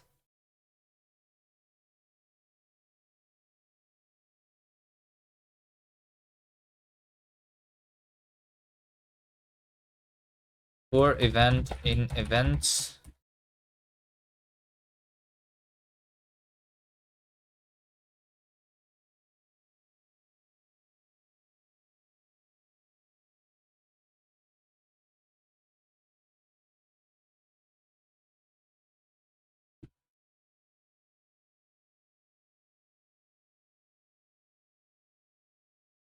Can borrows me. Wait.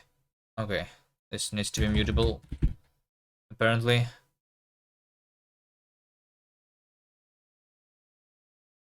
Okay. Event dot. Oh wait. So what is the event? Yes. Match event. Right. I'm going to ignore the stopped for now.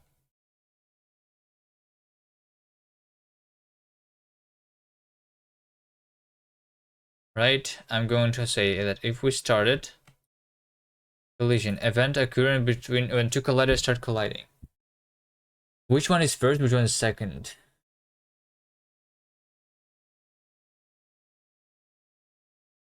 Once again, like I want to figure out when the sensor is colliding with the level, right? With something that is not a player. Actually, only with the level. Level.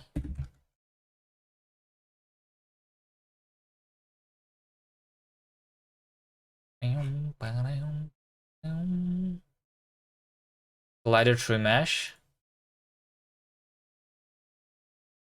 This is the level.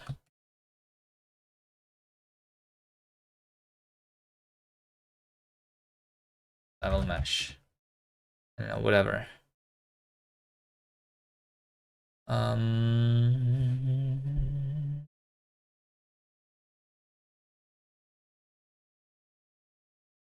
Started. A, B. Collision event flags. I don't care about collision event flags, right? A dot. Okay, so we figure we need to find out if A or B, if either of those, if one of those is one of the sides, which has an effect on it.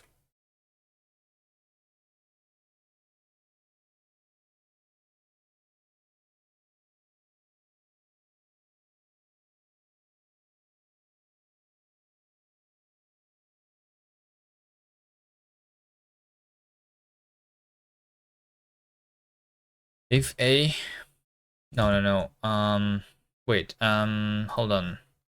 commands. How do I get access to the world here again? A dot. No, commands. Entity. Get entity. Get or spawn.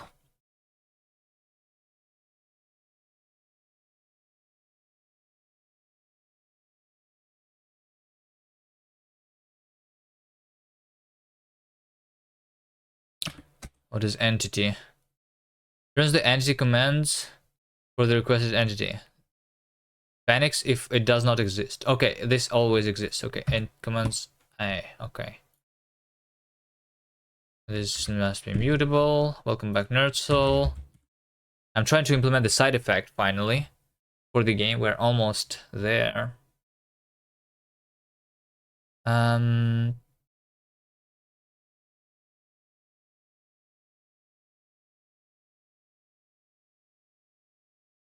Side effects, yeah. So I'm just like, the hardest part right now for me is like to try to figure out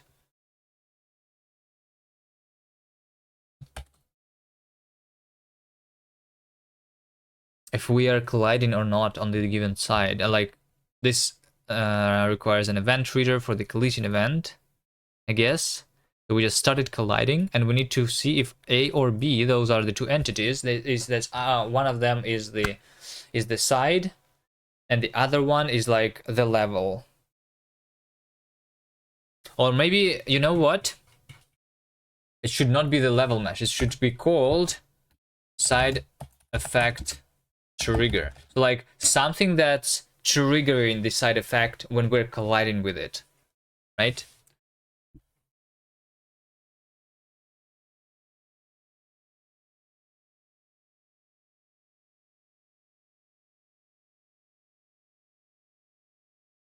So can I like do check AB and then check BA and then we do check is AB,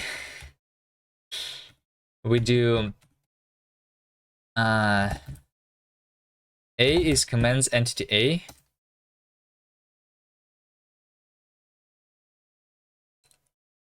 A dot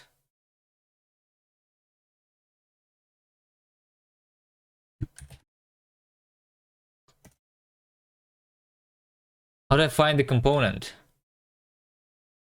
This is not how we are supposed to be working here, right?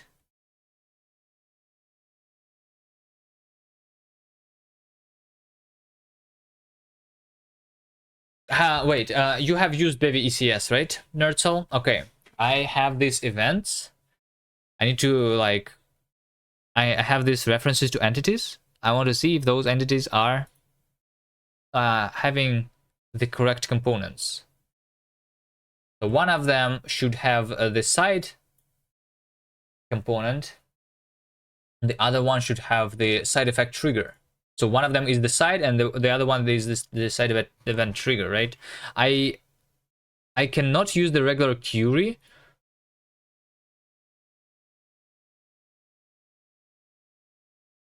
Or can I? I just need to not iterate mutably there. Wait, what can I do on the query? Can I... Yeah, but like, because...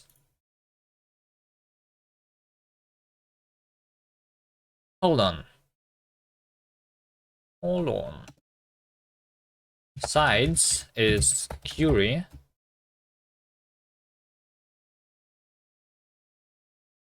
Mute side.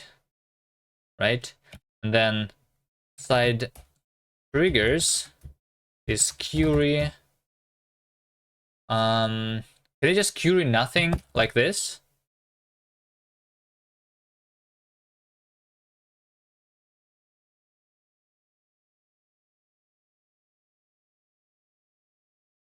Which has side effect trigger.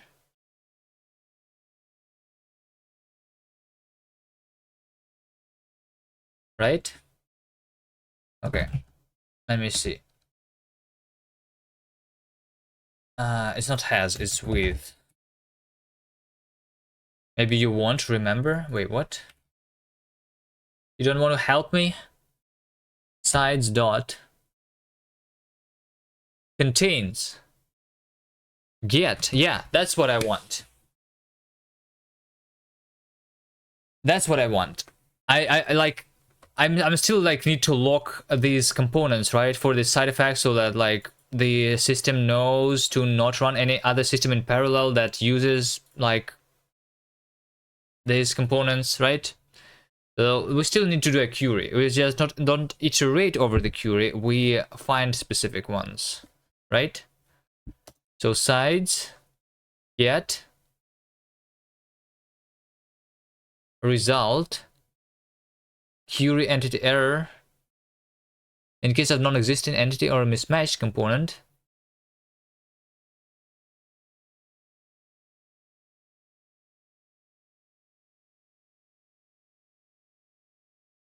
Yes, so we do let okay. Side is sides get a or return.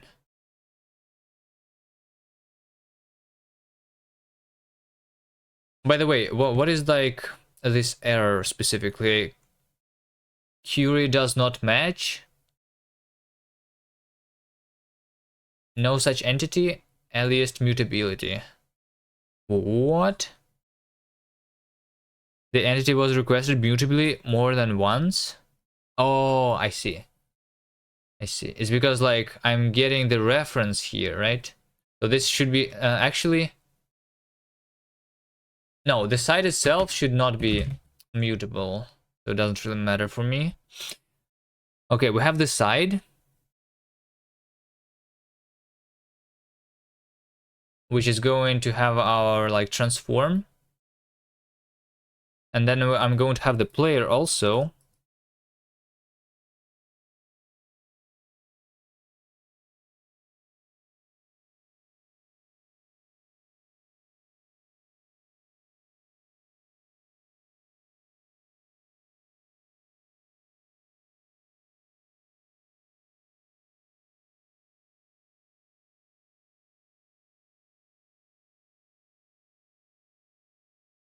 Because I'm going to affect the player, right? Oh, well, actually, we need to write events that need to happen, right?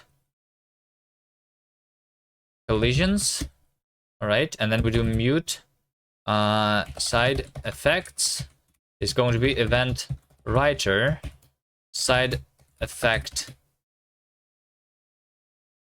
event, right?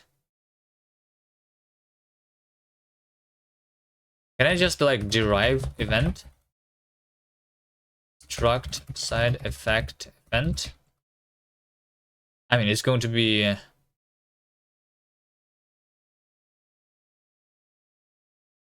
enum.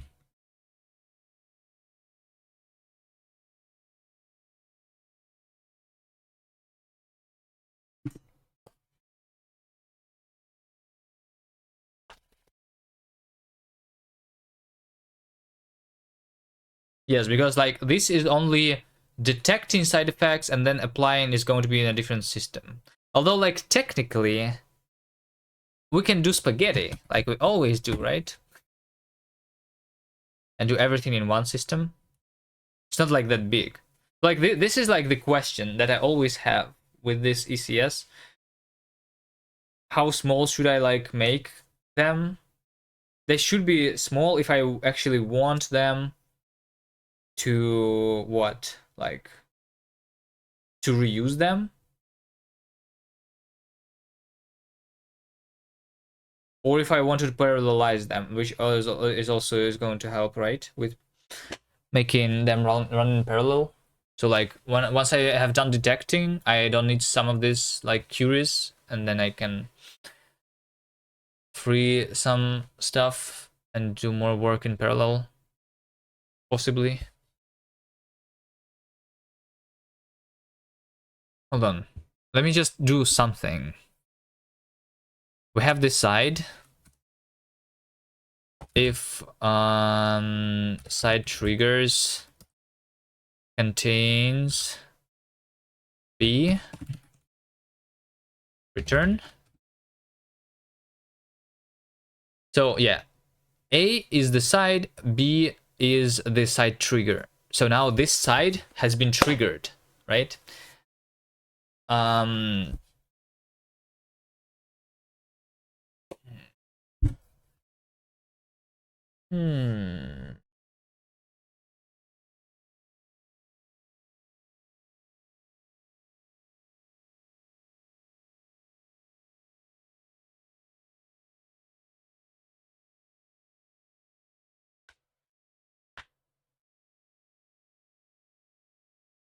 No, well, there's one more component. I feel like I still need to do it using the events here.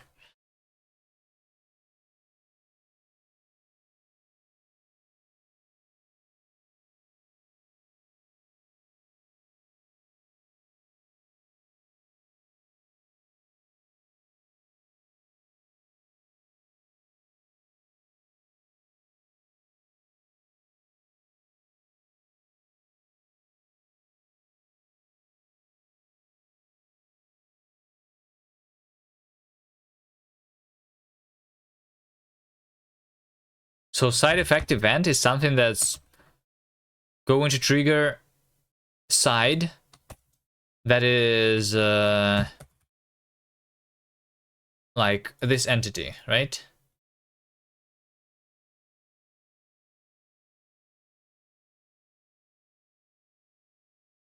Event writer event. What is event?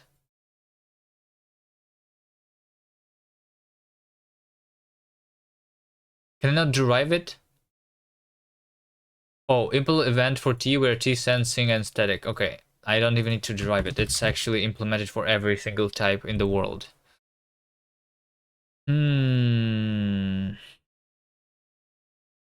Okay. Well, I mean, basically, if not sides contains a return. It's actually just query nothing with side because I don't need like the actual value of the side.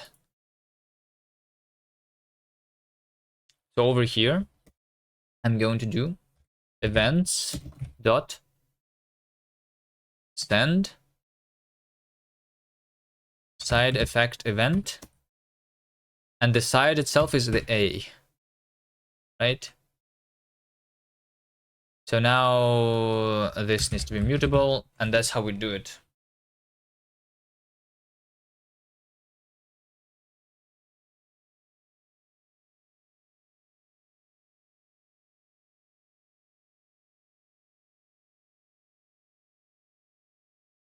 Side effect event.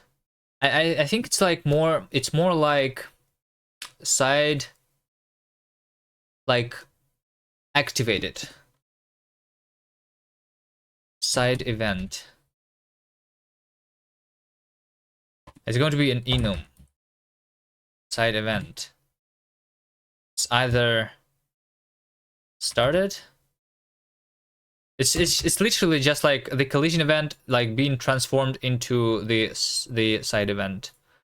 Started entity or stopped entity, right? And for those continuous events, we can insert a component that like is a flag.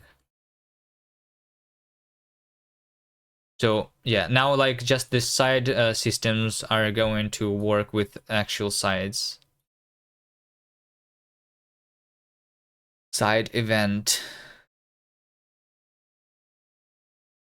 started.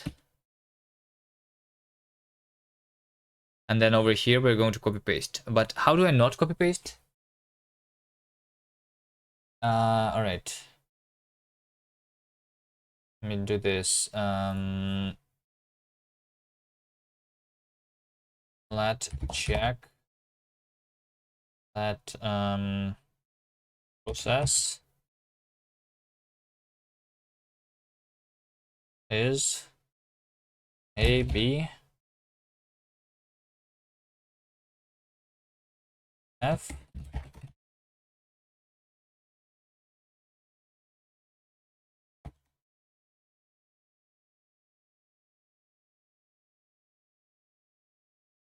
FA. So over here we do process.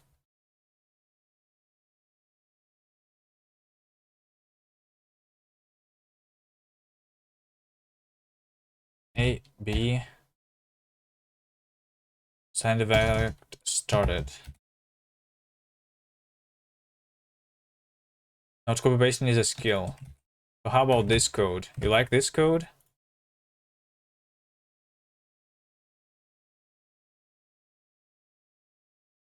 F. Type annotations is needed.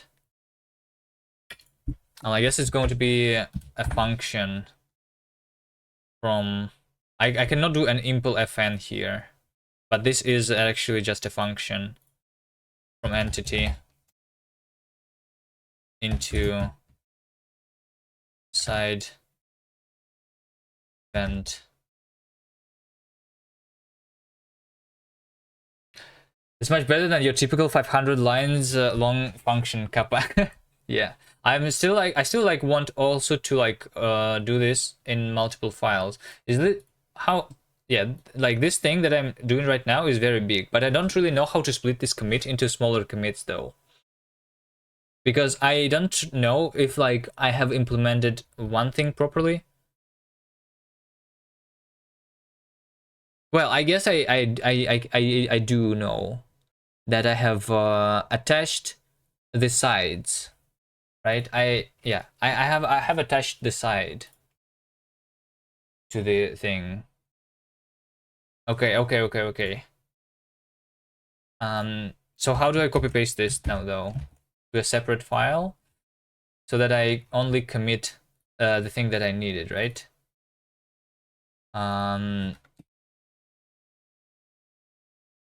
Yeah, like this events is what I'm doing right now.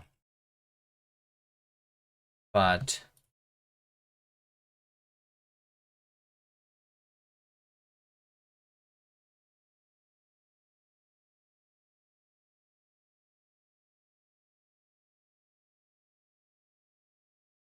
this is a smaller commit, right? Unused variable? Wait, what? Oh, it's round cuboid now. Makes sense. Clear. Okay. We have some warnings though. I can fix those.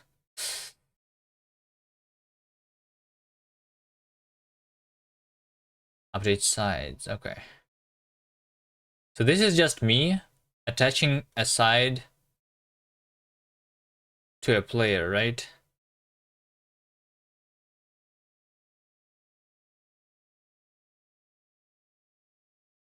Yes, okay.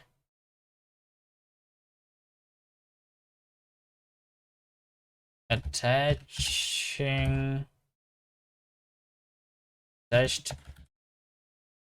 one side to the player. Okay. And we go back to this file. Now we are working on the events.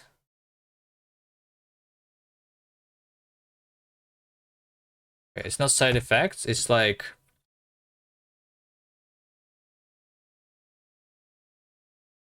side events. I guess system that is going to detect those events. Side event started. Yeah, okay. So this is actually like there, but like there is no way I can test this without actually like applying the side effect.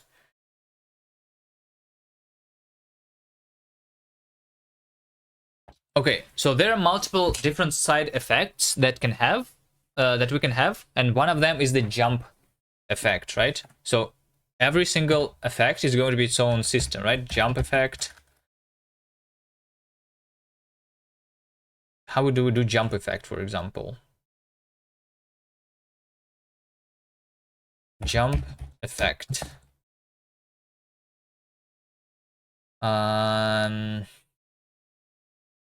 Sides is going to be Fury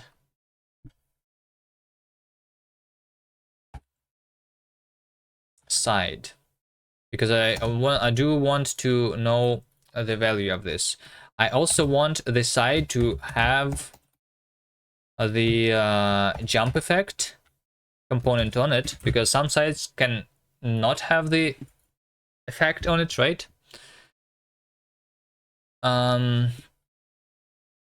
Sides, Curie, jump effect.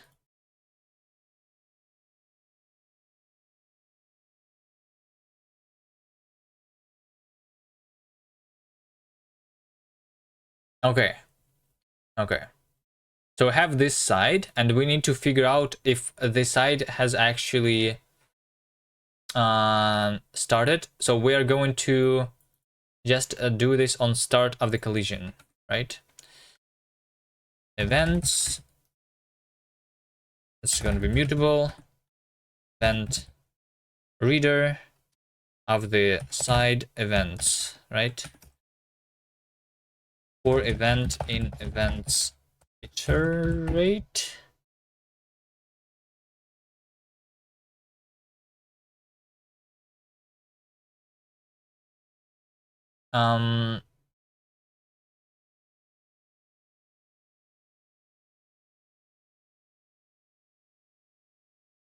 Match event.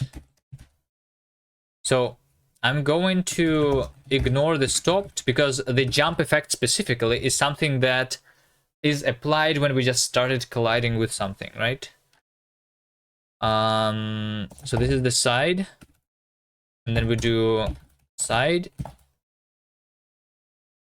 is sides get side, or continue.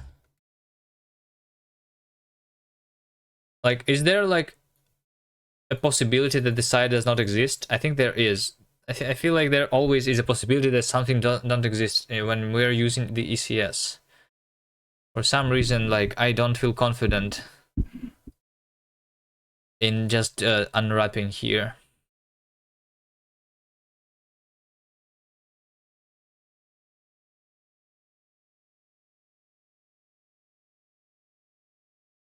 Okay, we have the side.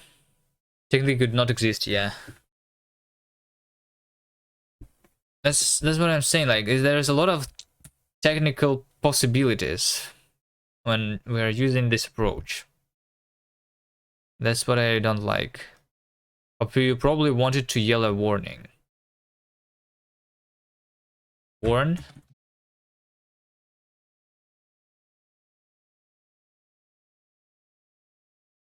Side.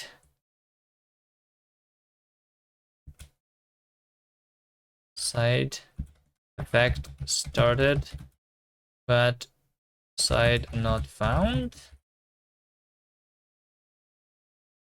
Well, I mean, oh, wait, hold on. This is actually wrong. This is just to continue. So the reason actually is why this could not exist is it's like not the entity itself does not exist. It's the entity with jump effect does not exist, right? Because it can be an event that the side has started, but it's not the side with the jump effect, right? Because that's only like that's the only thing that we actually care about.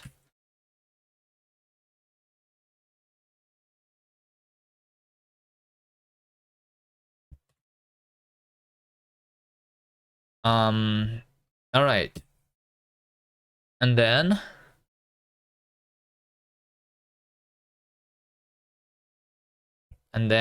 side, we have the side.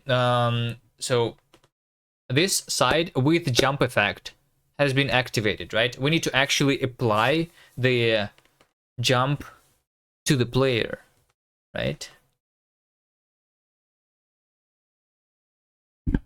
So we need to also find the player here. Player is going to be a query of mutable external impulse for the player, because I'm just going to apply an impulse to the player. That's what I'm going to do. That's how the jump works, right? Let player is, by the way, I don't really like know how to do this. There should be only one player, or this side should be attached to, yeah, okay. This is like a future, like potentially we can have multiple players and every side should be like attached to a specific player, right? But right now, I guess it's even not a player. It's attached to someone, which can have, yeah. So this should not be the with player. This should be like removed.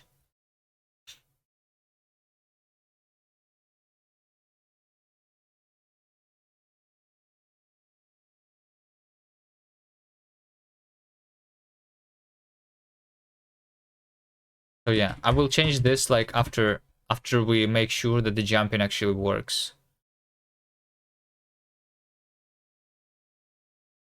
For now, we only have one player, which probably means that if something is only one in the world, that we need to make it a resource instead of an entity. Is that how it's working? Well, technically, no. It's still like an entity that exists. It's just like one thing. All right. Player dot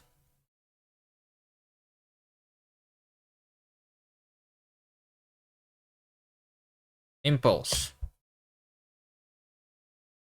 Well, I guess I also need the transform here. Transform.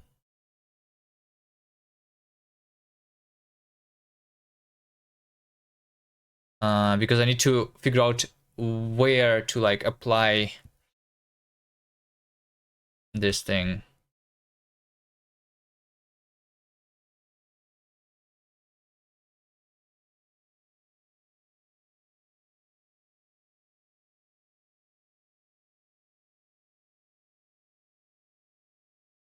Okay, impulse dot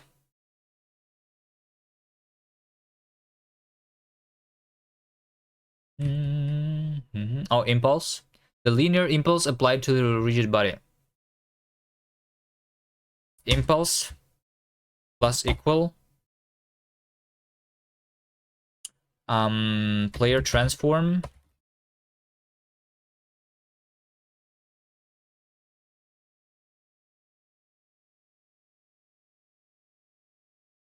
so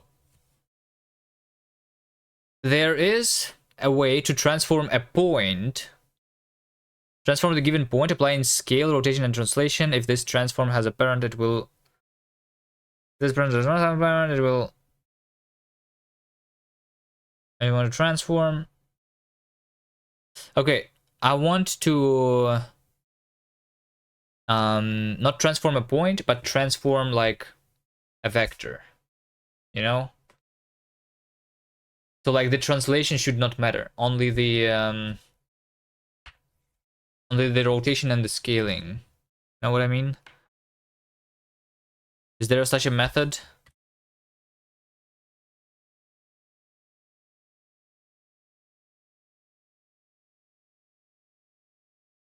Transform.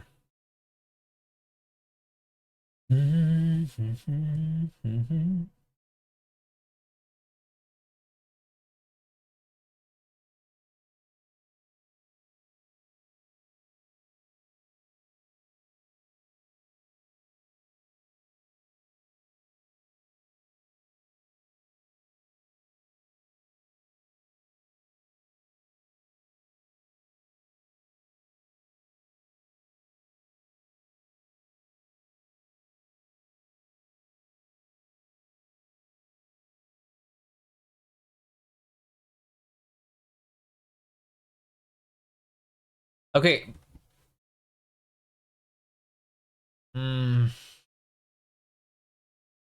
I can do with translation of 0, for example, right? Then if this does not exist,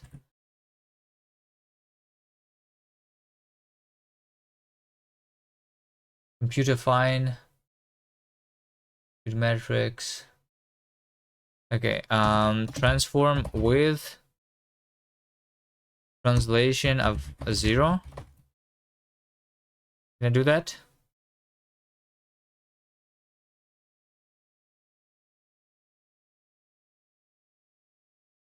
And then transform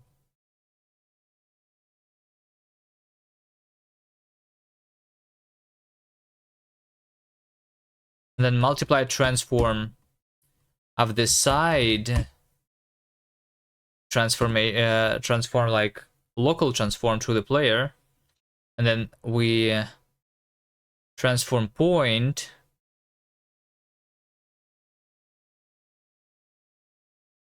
is 0 0,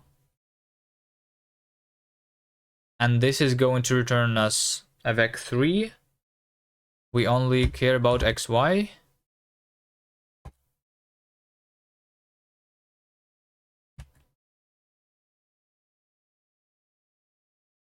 No method named xy. The following trait is implemented, but not in scope. Perhaps add use for it. Vec3 sweezels. I wish this was in the prelude, but that's fine. At least the method does exist.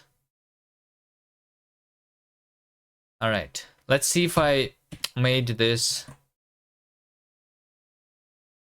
good. I also need to like multiply this probably by some bigger thing, because we're not going to actually see the jump.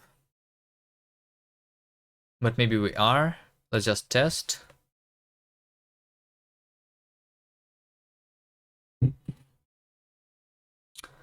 Okay, I panicked. Resource requested by Bevy Jam game site events does not exist. Oh wait, I need to actually register the events, right? When I'm doing these things. So my plugin here, register, event, add event, side event, right?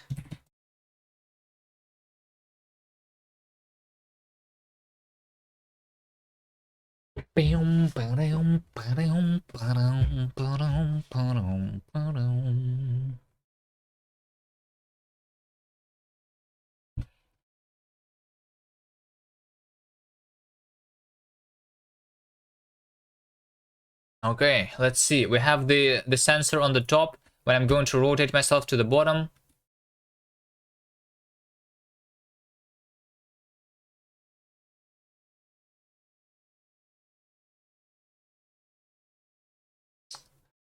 can I at least like log this?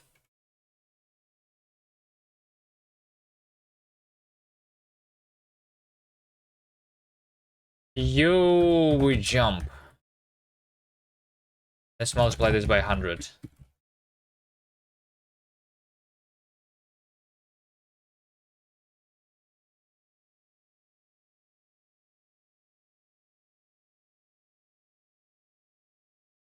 I need to work on the compilation times. I'm doing the dynamic linking and debug builds, and it takes 17 seconds. Okay.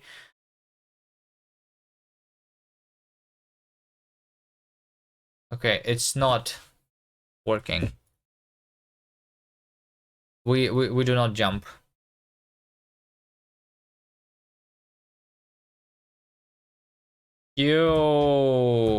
At least event triggered.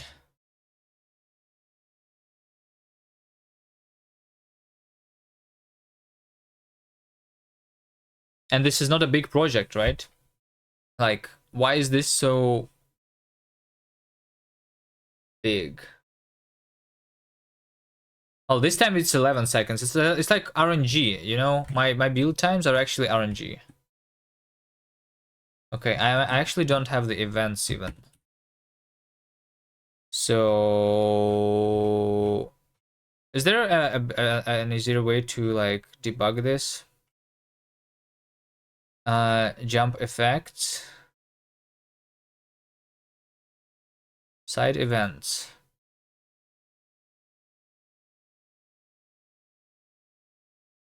Info. A, B.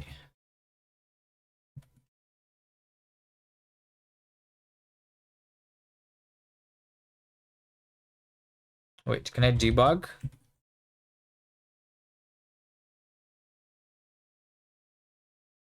Is there a plugin to like debug the events that are happening?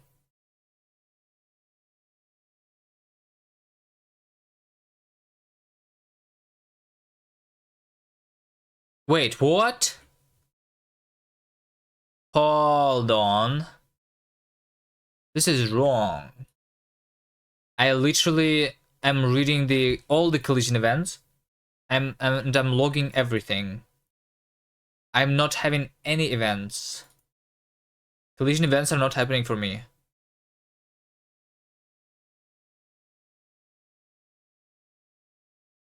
When two colliders start or stop colliding. Event occurring when the sum of the magnitudes of the contact forces between two colliders exceeds the threshold.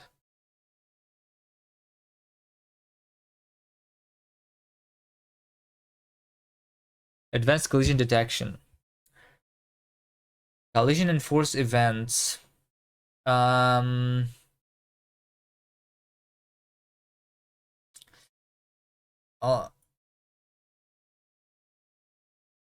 collision events, like display events. Right? A system that displays events. Let's just do this. Right?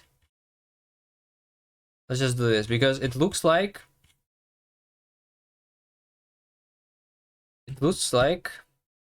if I add this system, display events, then this system is actually not there. Any bevy people here? Why do I not have any events? 3D world building harder than I anticipated. ECS is harder than I anticipated. I think I'm going to stick to my spaghetti for my game. I'm not having any events. Display events. This is not happening. Why?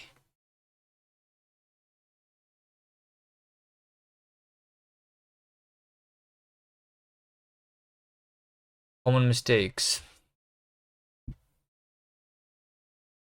I don't have the events. Just write your own physics.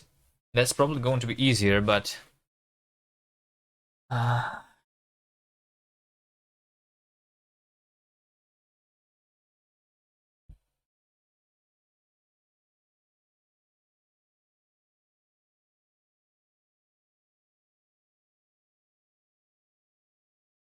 don't have the events.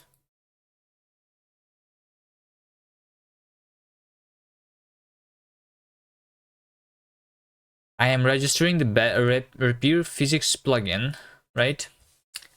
Let's take a look at the source code.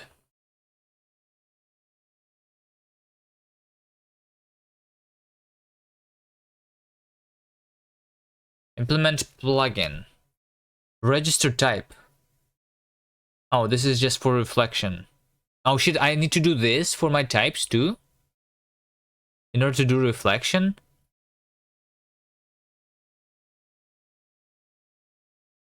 Hmm.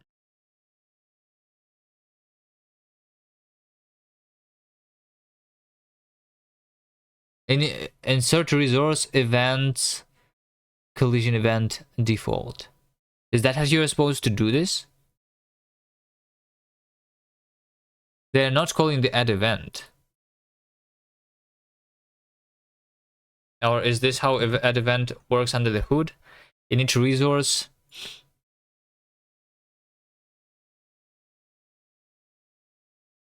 Add event. Set up the application to manage events of type T. This is done by adding resource and a certain update system into it.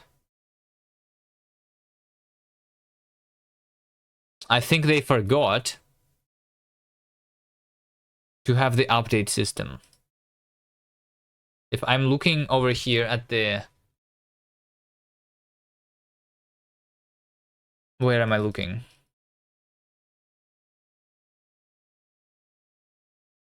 Not the add event. So when I'm looking at the repair physics plugin, they are registering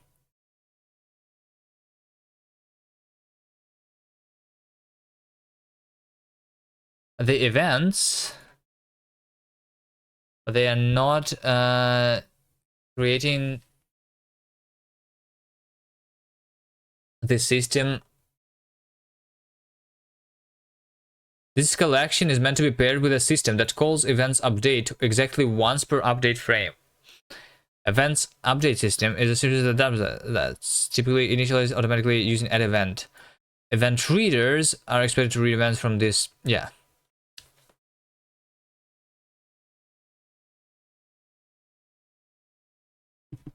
Events update.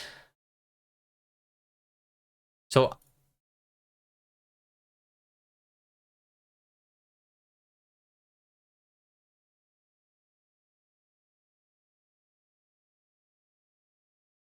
I need to patch this library now. I need to patch this library now.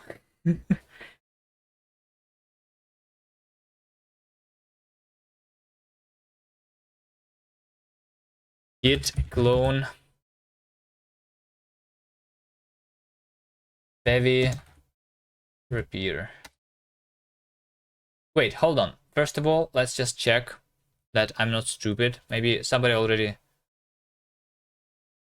event.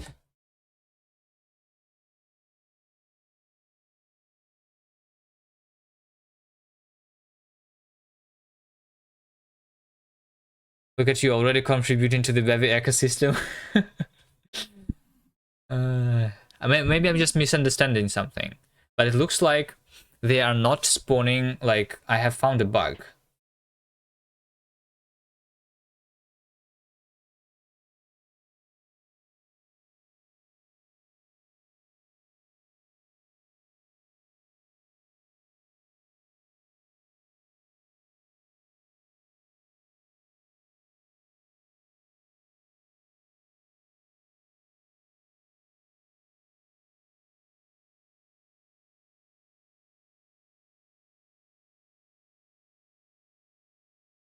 Hold on. Fine, I will fork this immediately. Sponsor? No. Fork. Where's the fork button? Where's the fork button? Hold on, isn't the fork button supposed to be over here? How do I create the fork? Oh, over here. Okay. It's right there. I'm blind.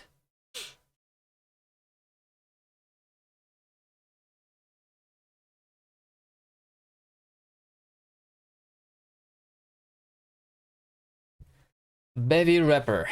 Let's go. So now I need to patch this, right? I need to patch this.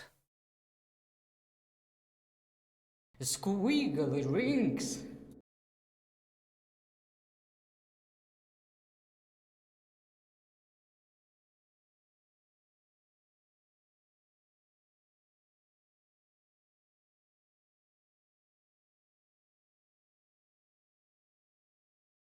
Hello, bad cop.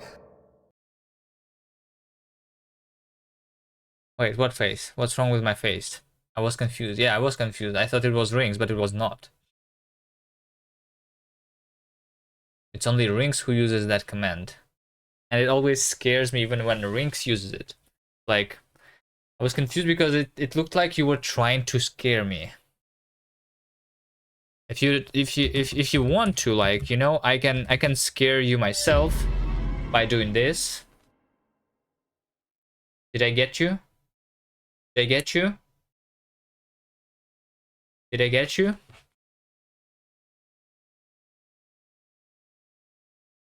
Okay.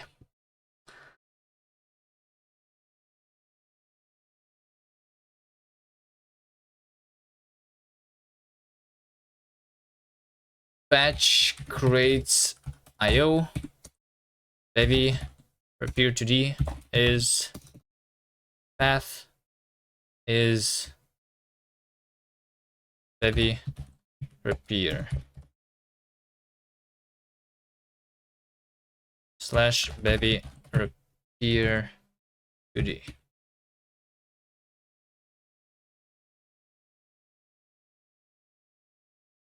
Okay, let's compile this.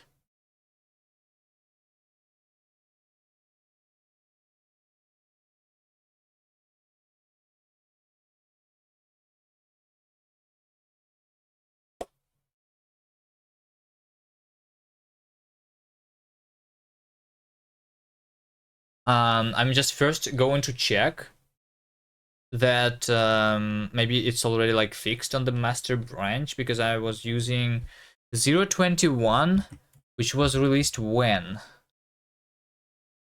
I guess it doesn't really matter if it's not going to work right now.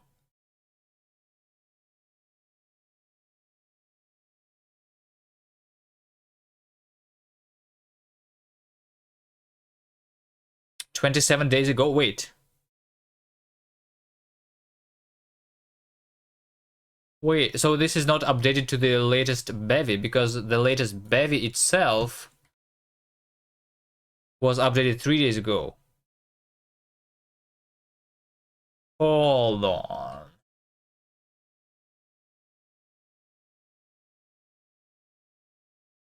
Bevy 0.10.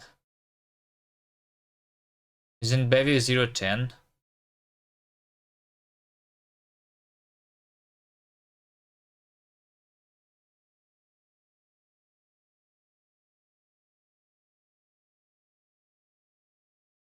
Hold on, how is this possible? Bevy 0.10 just like released recently. No?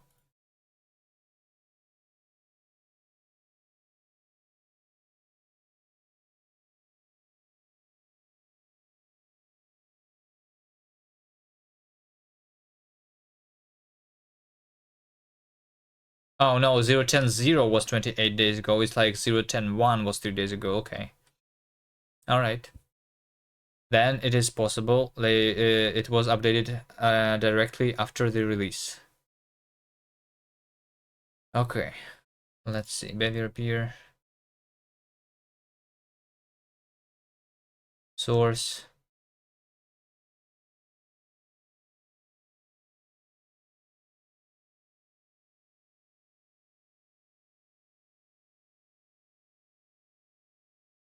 Plugin. Configuration. Mod. Plugin. Okay. Instead of doing this, it is going to be add event, collision event, right? And this is going to be add event, contact force event.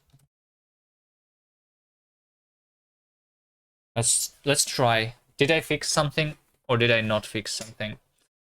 This is okay. I mean, it's probably like me misunderstanding something, right? It cannot be this simple, right? It cannot be this simple. Yes, it's not. Okay, it didn't work. It didn't work. Shit. What do I do then? Why am I not having the events? Why can I not see the events?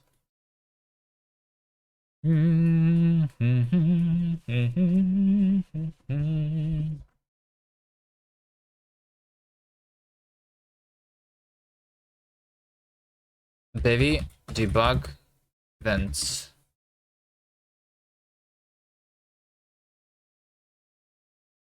Well, I guess I can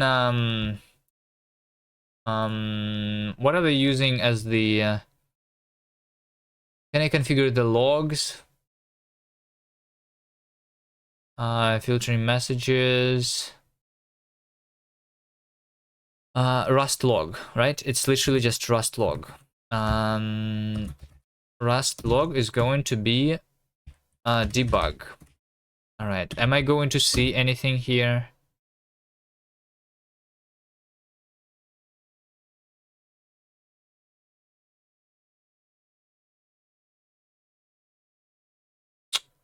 It's going to be very hard to see anything.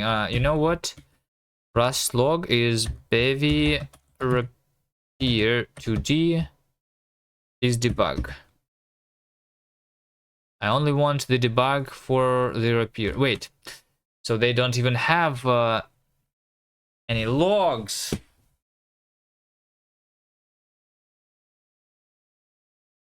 What do I do?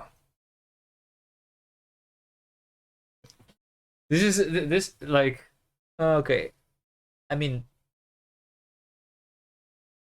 okay. It's just like the problem is that I don't know where the problem is. How do I find out? What should I be looking at? Should I ask people from the Bevy Discord? Should I like big brain it myself? Should I ask ChatGPT? Does it know anything about Bevy? Probably not.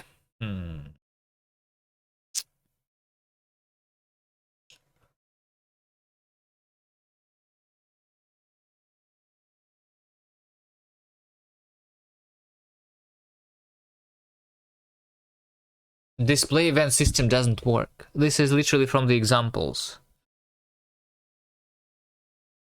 Okay, let's see. Bevy repair 2D examples events. Right?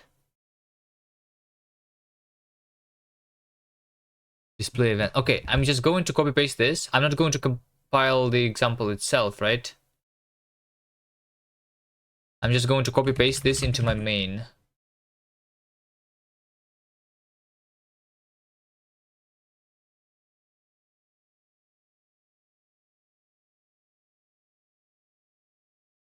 Git stash. I'm going to stash this and replace my main with this. So yeah, like the reason I do this instead of running the example directly is because running the example directly is going to need to recompile a bunch of shit. I don't want that.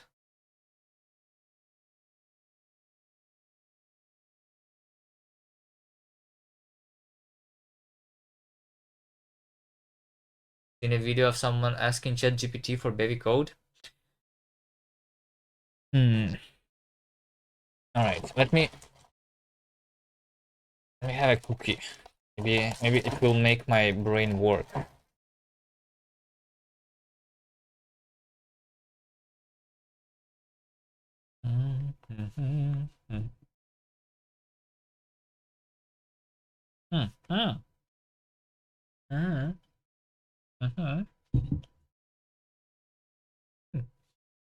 It's working. Yo. So the question is why it's working for them and why it's not working for me.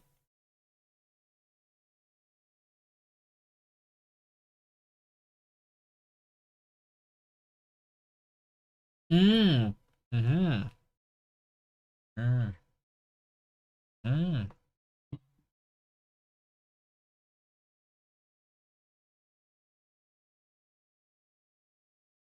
All right. I see it in the example. It is after the update, right? So like if I just do this, then it's not going to work anymore. Correct?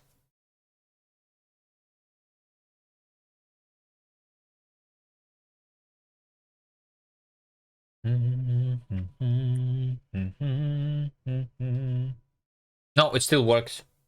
Still works, so it doesn't matter.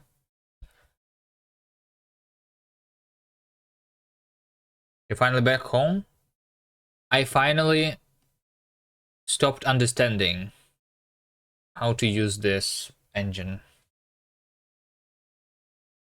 Started, stopped, started, stopped.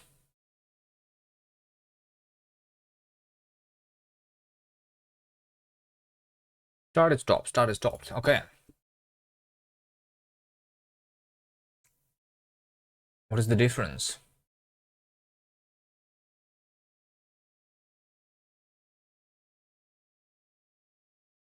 Stash swap.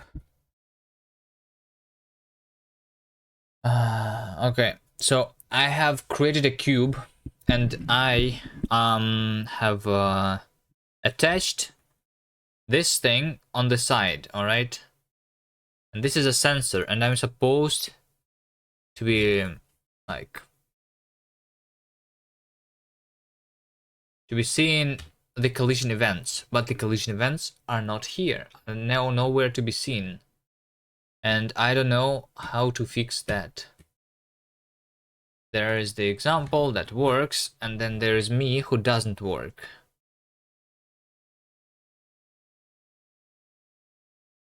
Wait. Is this because of the order of the systems? I swear, if it's the order of the systems, which it might be. Okay, no, it's not.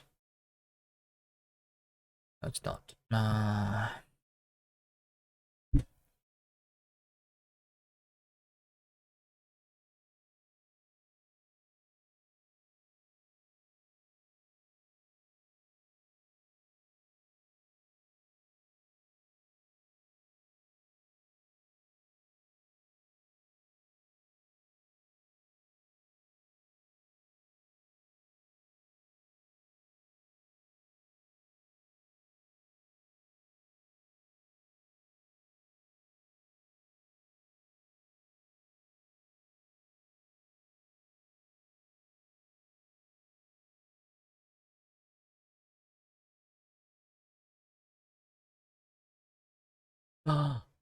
Commands spawn active events, collision events. You need to wait. What? You need to specifically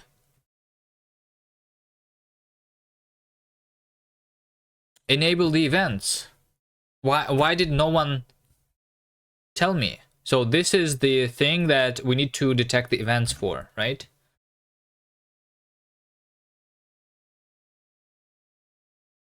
Okay. Did I really miss that? Events.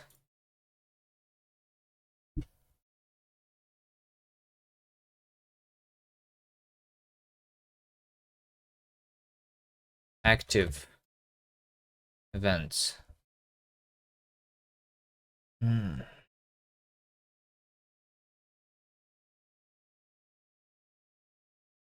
Collision events are only generated between two colliders if at least one of them.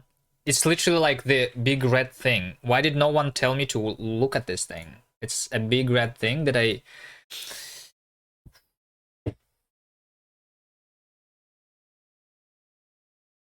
Yeah.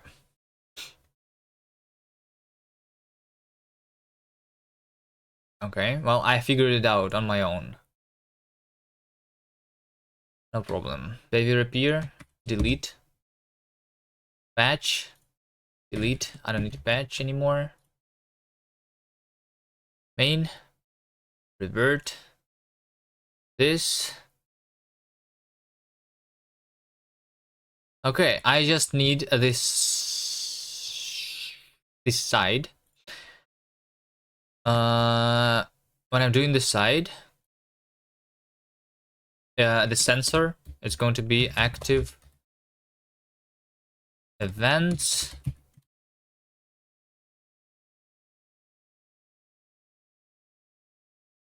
Collision events. Is it going to work now? I feel like it should work now.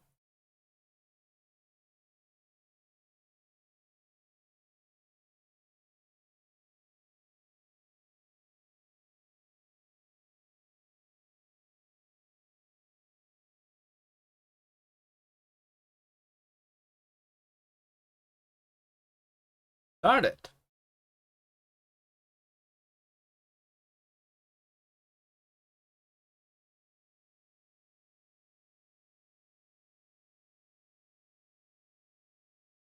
Start it.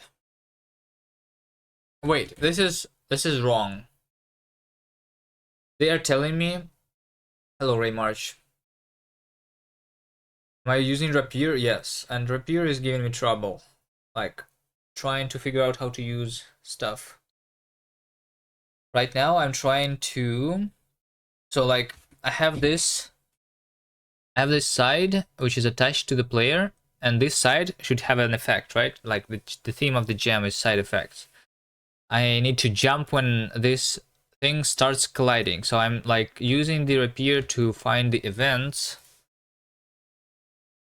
when it starts colliding, but it seems like I only have received one collision event, which is the starting of the collision in the very beginning. I think it's just started the collision with the player is what it means, but it also should be colliding with the level itself, because like the player is colliding with the level. Can I make it collide with the level?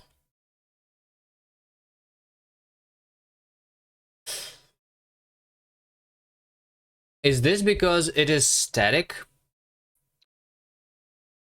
How do I do this properly? I think I did something wrong here. It's probably because this thing is what?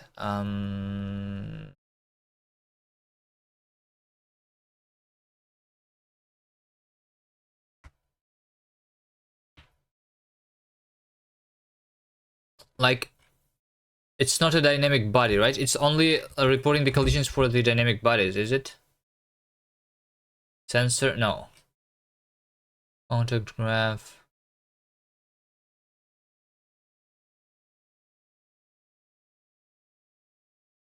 Is the level a mesh collider or something? Yes. So the level is the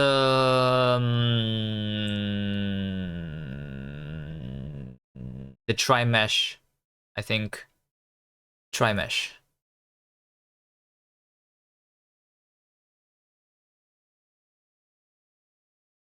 Wait, you are actually familiar with bevy? I thought you do not know how to do bevy. You didn't try it yet? Did you try Rapier but not bevy? But yeah, the level is the tri-mesh collider, which works for... Is there an on active collision event?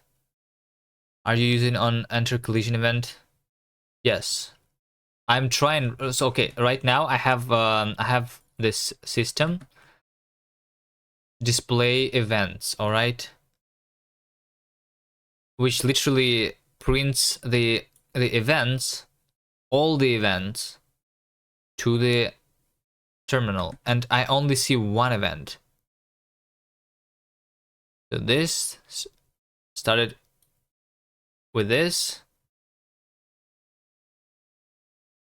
and it probably is the collision between the player.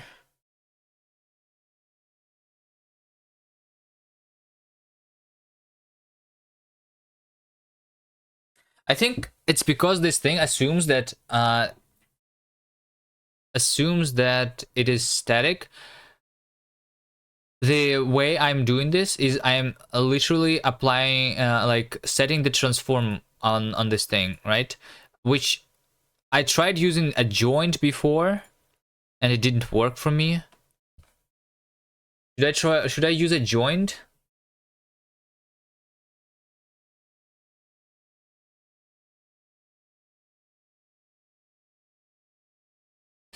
Maybe it's because, well, and over here I'm updating the transformation for the side sensor. Bevy Rapier doesn't understand that the transformation has been changed, right?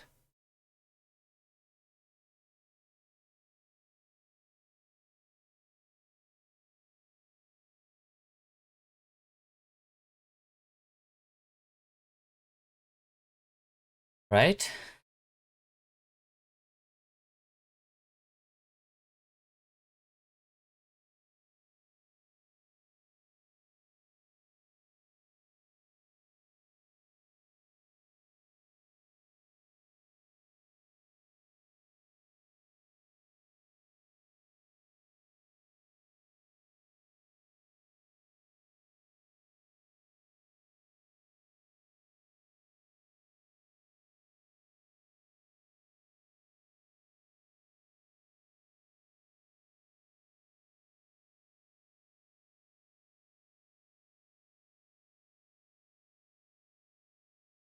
Hold on, there's actually this debug overlay that I'm having, right?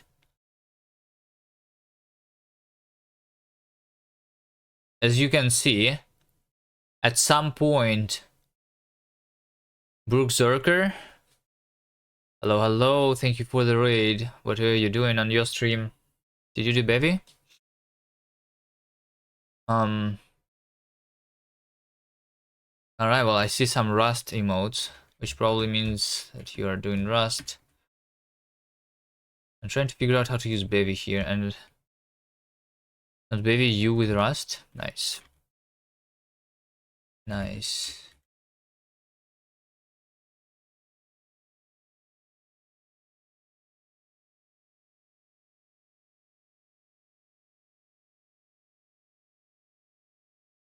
So my current problem that I'm trying to solve is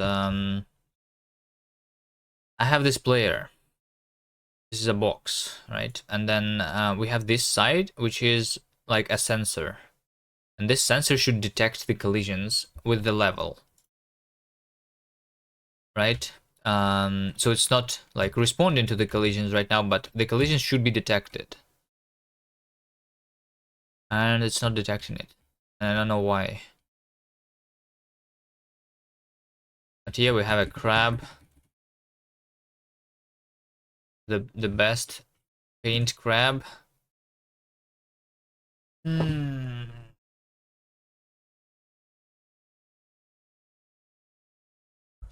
Okay, what if I do collision events for the player, right? So like I want to see all the collision events with the player is definitely colliding with the level, and sometimes not colliding, right? So it's like my sensor is set up somehow wrong. I'm using this bevy repair library, in case you guys know. Yeah, see? We're stopping. So the collision of the player and the level, those things are being like detected properly. But not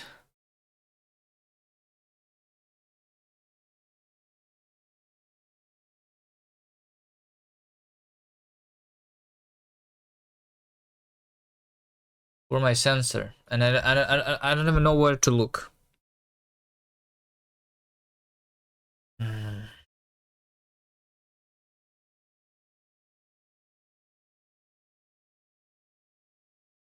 I need to look at the examples because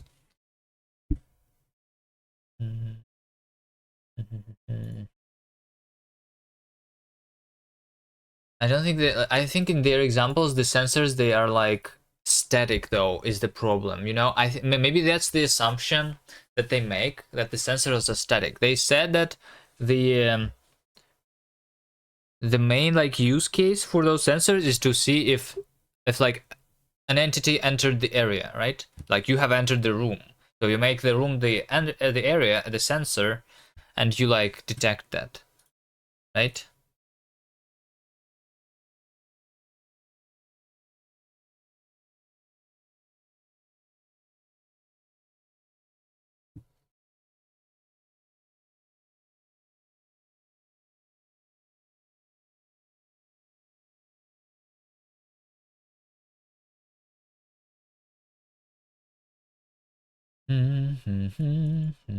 So yeah, this sensor is static.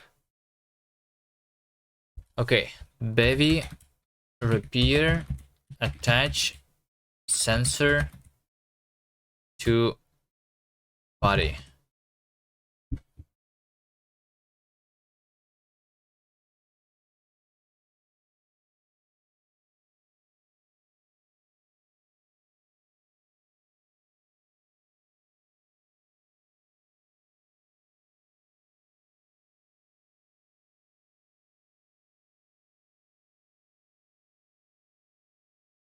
I'm not going to be able to Google that, am I?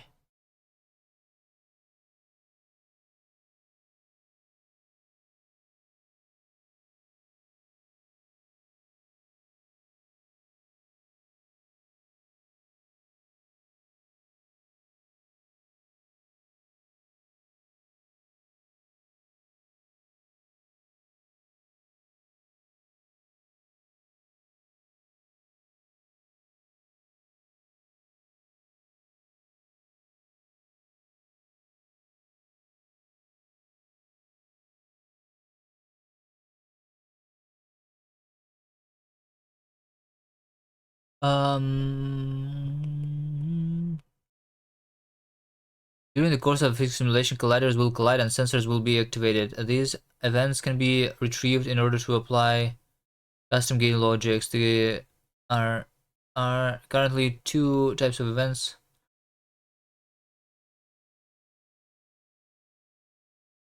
Well, wait, Yamshot, hello. You are familiar with Bevy. Can you help me? I'm trying to do sensors with a repair.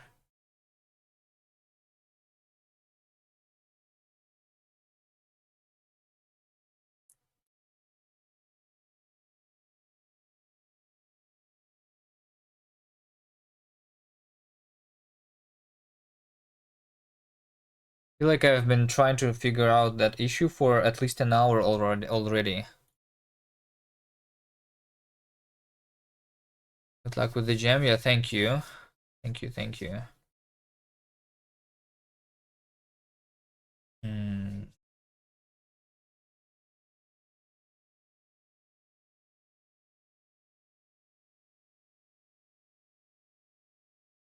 Intersection event triggered when one sensor collider and another collider start or stop touching. So like I literally want to know when the sensor is like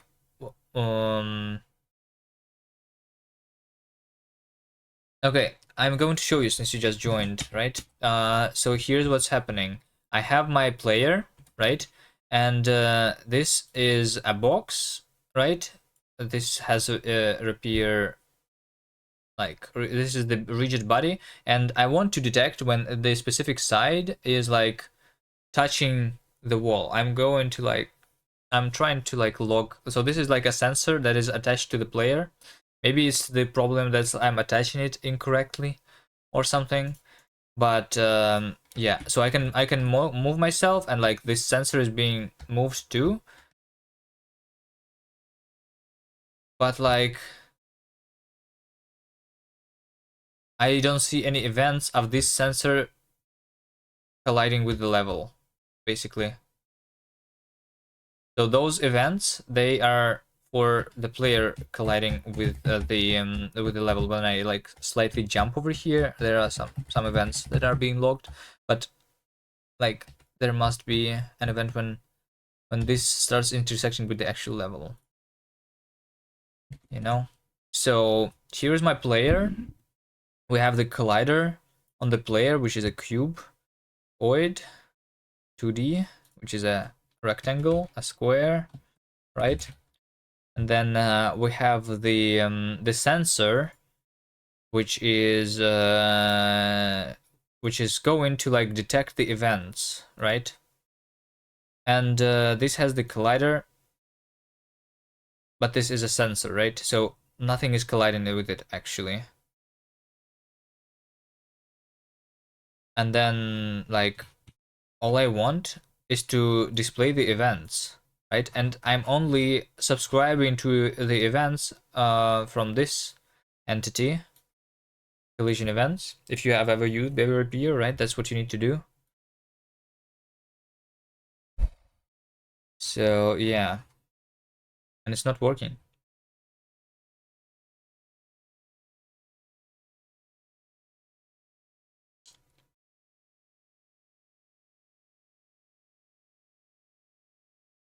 Started, stopped, started, stopped, started.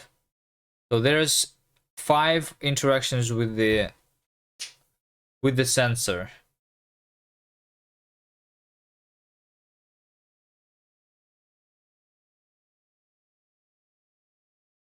I'm trying to skim through the code. If you want, I can like commit it so that you can read it. Maybe like run locally. Okay.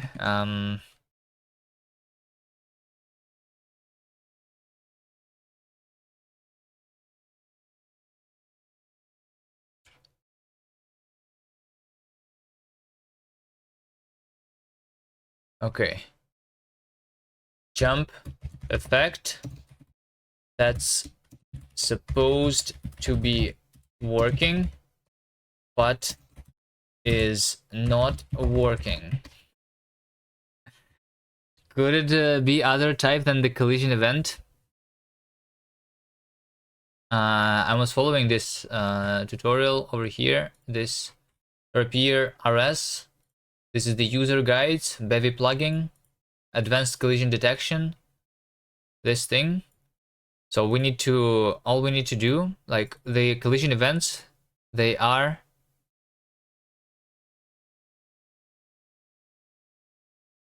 so I need to like subscribe. I need to like at least one of the entities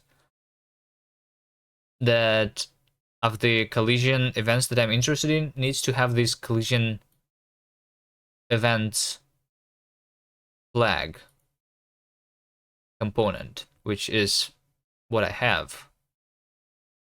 I even have some events, but then they like stop completely.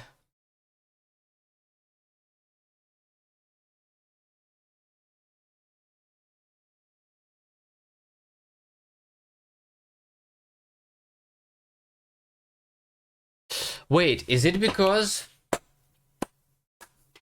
Okay, I'm pushing so that you can read it, right? You know where it is? You want me to link?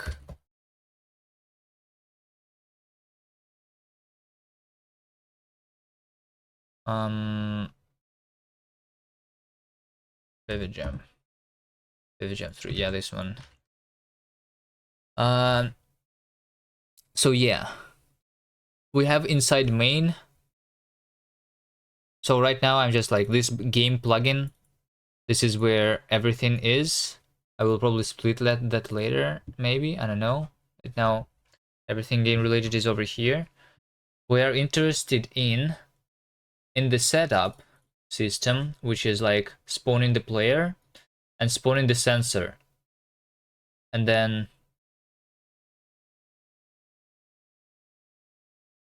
like literally you see the movement on the screen, right? There is this display events system that is just literally logging the all the collision events, and I'm not seeing the ones that I'm interested in. That's the problem.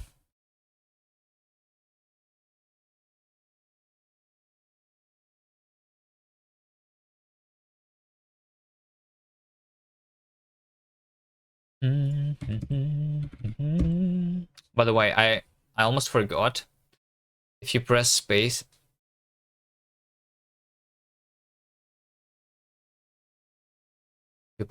then we're going to have the sound effect, the best feature of the game.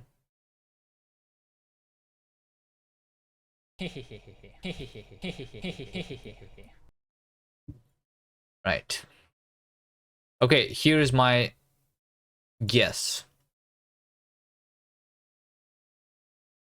Maybe I need to mark the sensor as rigid body still, but like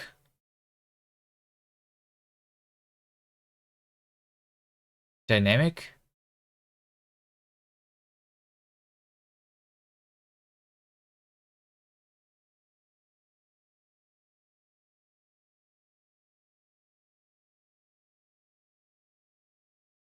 I'm not sure for whatever reason. Events have two form in repair. Yeah, I know, but I only am interested in the collision events.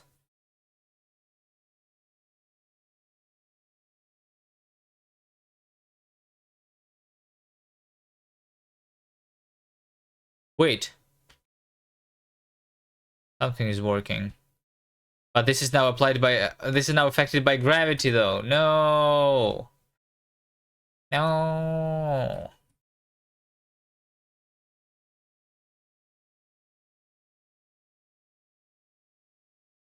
Yeah, we need to do the broad phase. Wait, the narrow phase, but... Wait, hold on. 1 second.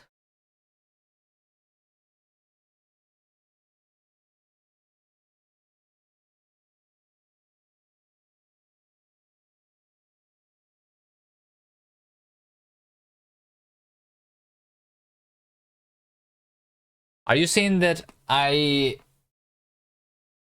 am detecting the broad phase?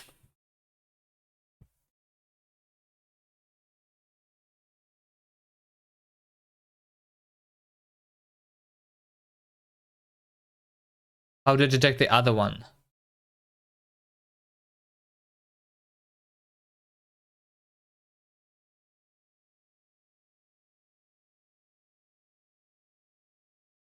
How do I change it to be like for the narrow phase? These two graphs are part of narrow phase structure. Contact graph, intersection graph. Well, so contact is potential pairs between two non-sensor colliders. Intersection stores all potential intersection pairs between a sensor and another collider, as well as the result of the Boolean intersection test.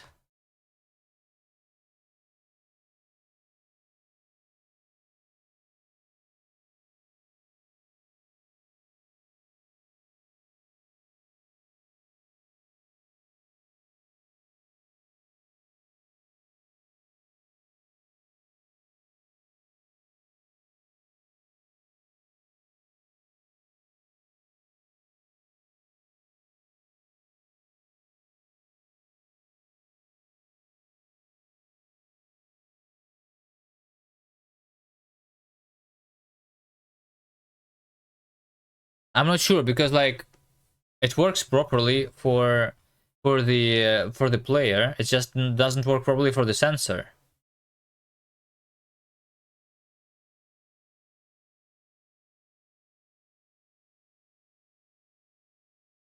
What if the sensor is the fixed?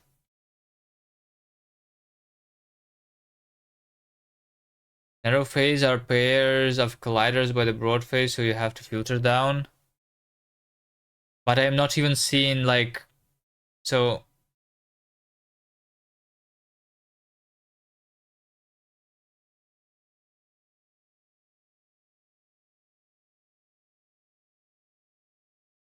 it doesn't change anything. You have to filter down to compute the contact points. But I mean, there's nothing to filter down. I'm not even seeing the things that I want to see, right? I'm not seeing more than I want to see. I'm seeing less than I want to see.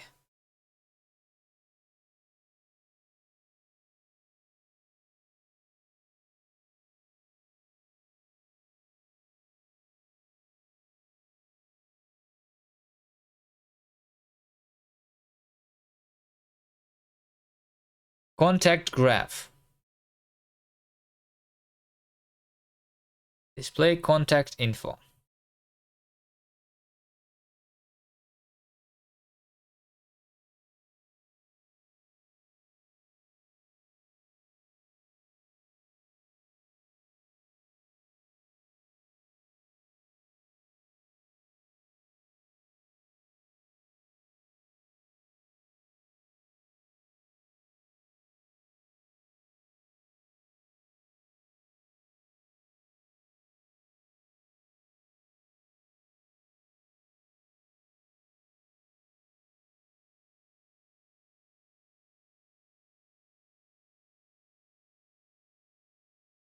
Entity 1, entity 2.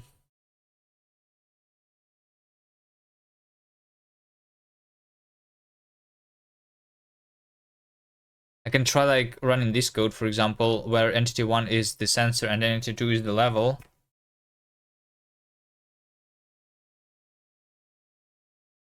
way I'm reading collision is fine. It'll show everything available. So why is the collision with the level unavailable to me?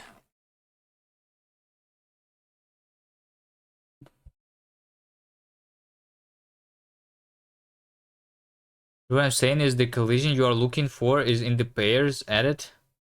How? What am I? What do I need to? What exactly am I looking for?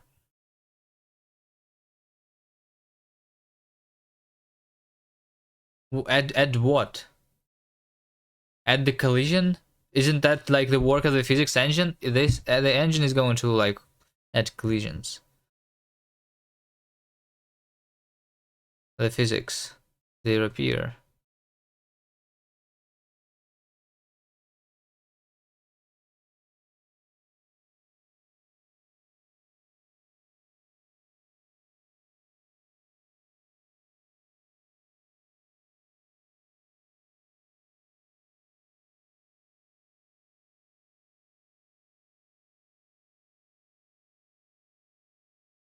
Okay, I'm going to do this.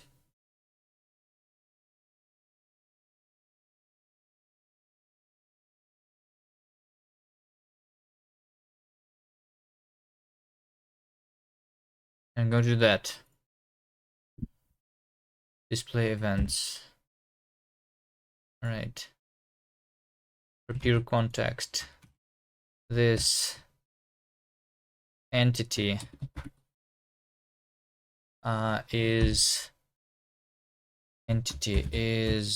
query entity with sensor. Okay, I only have one sensor, right? So entity is going to be entity iter next unwrap. Can I do unwrap here? I think I can.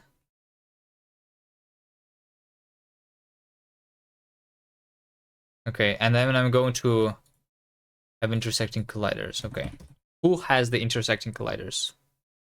By the way, when I'm like when I am debugging the entity, can I name the entities so that I don't see just the IDs? I don't think I can. But I can find the entity, the names if I add them as components, I guess. So yeah, see level entities 7 and 8.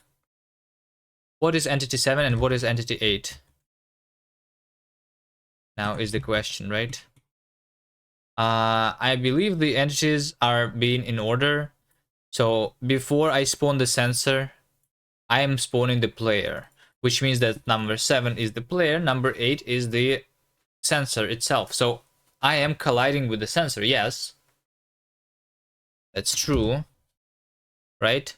But when I'm moving down, I need to be colliding with the level, but I am not colliding with the level. It's only the player and the sensor that are colliding each other.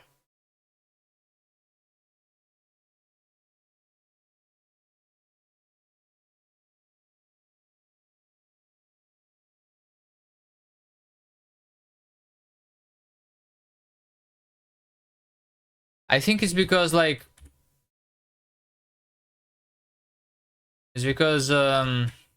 all right. Okay. You know what? I'm going to do this. I'm going to do this.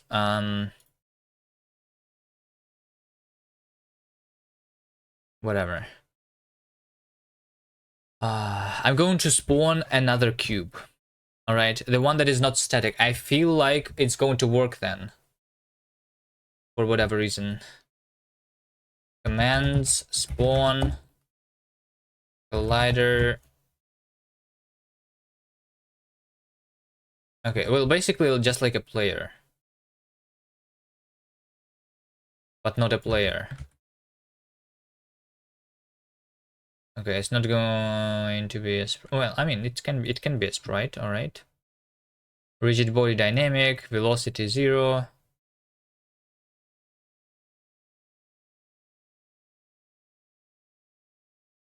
Cuboid, external force, okay. Just going to spawn it at slightly different position. So that we can like collide and we can like bump into each other, right?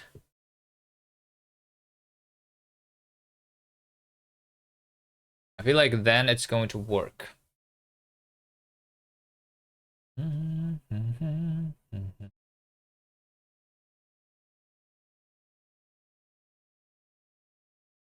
It does work. See? Okay, here's the problem.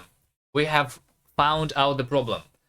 My events are there. See? I am seeing the events. Started, stopped, started, stopped, started, stopped, right? But like it only works with another dynamic object. It doesn't work with static objects.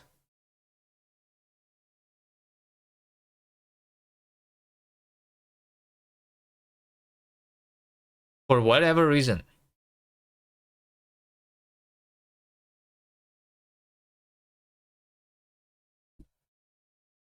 Repair sensor static object.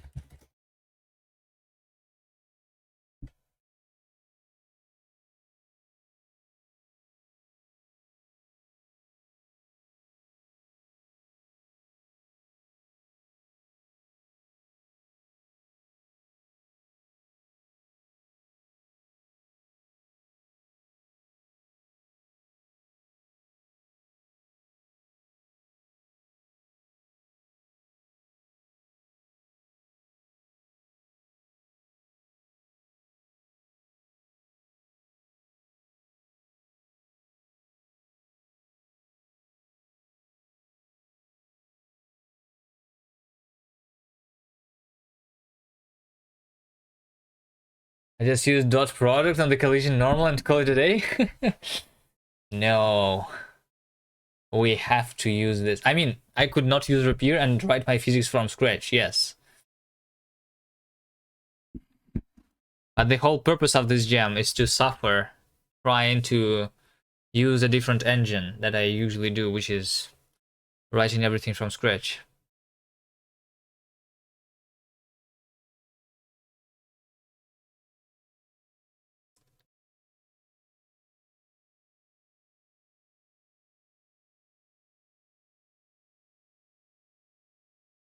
Do you get the collision normal of the cube with the world? Or is that not a... Oh, yeah. I guess... Wait. On the events themselves, it's not, but I guess we could find the actual collision, right?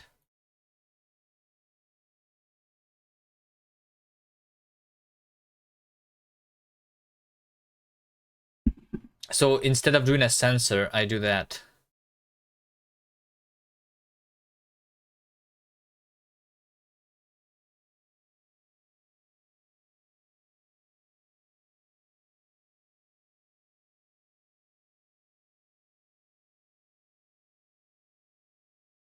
Okay, collision event flags. No, started, stopped.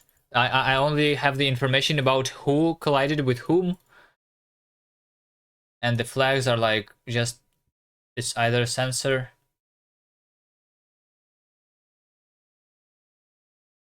Or not sensor. But there is a resource that you can use.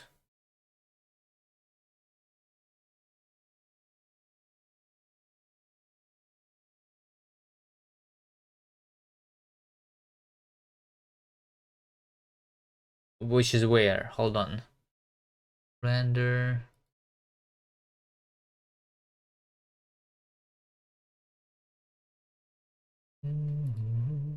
Geometry.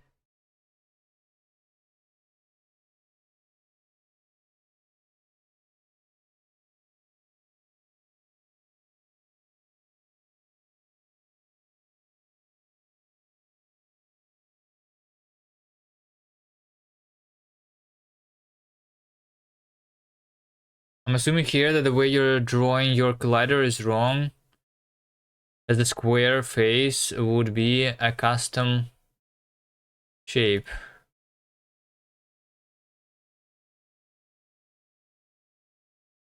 The way I'm drawing my collider is wrong. Wait, but the way I'm drawing my collider, you know how I'm drawing them?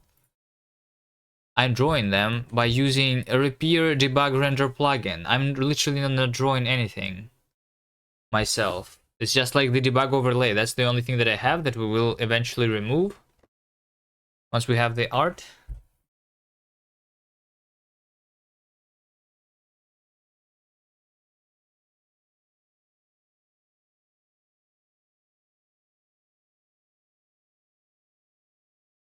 When you say draw, I don't mean render-wise.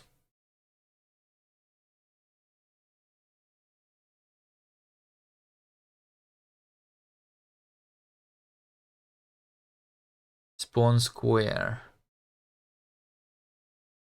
Spawn bundle, rigid body bundle. With collider. Which square?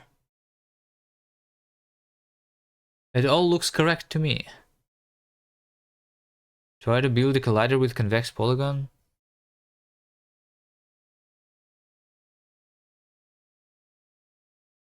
For what exactly? Like for the sensor?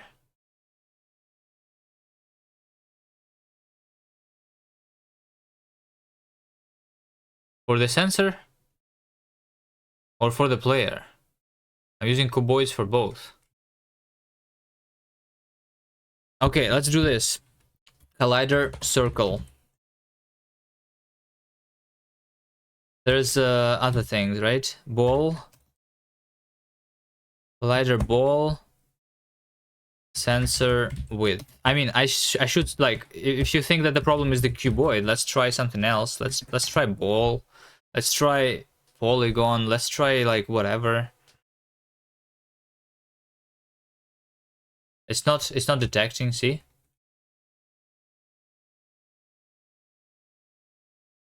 Can I collide with this one though? Okay, see? So over here, when I started colliding with the actual like other object that is dynamic, I have detected this. We have started the collision. And then when I'm moving away, I stopped the collision, okay? So this is Paris holding the soaring ring. Yeah, exactly. Like, it works. It works, but it works only for detecting the collision with that thing, and not with that thing.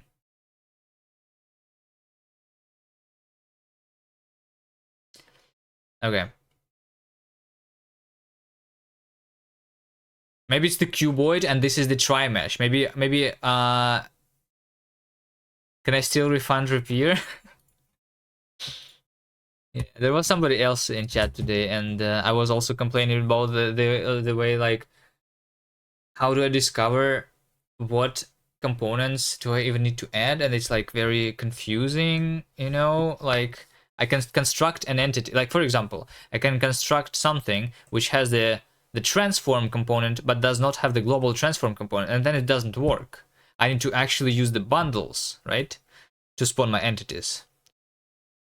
This is like overall, like, I don't like this, you know?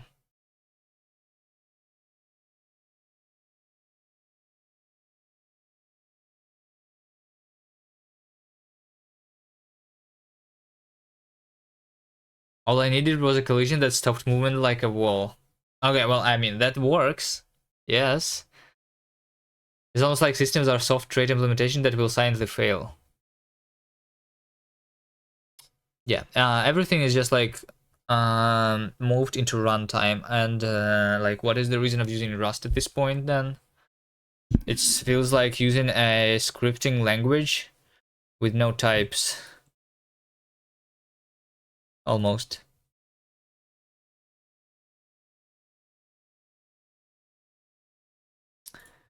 Okay, well, I don't think we are going to solve this issue in 30 minutes, so yeah, take your time. I would say change the shapes. Okay, yeah, let's try. Maybe the problem is the mesh. So like, okay, I have already solved one problem before, which is like this tri-mesh. It's just like a bunch of triangles, right? And these triangles, they need to be specified in counterclockwise order. Otherwise, I'm not colliding with them. All right, and it's not documented anywhere. At least I didn't find it.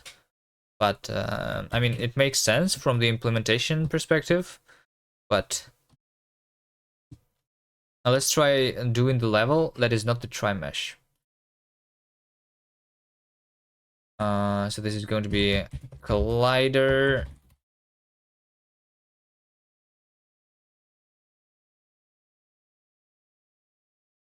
Half space. Back to 0. Back to Y. Okay, let's try this.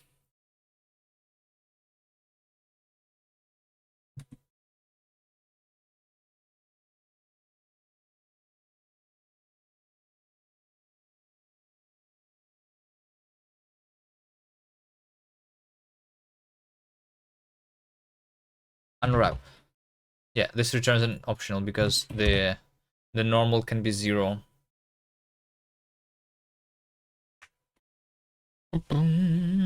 I think I have literally spent already 2 hours on this issue.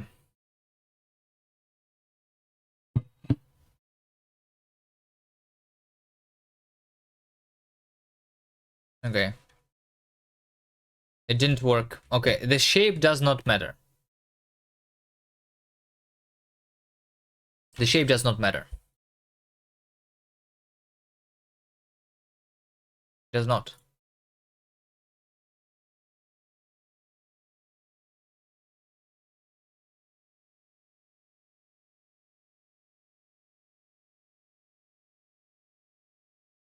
I feel like just the rapier is just not even trying to find the collisions between the objects that are assumed to be static. Right? Because why would it? It's like, yeah, like one of the objects, if we're going to have events, needs to be dynamic. You know?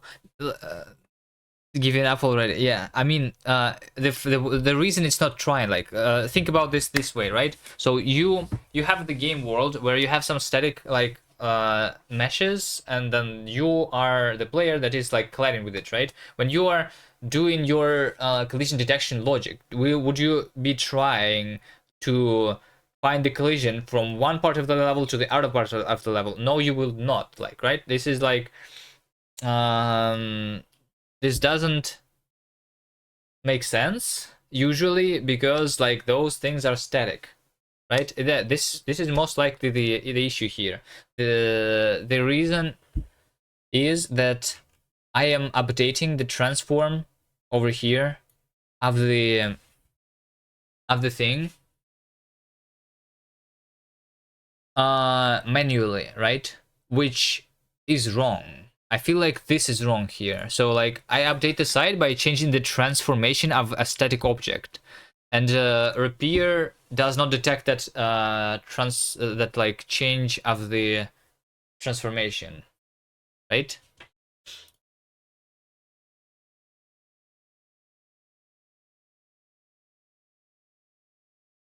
You know, I need to like I need to do something else.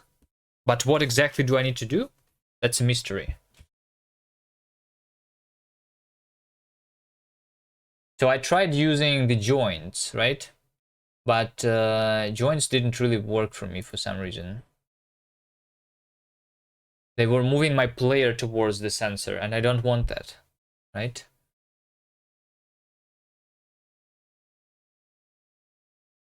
But maybe I should try again. Maybe I should try doing the joints.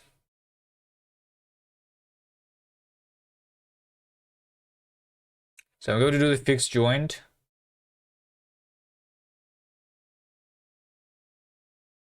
So I'm basically implementing a herd box. Yeah, exactly. It's like slightly outside of the player.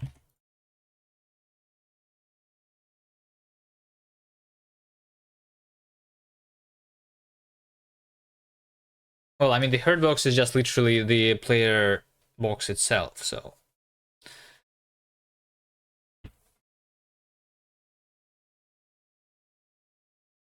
Well, I mean, no. Technically, yes. So it's like, if I'm like holding the sword in front of myself, that would be a sensor, right? So yeah. It's not really like doing physics to other things. You always confuse hitbox with hurtbox. Yeah. It's a sensor. Hurtbox. I never even heard this naming for this.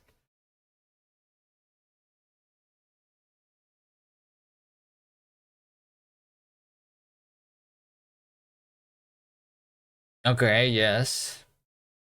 Okay. Maybe some examples. Maybe some examples. Maybe I can find something in the examples again. Joints. Is there a joint to the sensor? Sensor. There is no sensors in this example. Okay, let's search this baby repair to sensor. Sensor. Okay.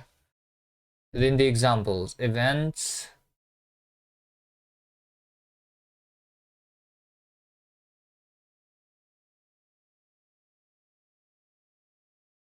It's not.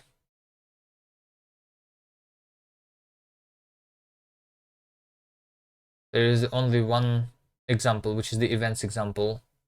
This is the only thing that actually uses sensors. The only example. And in this example, the sensor is static, which makes sense, right?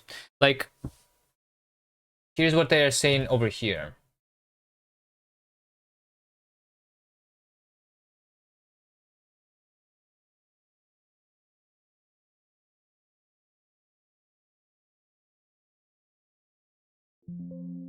Where's the sensor? Colliders.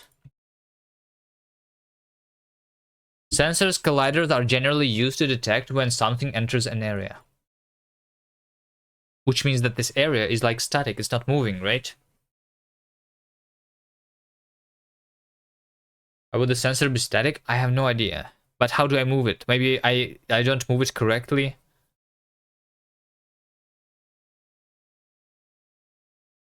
But I want an area that enters something. Exactly, that's what I'm trying to do.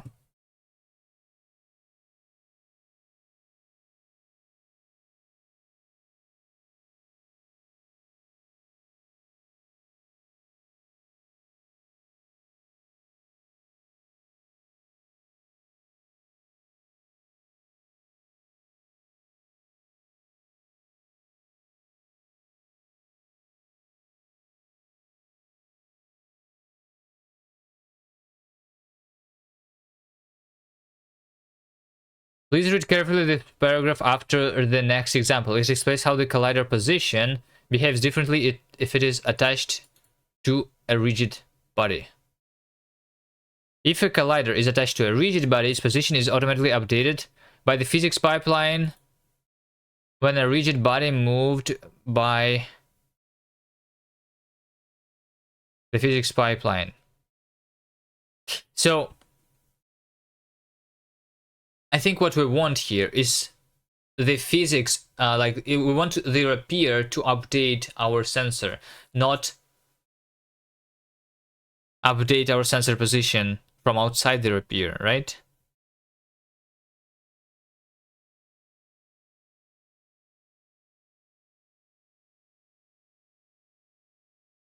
Maybe.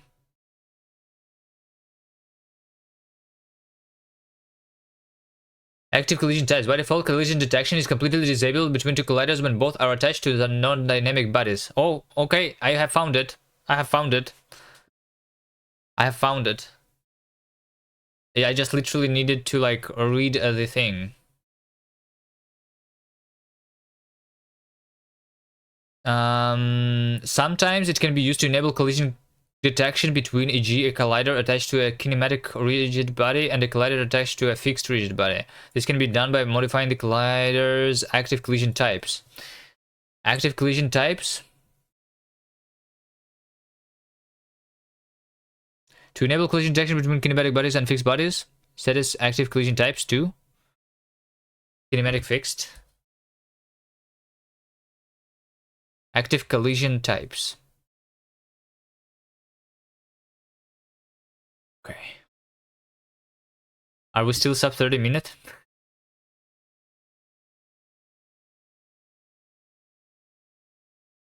Okay, so just like active events that I need to subscribe to, I need to subscribe to like actually detecting collisions. Okay. Active collision types. Dynamic, dynamic, dynamic, kinematic, dynamic, static, kinematic, kinematic, kinematic, static, static, static. What I want is static, static for this specific sensor, because this sensor is actually static, right? I mean, can I just do all active collision types? All? Why don't I just do all?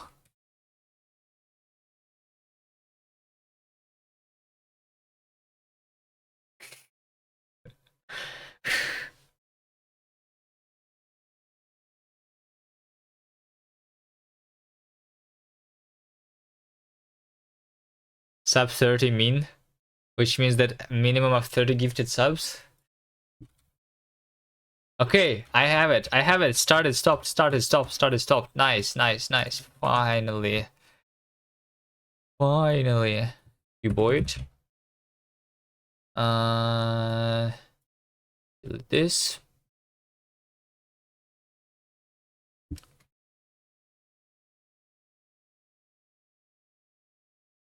Okay, I have the events. I can stop displaying the events, I guess, too. I don't like the system being here. Alright, and then we have side events. So this is propagating the event from A to B.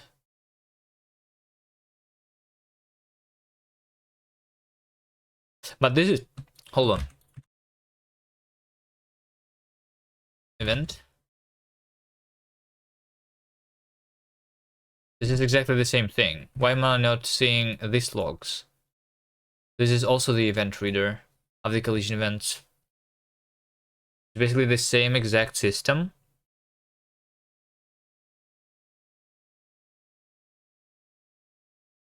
Why is this one not working?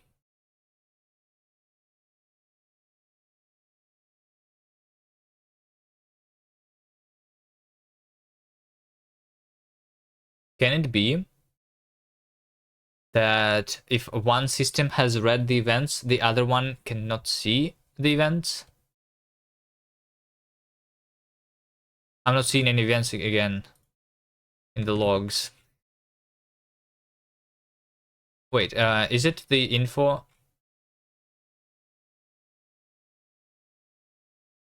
What if I do print? Maybe it should be like print length collisions either. I guess I need to undo the deletion of that and see what's happening, because like those systems are exactly the same. I'm just reading the collision events and writing them to the thing, right?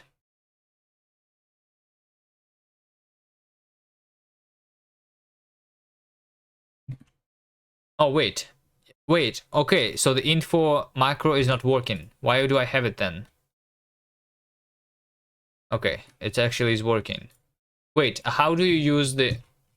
Hold on, wait, what? But this is from the info, so, okay. What? The info.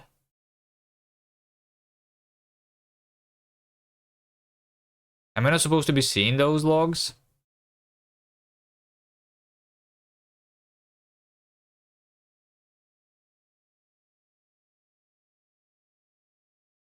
This is from the tracing crate, which is Bevy is using, right?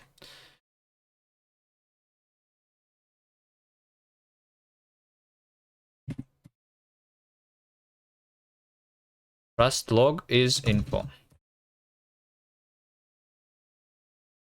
Maybe?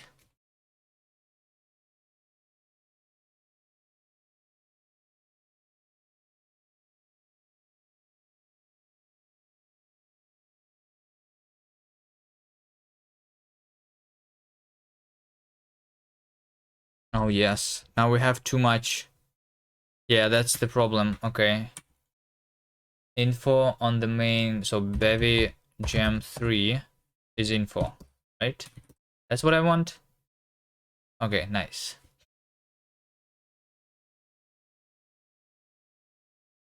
So we have those.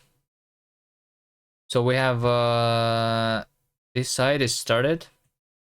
So this working. I will remove that now. And then we have the jump effect, right? Which also has this side events. Can I do over here info event? Arrive bug.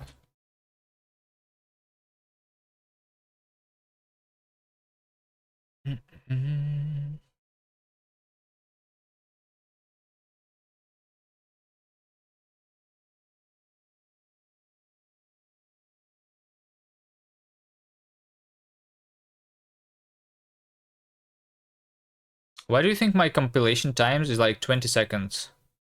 This is debug builds, and I'm using dynamic linking of bevy.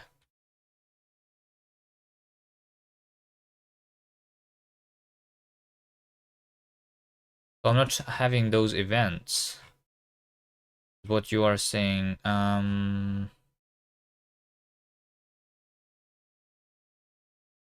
Yeah, so this does not work. Check. Sides contain A.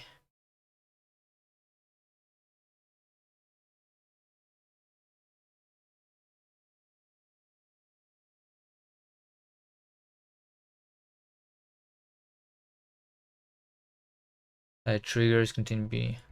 Wait. Okay.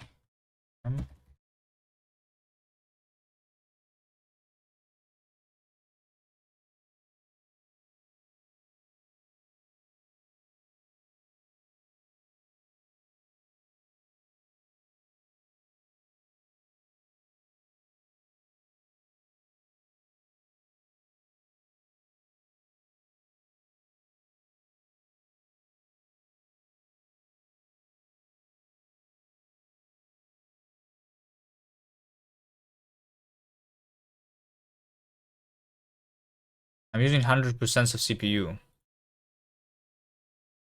That is why.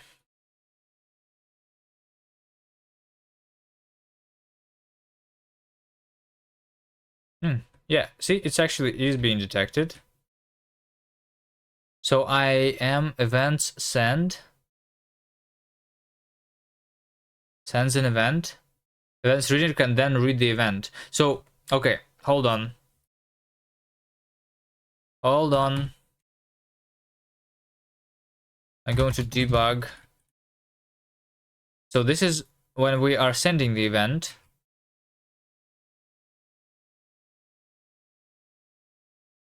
And this is when, oh wait, player. External, okay, I see the issue, okay. See the issue. Okay, it's going to work now. You are ready, guys? Are you ready? Are you ready?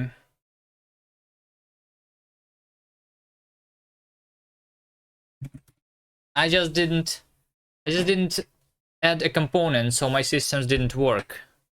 I forgot to add the component that is required for the system to work, you know?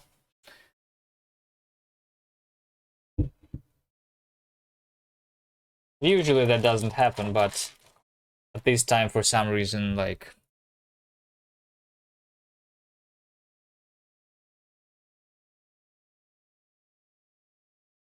okay.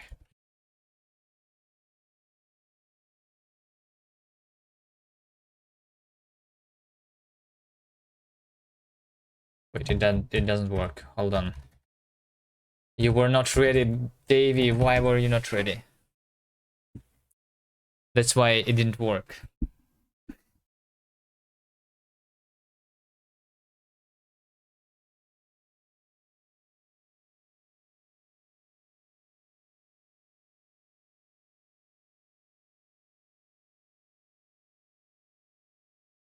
Yeah, see? I have this events over here. Sides get side. Okay. Info. Applying.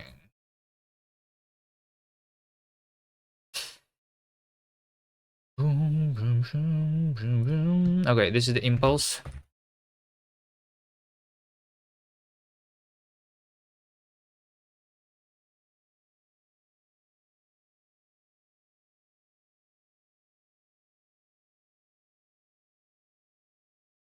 Ah, shit.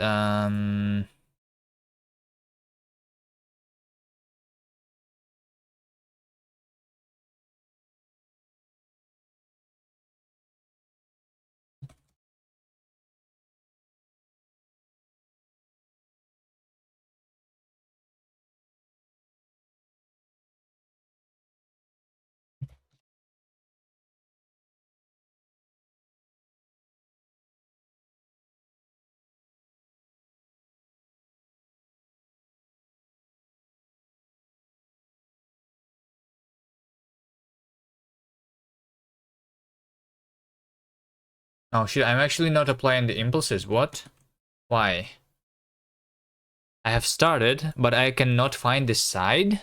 Okay, so what is the side? The side with the jump effect? Have I not? Wait. I have not added the jump effect to this one.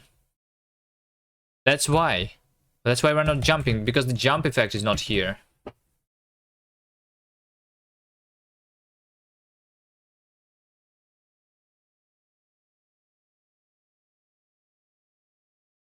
Are you ready now, Davey? Are you ready? It's going to work right now. I'm telling you. Oh shit, it works.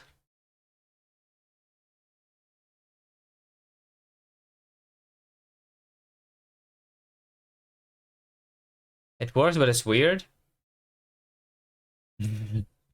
What even is happening? But it kind of works. Okay, well, I see the problem.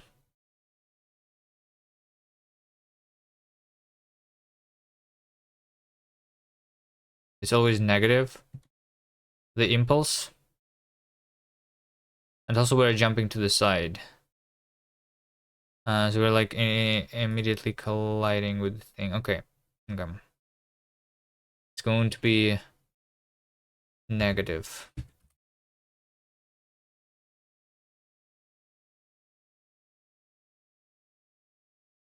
The detector is lagging behind or something? Yeah.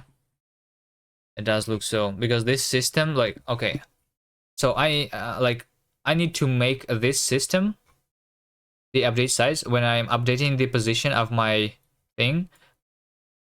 I need it to be like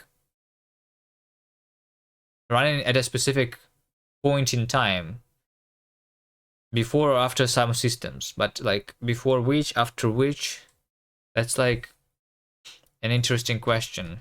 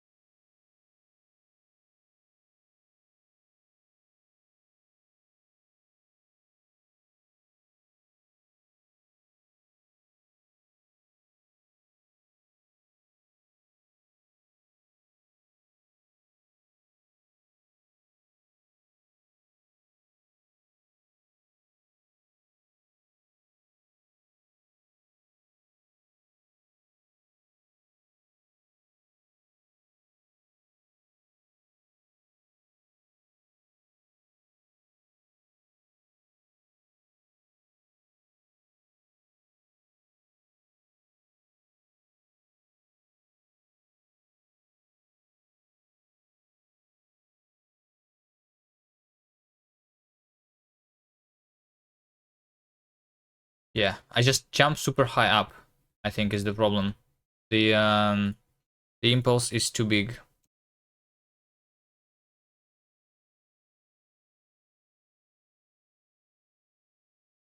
That's the problem. Because we multiply this by 100. Let's multiply this by 10 instead. Here's one other like question that I was asking before, and I don't know the answer yet. How do I make it so that those numbers are not like magic numbers? Okay, so I jump, but the jumping is definitely not enough, right? So it should be more. Should it be like 50? Maybe.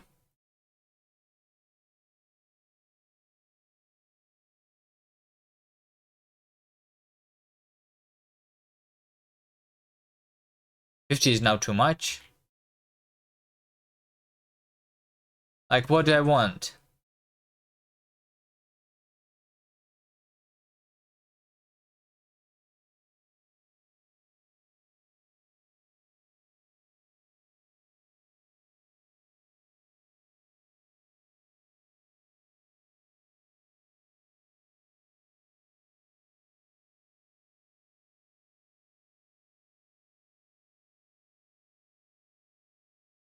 I feel like I want to.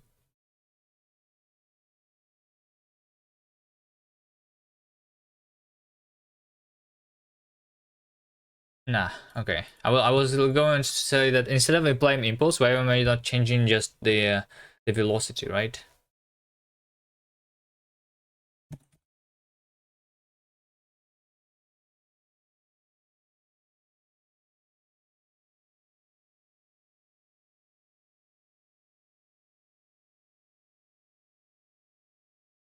Okay.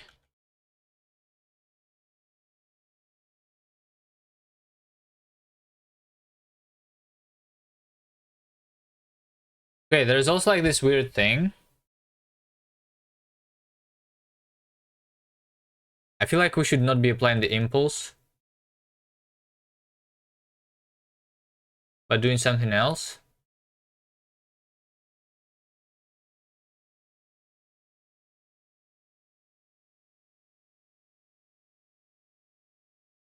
Okay, here's the problem, okay? When we are going from high up into the ground, right?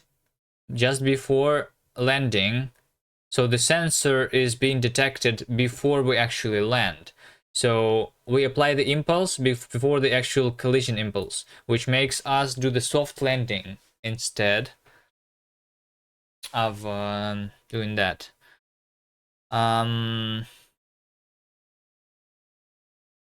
I feel like this should work more like in the farting game, where I literally just set the velocity to be at least this along this normal.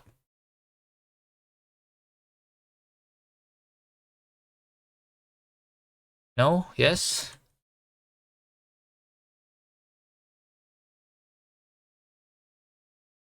Okay, well, maybe not the impulse, maybe the maybe not the velocity, maybe the impulse. Should be at least that.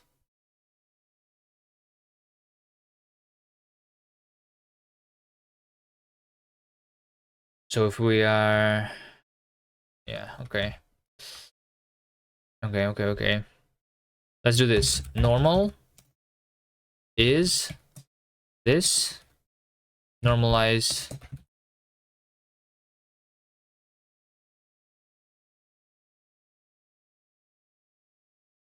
Now we have the normal.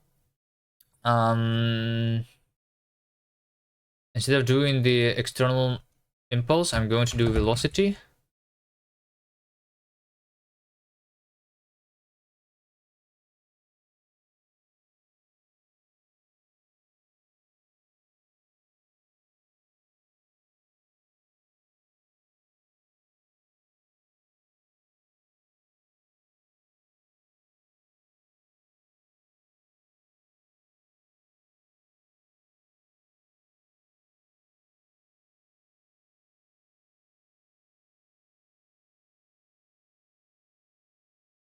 Well, now that I think about this, like, okay, why is this sensor not just this line? So like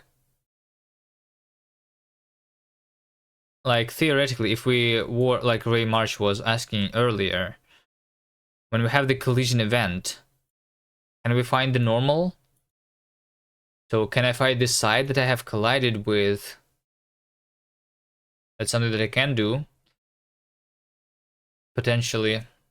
So yeah. On actual collision, we do that instead of doing the sensor. But I think sensor is still like useful, like especially when we are going to attach ourselves to the ceiling, right?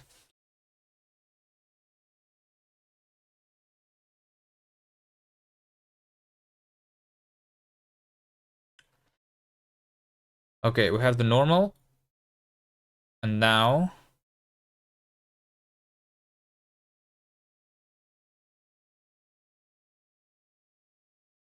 velocity.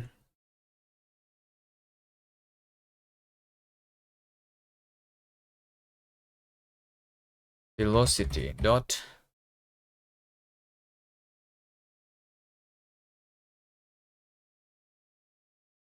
linear velocity.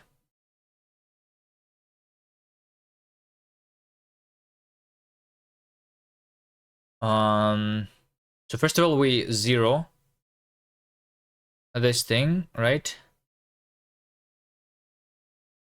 Minus equal normal multiplied by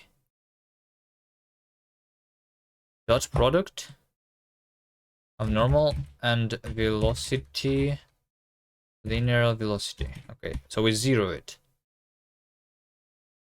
And after that,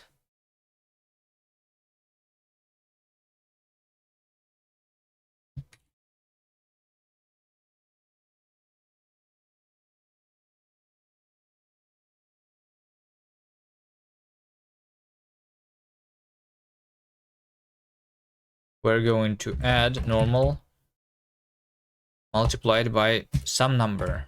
Let's say 10.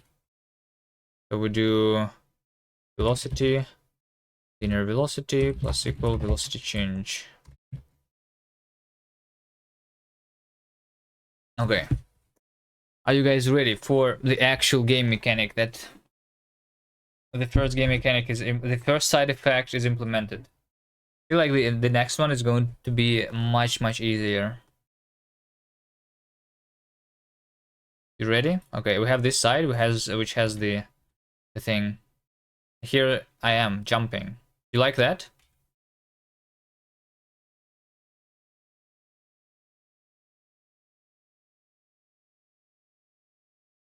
So like, okay, here's the thing. When I'm doing the rotation, right? Which means that I'm going to be like rotating in the air, right?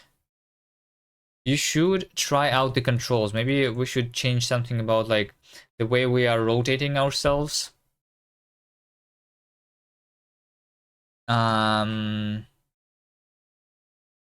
I will change the sensor size also.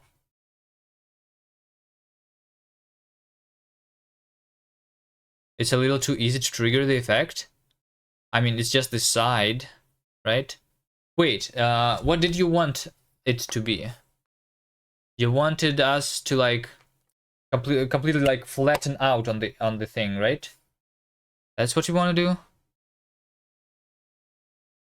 I can do 2 sensors on each side and check that both are connected. Or I can just check the center, right? So literally just make a small thing in the middle.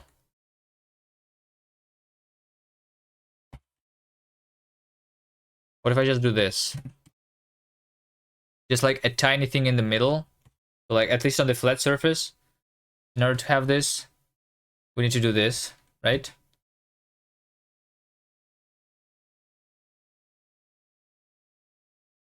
You like that?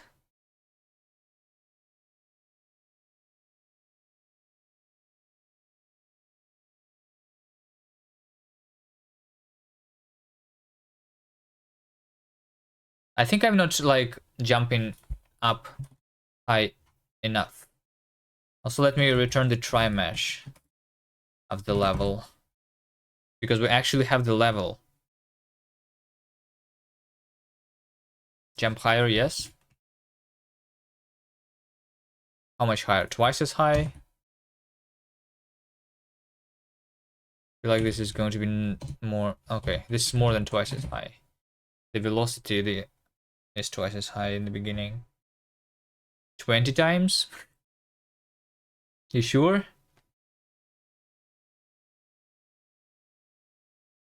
Alright. What do we have here? Linking failed.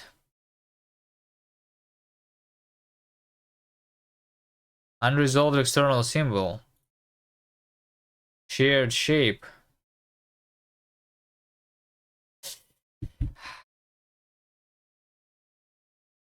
Cargo. Clean. Bevy. Repair.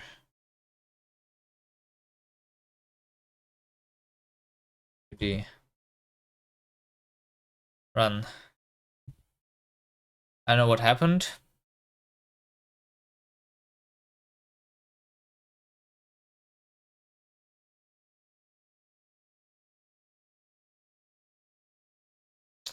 But I probably need to recompile something again.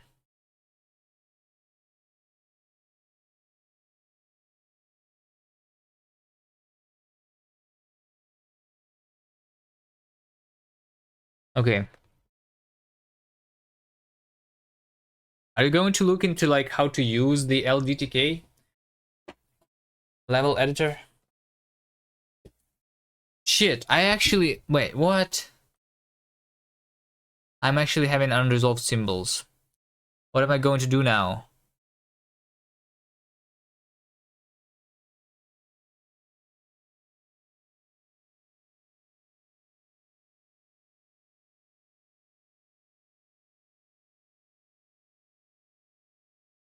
Unresolved external symbol.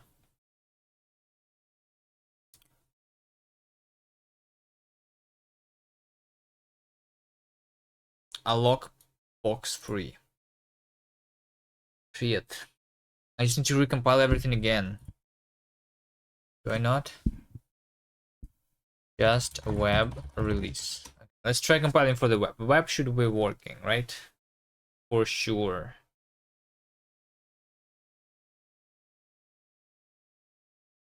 I don't think it's my issue, it's like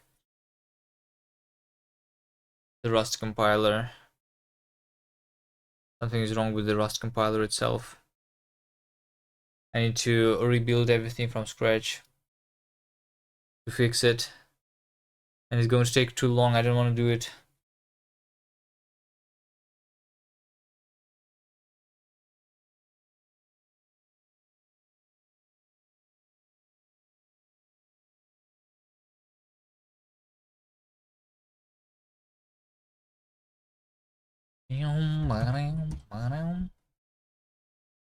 Is there any other people doing Bevy Jam today?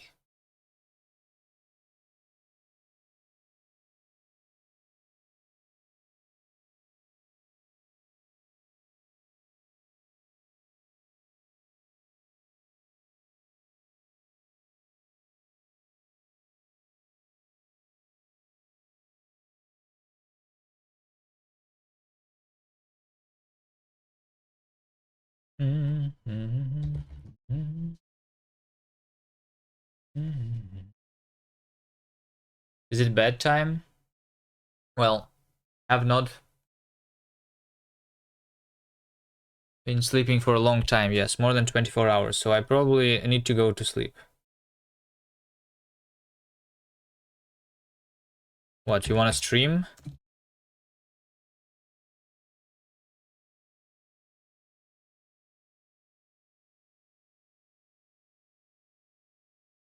Why? What do you mean why? Well, it's because I woke up, like, wait, let's calculate actually. Right now it's 7:30 p.m.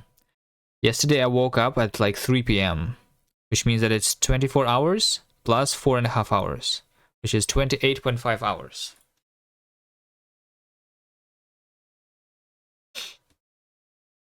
Yeah.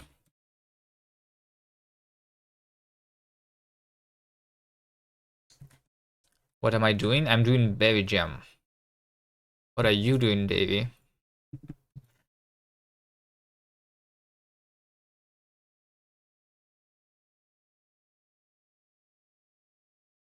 Wait, hold on.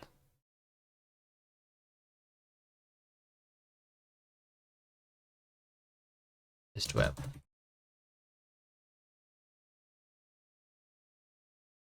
Okay, let's do this. Let's try the debug build of the web. This should be fine.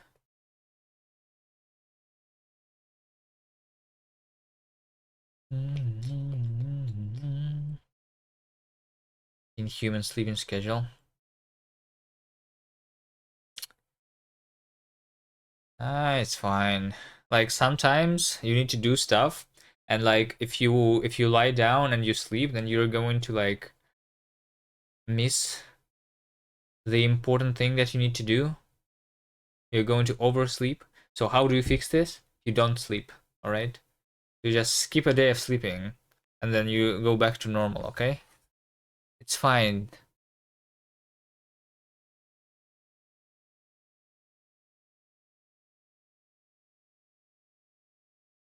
Paths must start with a slash.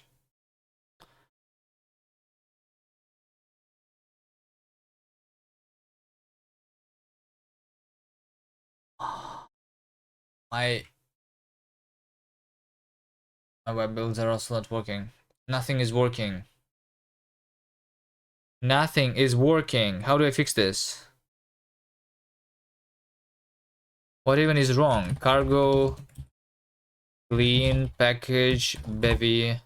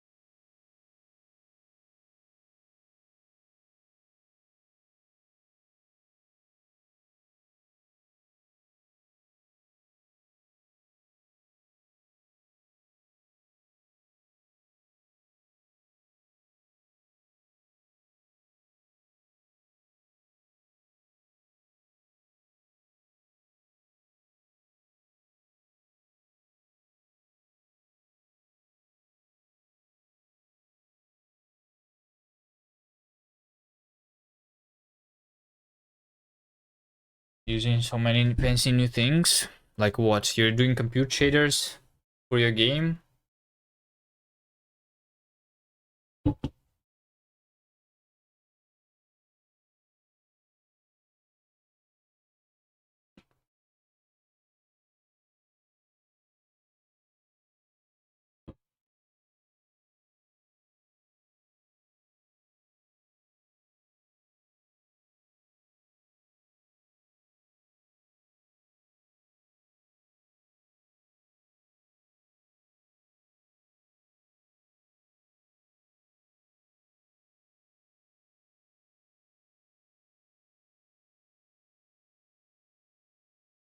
Okay, guys, nothing works. Nothing works. I cannot do a web build. I cannot do a native build. I cannot do anything. What is this linker error? Unresolved symbols. I think that's the problem with the incremental compilation. What if I do cargo run? Let's do the static build.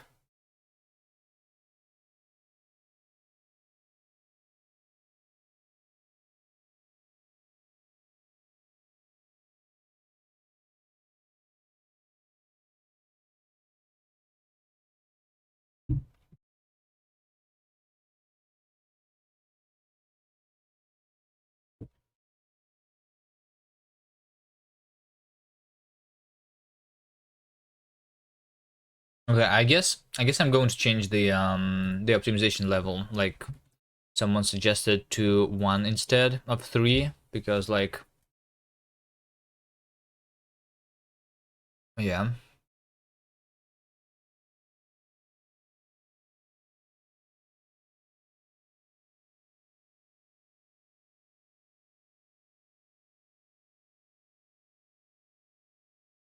because this compilation time is just too long.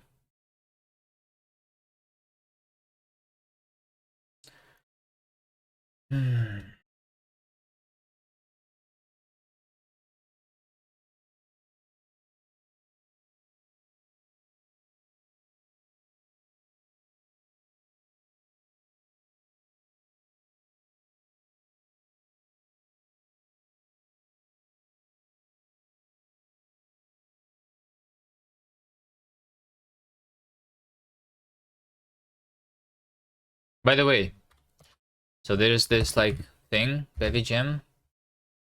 They have oh wait, this is my game.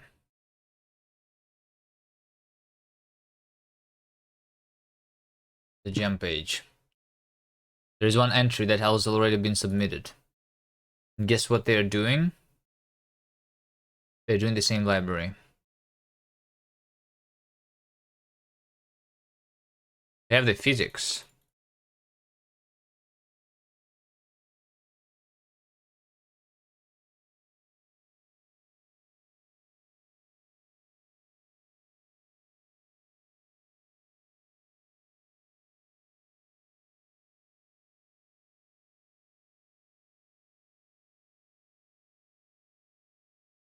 Looks good, just like our game, right?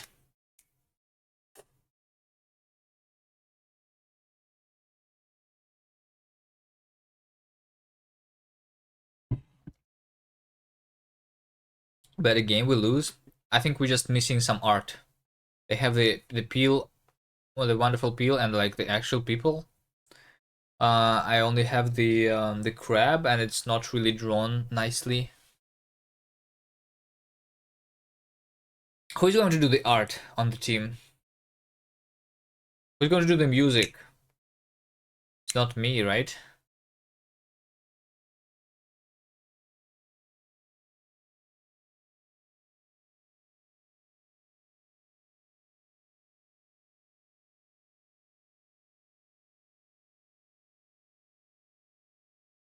I'm literally like half of the time waiting for the compilation, I feel like.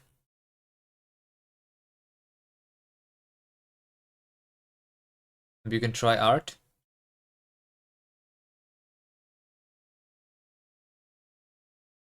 You don't know what style?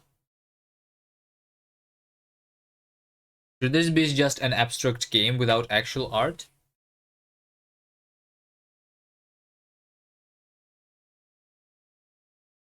Like, you know, Tetris style? Because we're playing as a cube.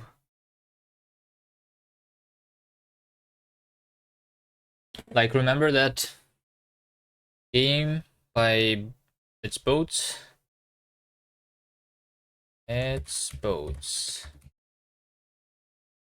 Garrett. Abstract game, yeah. Like,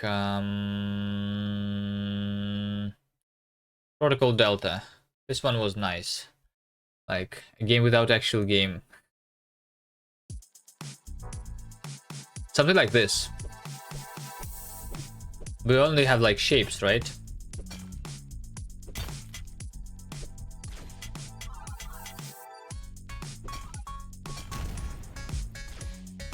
Bing, bing, bing, bing.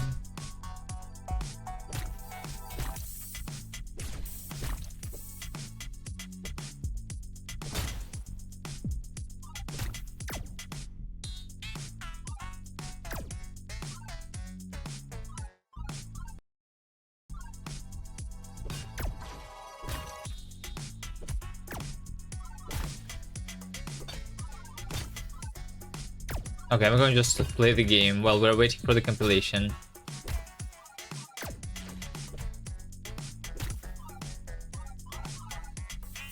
Bing, bing, bing, bing. I need to figure out while the things broke. So my web doesn't work. My nothing does. It looks like something can be made from Inkscape Pro. Yeah. But like, do I really want to do the art?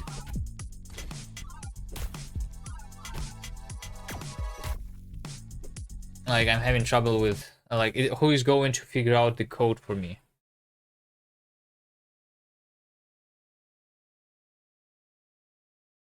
How long is it really going to take?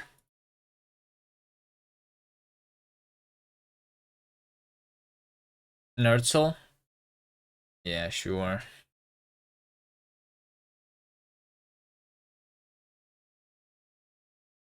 This compilation time like is impossible to work with.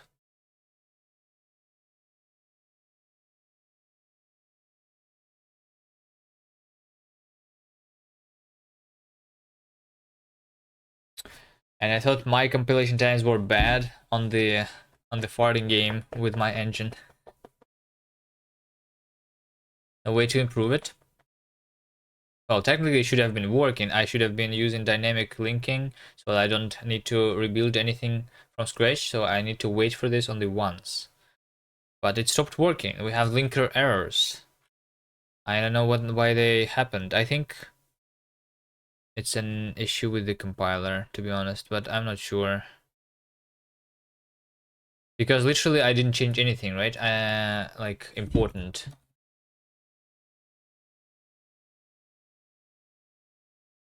I did not change anything important.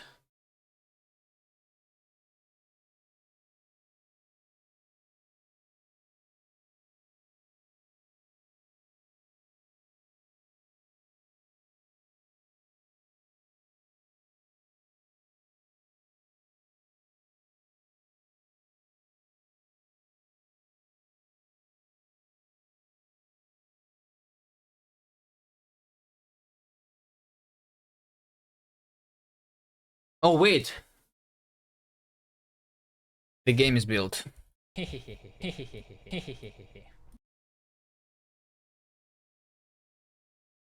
Oh wait, what did we even do last time?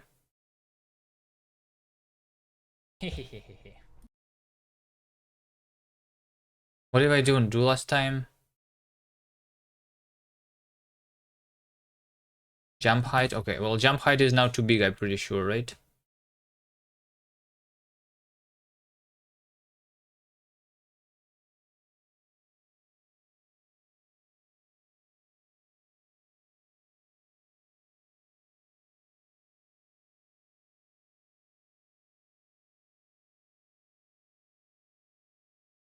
Okay, let's, you know what?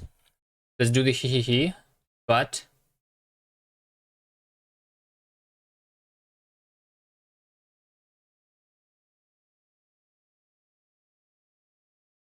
on the jump.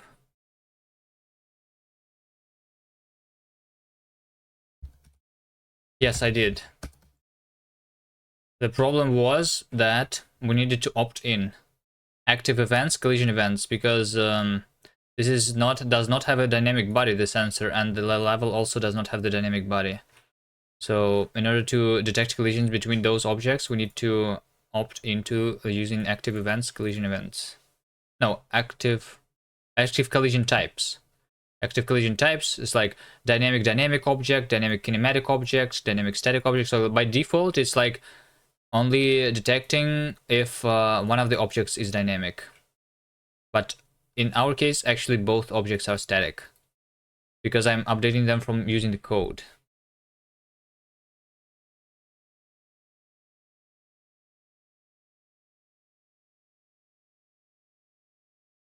Instead of using physics.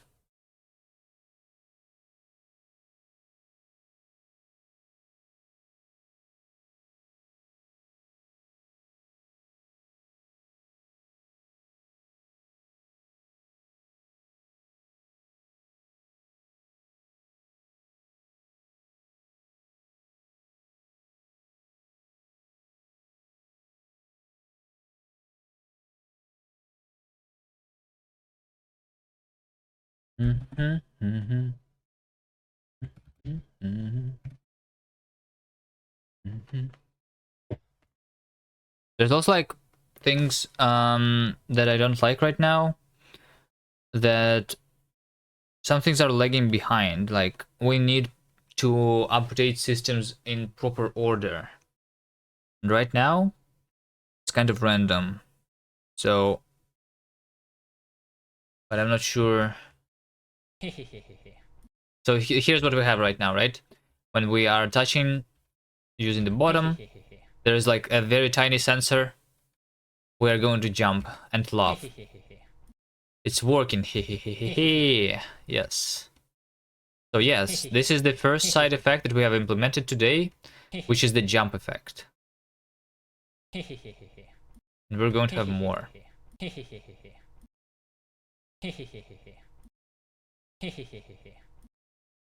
Kind of pog. Yeah. It jumps, yes, and it also laughs. Kind of fucking pog. Ah.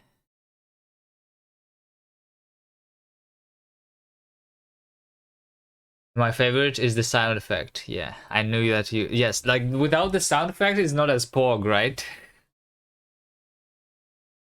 I was considering, like, doing an actual, like, bounce sound effect, like in the farting game, you know? Let's say I want a custom image for my chat thing.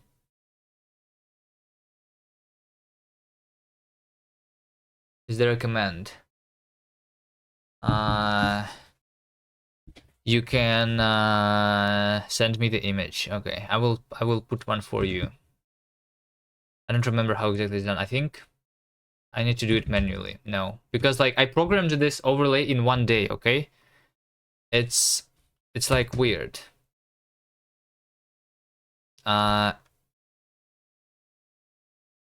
Projects, TTV, static, no assets, avatars, custom. Okay, you just give me a PNG and I put it here. And then I need to reload my overlay and it's going to work, which is also weird. Like, I don't know how to reset browser cache in OBS. The way I did it last time was like I removed some actual files. There's no button to removing the cache.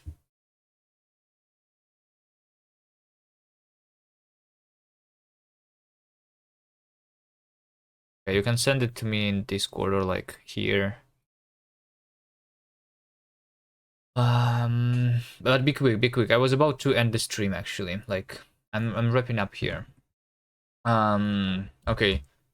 Actually working jump effect fog. Sent on Discord. Save image. Oh wait, can I like open this? This is like I can do wget, right? Okay, Ferris 3D. Themeless JSON.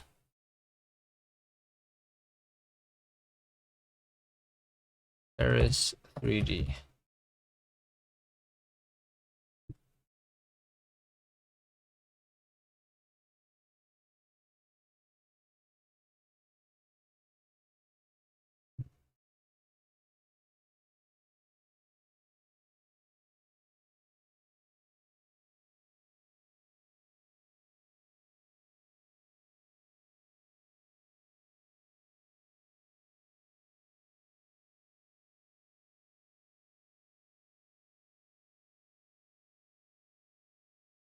Okay, crab.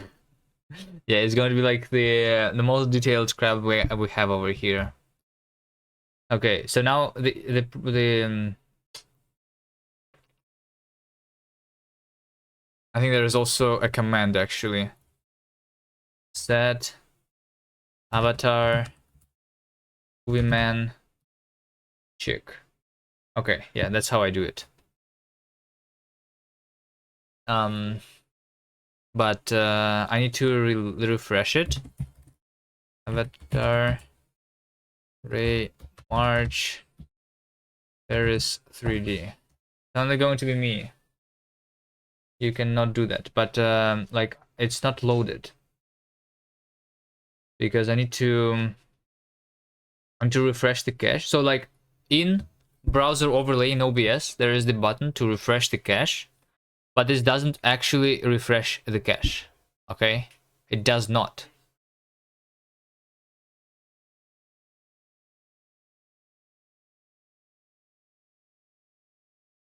If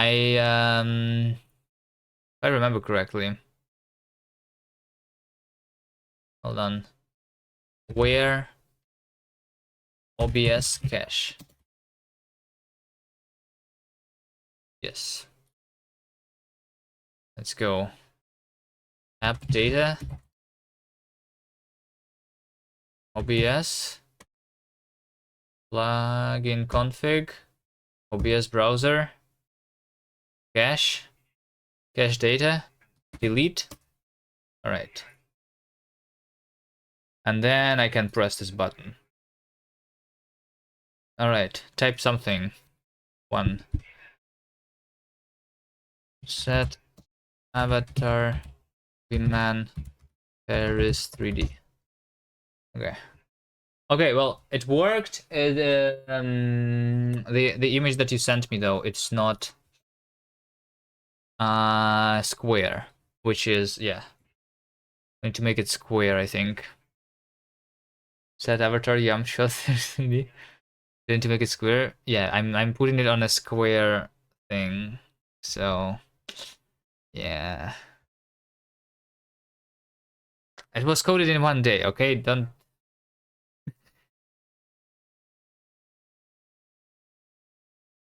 I can I need to like at least do 1 more day on working on my Twitch overlay, right? So it's slightly nicer maybe. I was thinking about like actually, you know, like figuring out like the camera over here and like making sure that these crabs that I can walk on my camera and walk on my head and like I can shake you and throw you away. Is this going to work potentially? I don't even know. But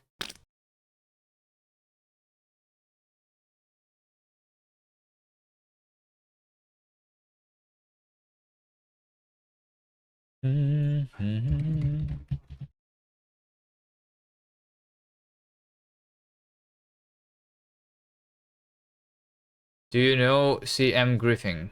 No.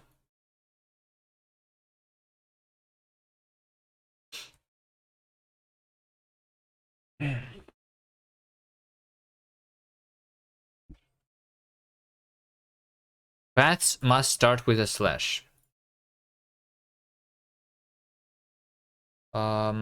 Trunk RS.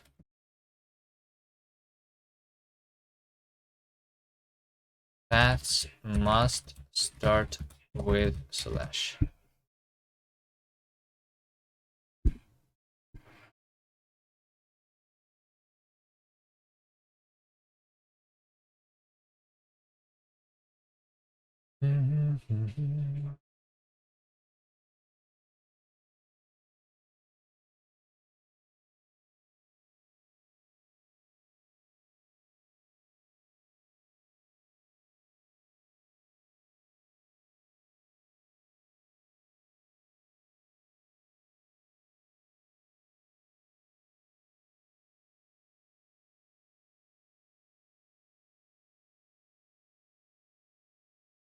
I don't know. They killed Kenny.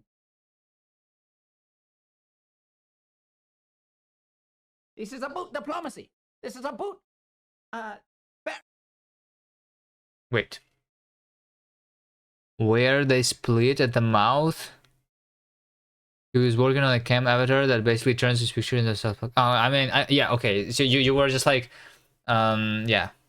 I mean, I understand that I can like use Rust to get the camera data. Yes. Control the overlay. Yes, we can. Like I don't even need to like get the actual camera myself. I can just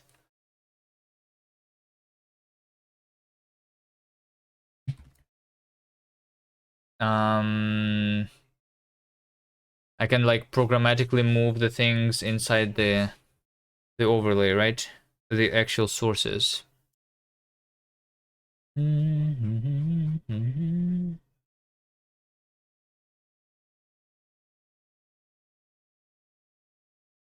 Hold on, I need to like delete plugin config OBS browser cache. Oh wait, there's no cache? No way, there's no cache.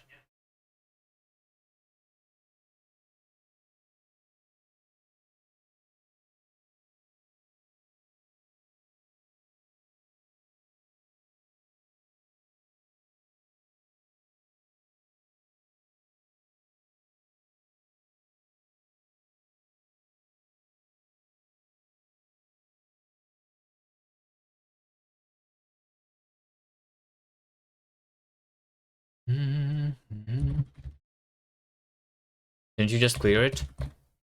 Yeah, but I refreshed and reloaded everything. I was thinking that it should put something in cache because like it just reloaded the thing, right?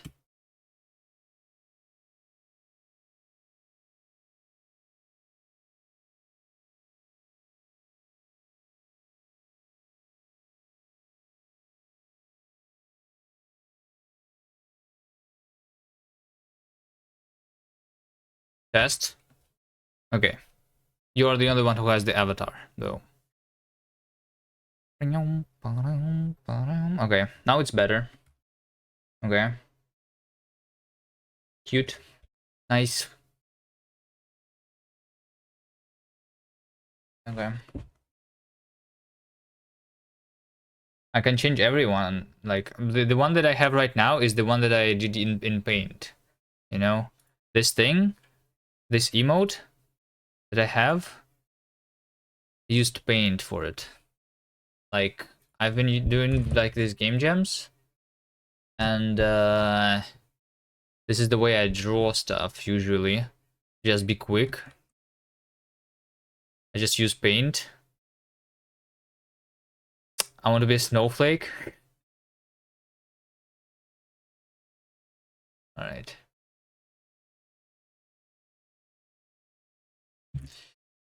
Yeah, because usually I don't want to spend much time on the art.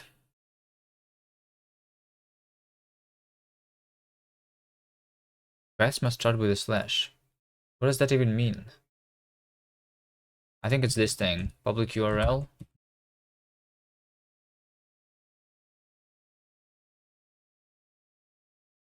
But this is how I make them relative. Which is what I want. Like, the problem is... This is how we make it work on the each. Because on each, you need to use relative URLs.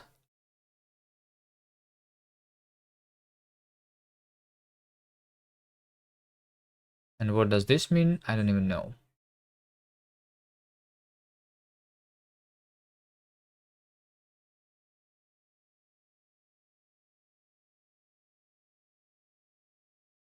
Yeah, I need to, yes, that's my use case too.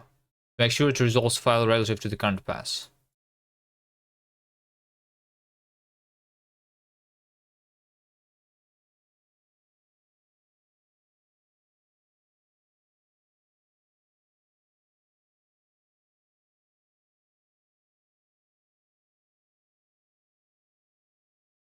It is possible to use multiple tunnel configurations for what?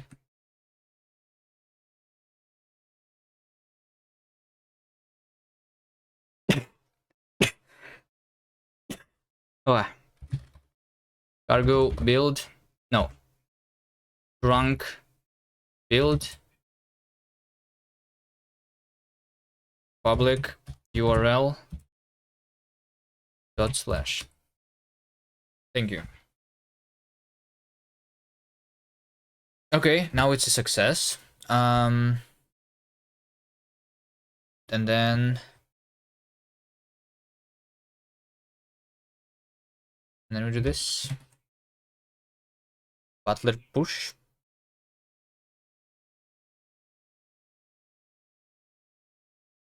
Okay. So here's this each page that we have. So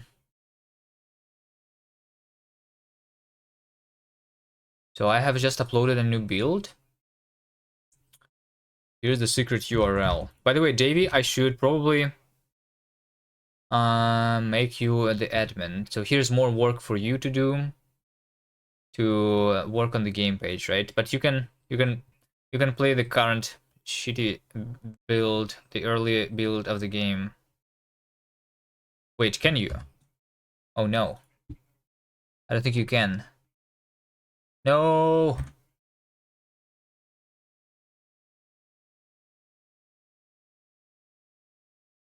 Does work. Slash dot slash. Yet. Yeah, okay, it does work. Don't worry. Okay. I'll make it work some other time. I think it works from my laptop on Linux. The trunk does not really check on it. Maybe I have a different version installed or something. Okay, anyway, I need to like stop for today. It has been too long. But yeah, we have made something work. So it's good. Go sleep. Yes, I will.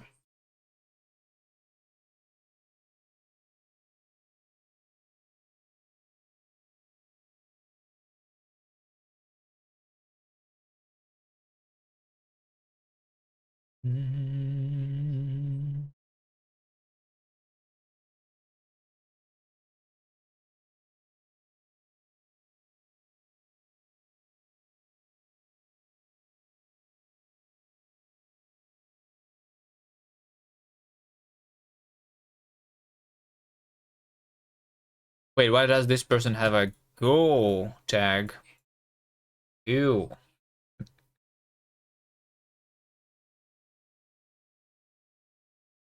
Similar bit day released game recently too. Yeah, I know.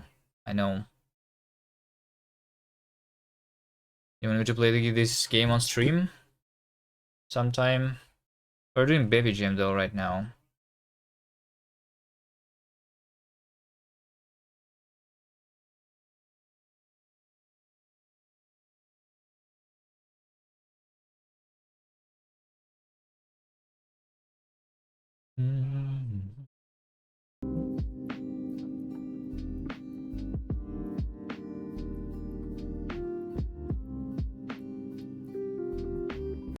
Okay, well, I don't know what they're doing. Well, they are just starting. Maybe they are waiting for the raid to actually start the stream. I did slash red instead of slash raid.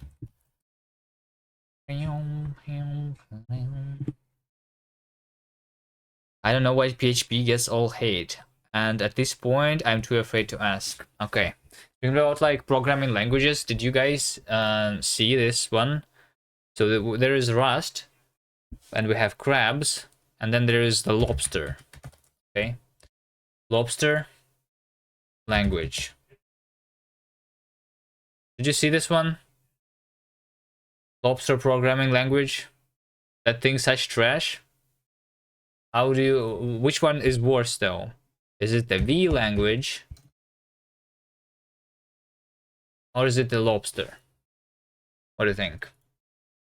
Although, like, to be honest, I don't know what exactly about it is trash. I don't really know. There's also like the Nim. Did you try Nimlang? I tried this one before. What about D? Did you try D?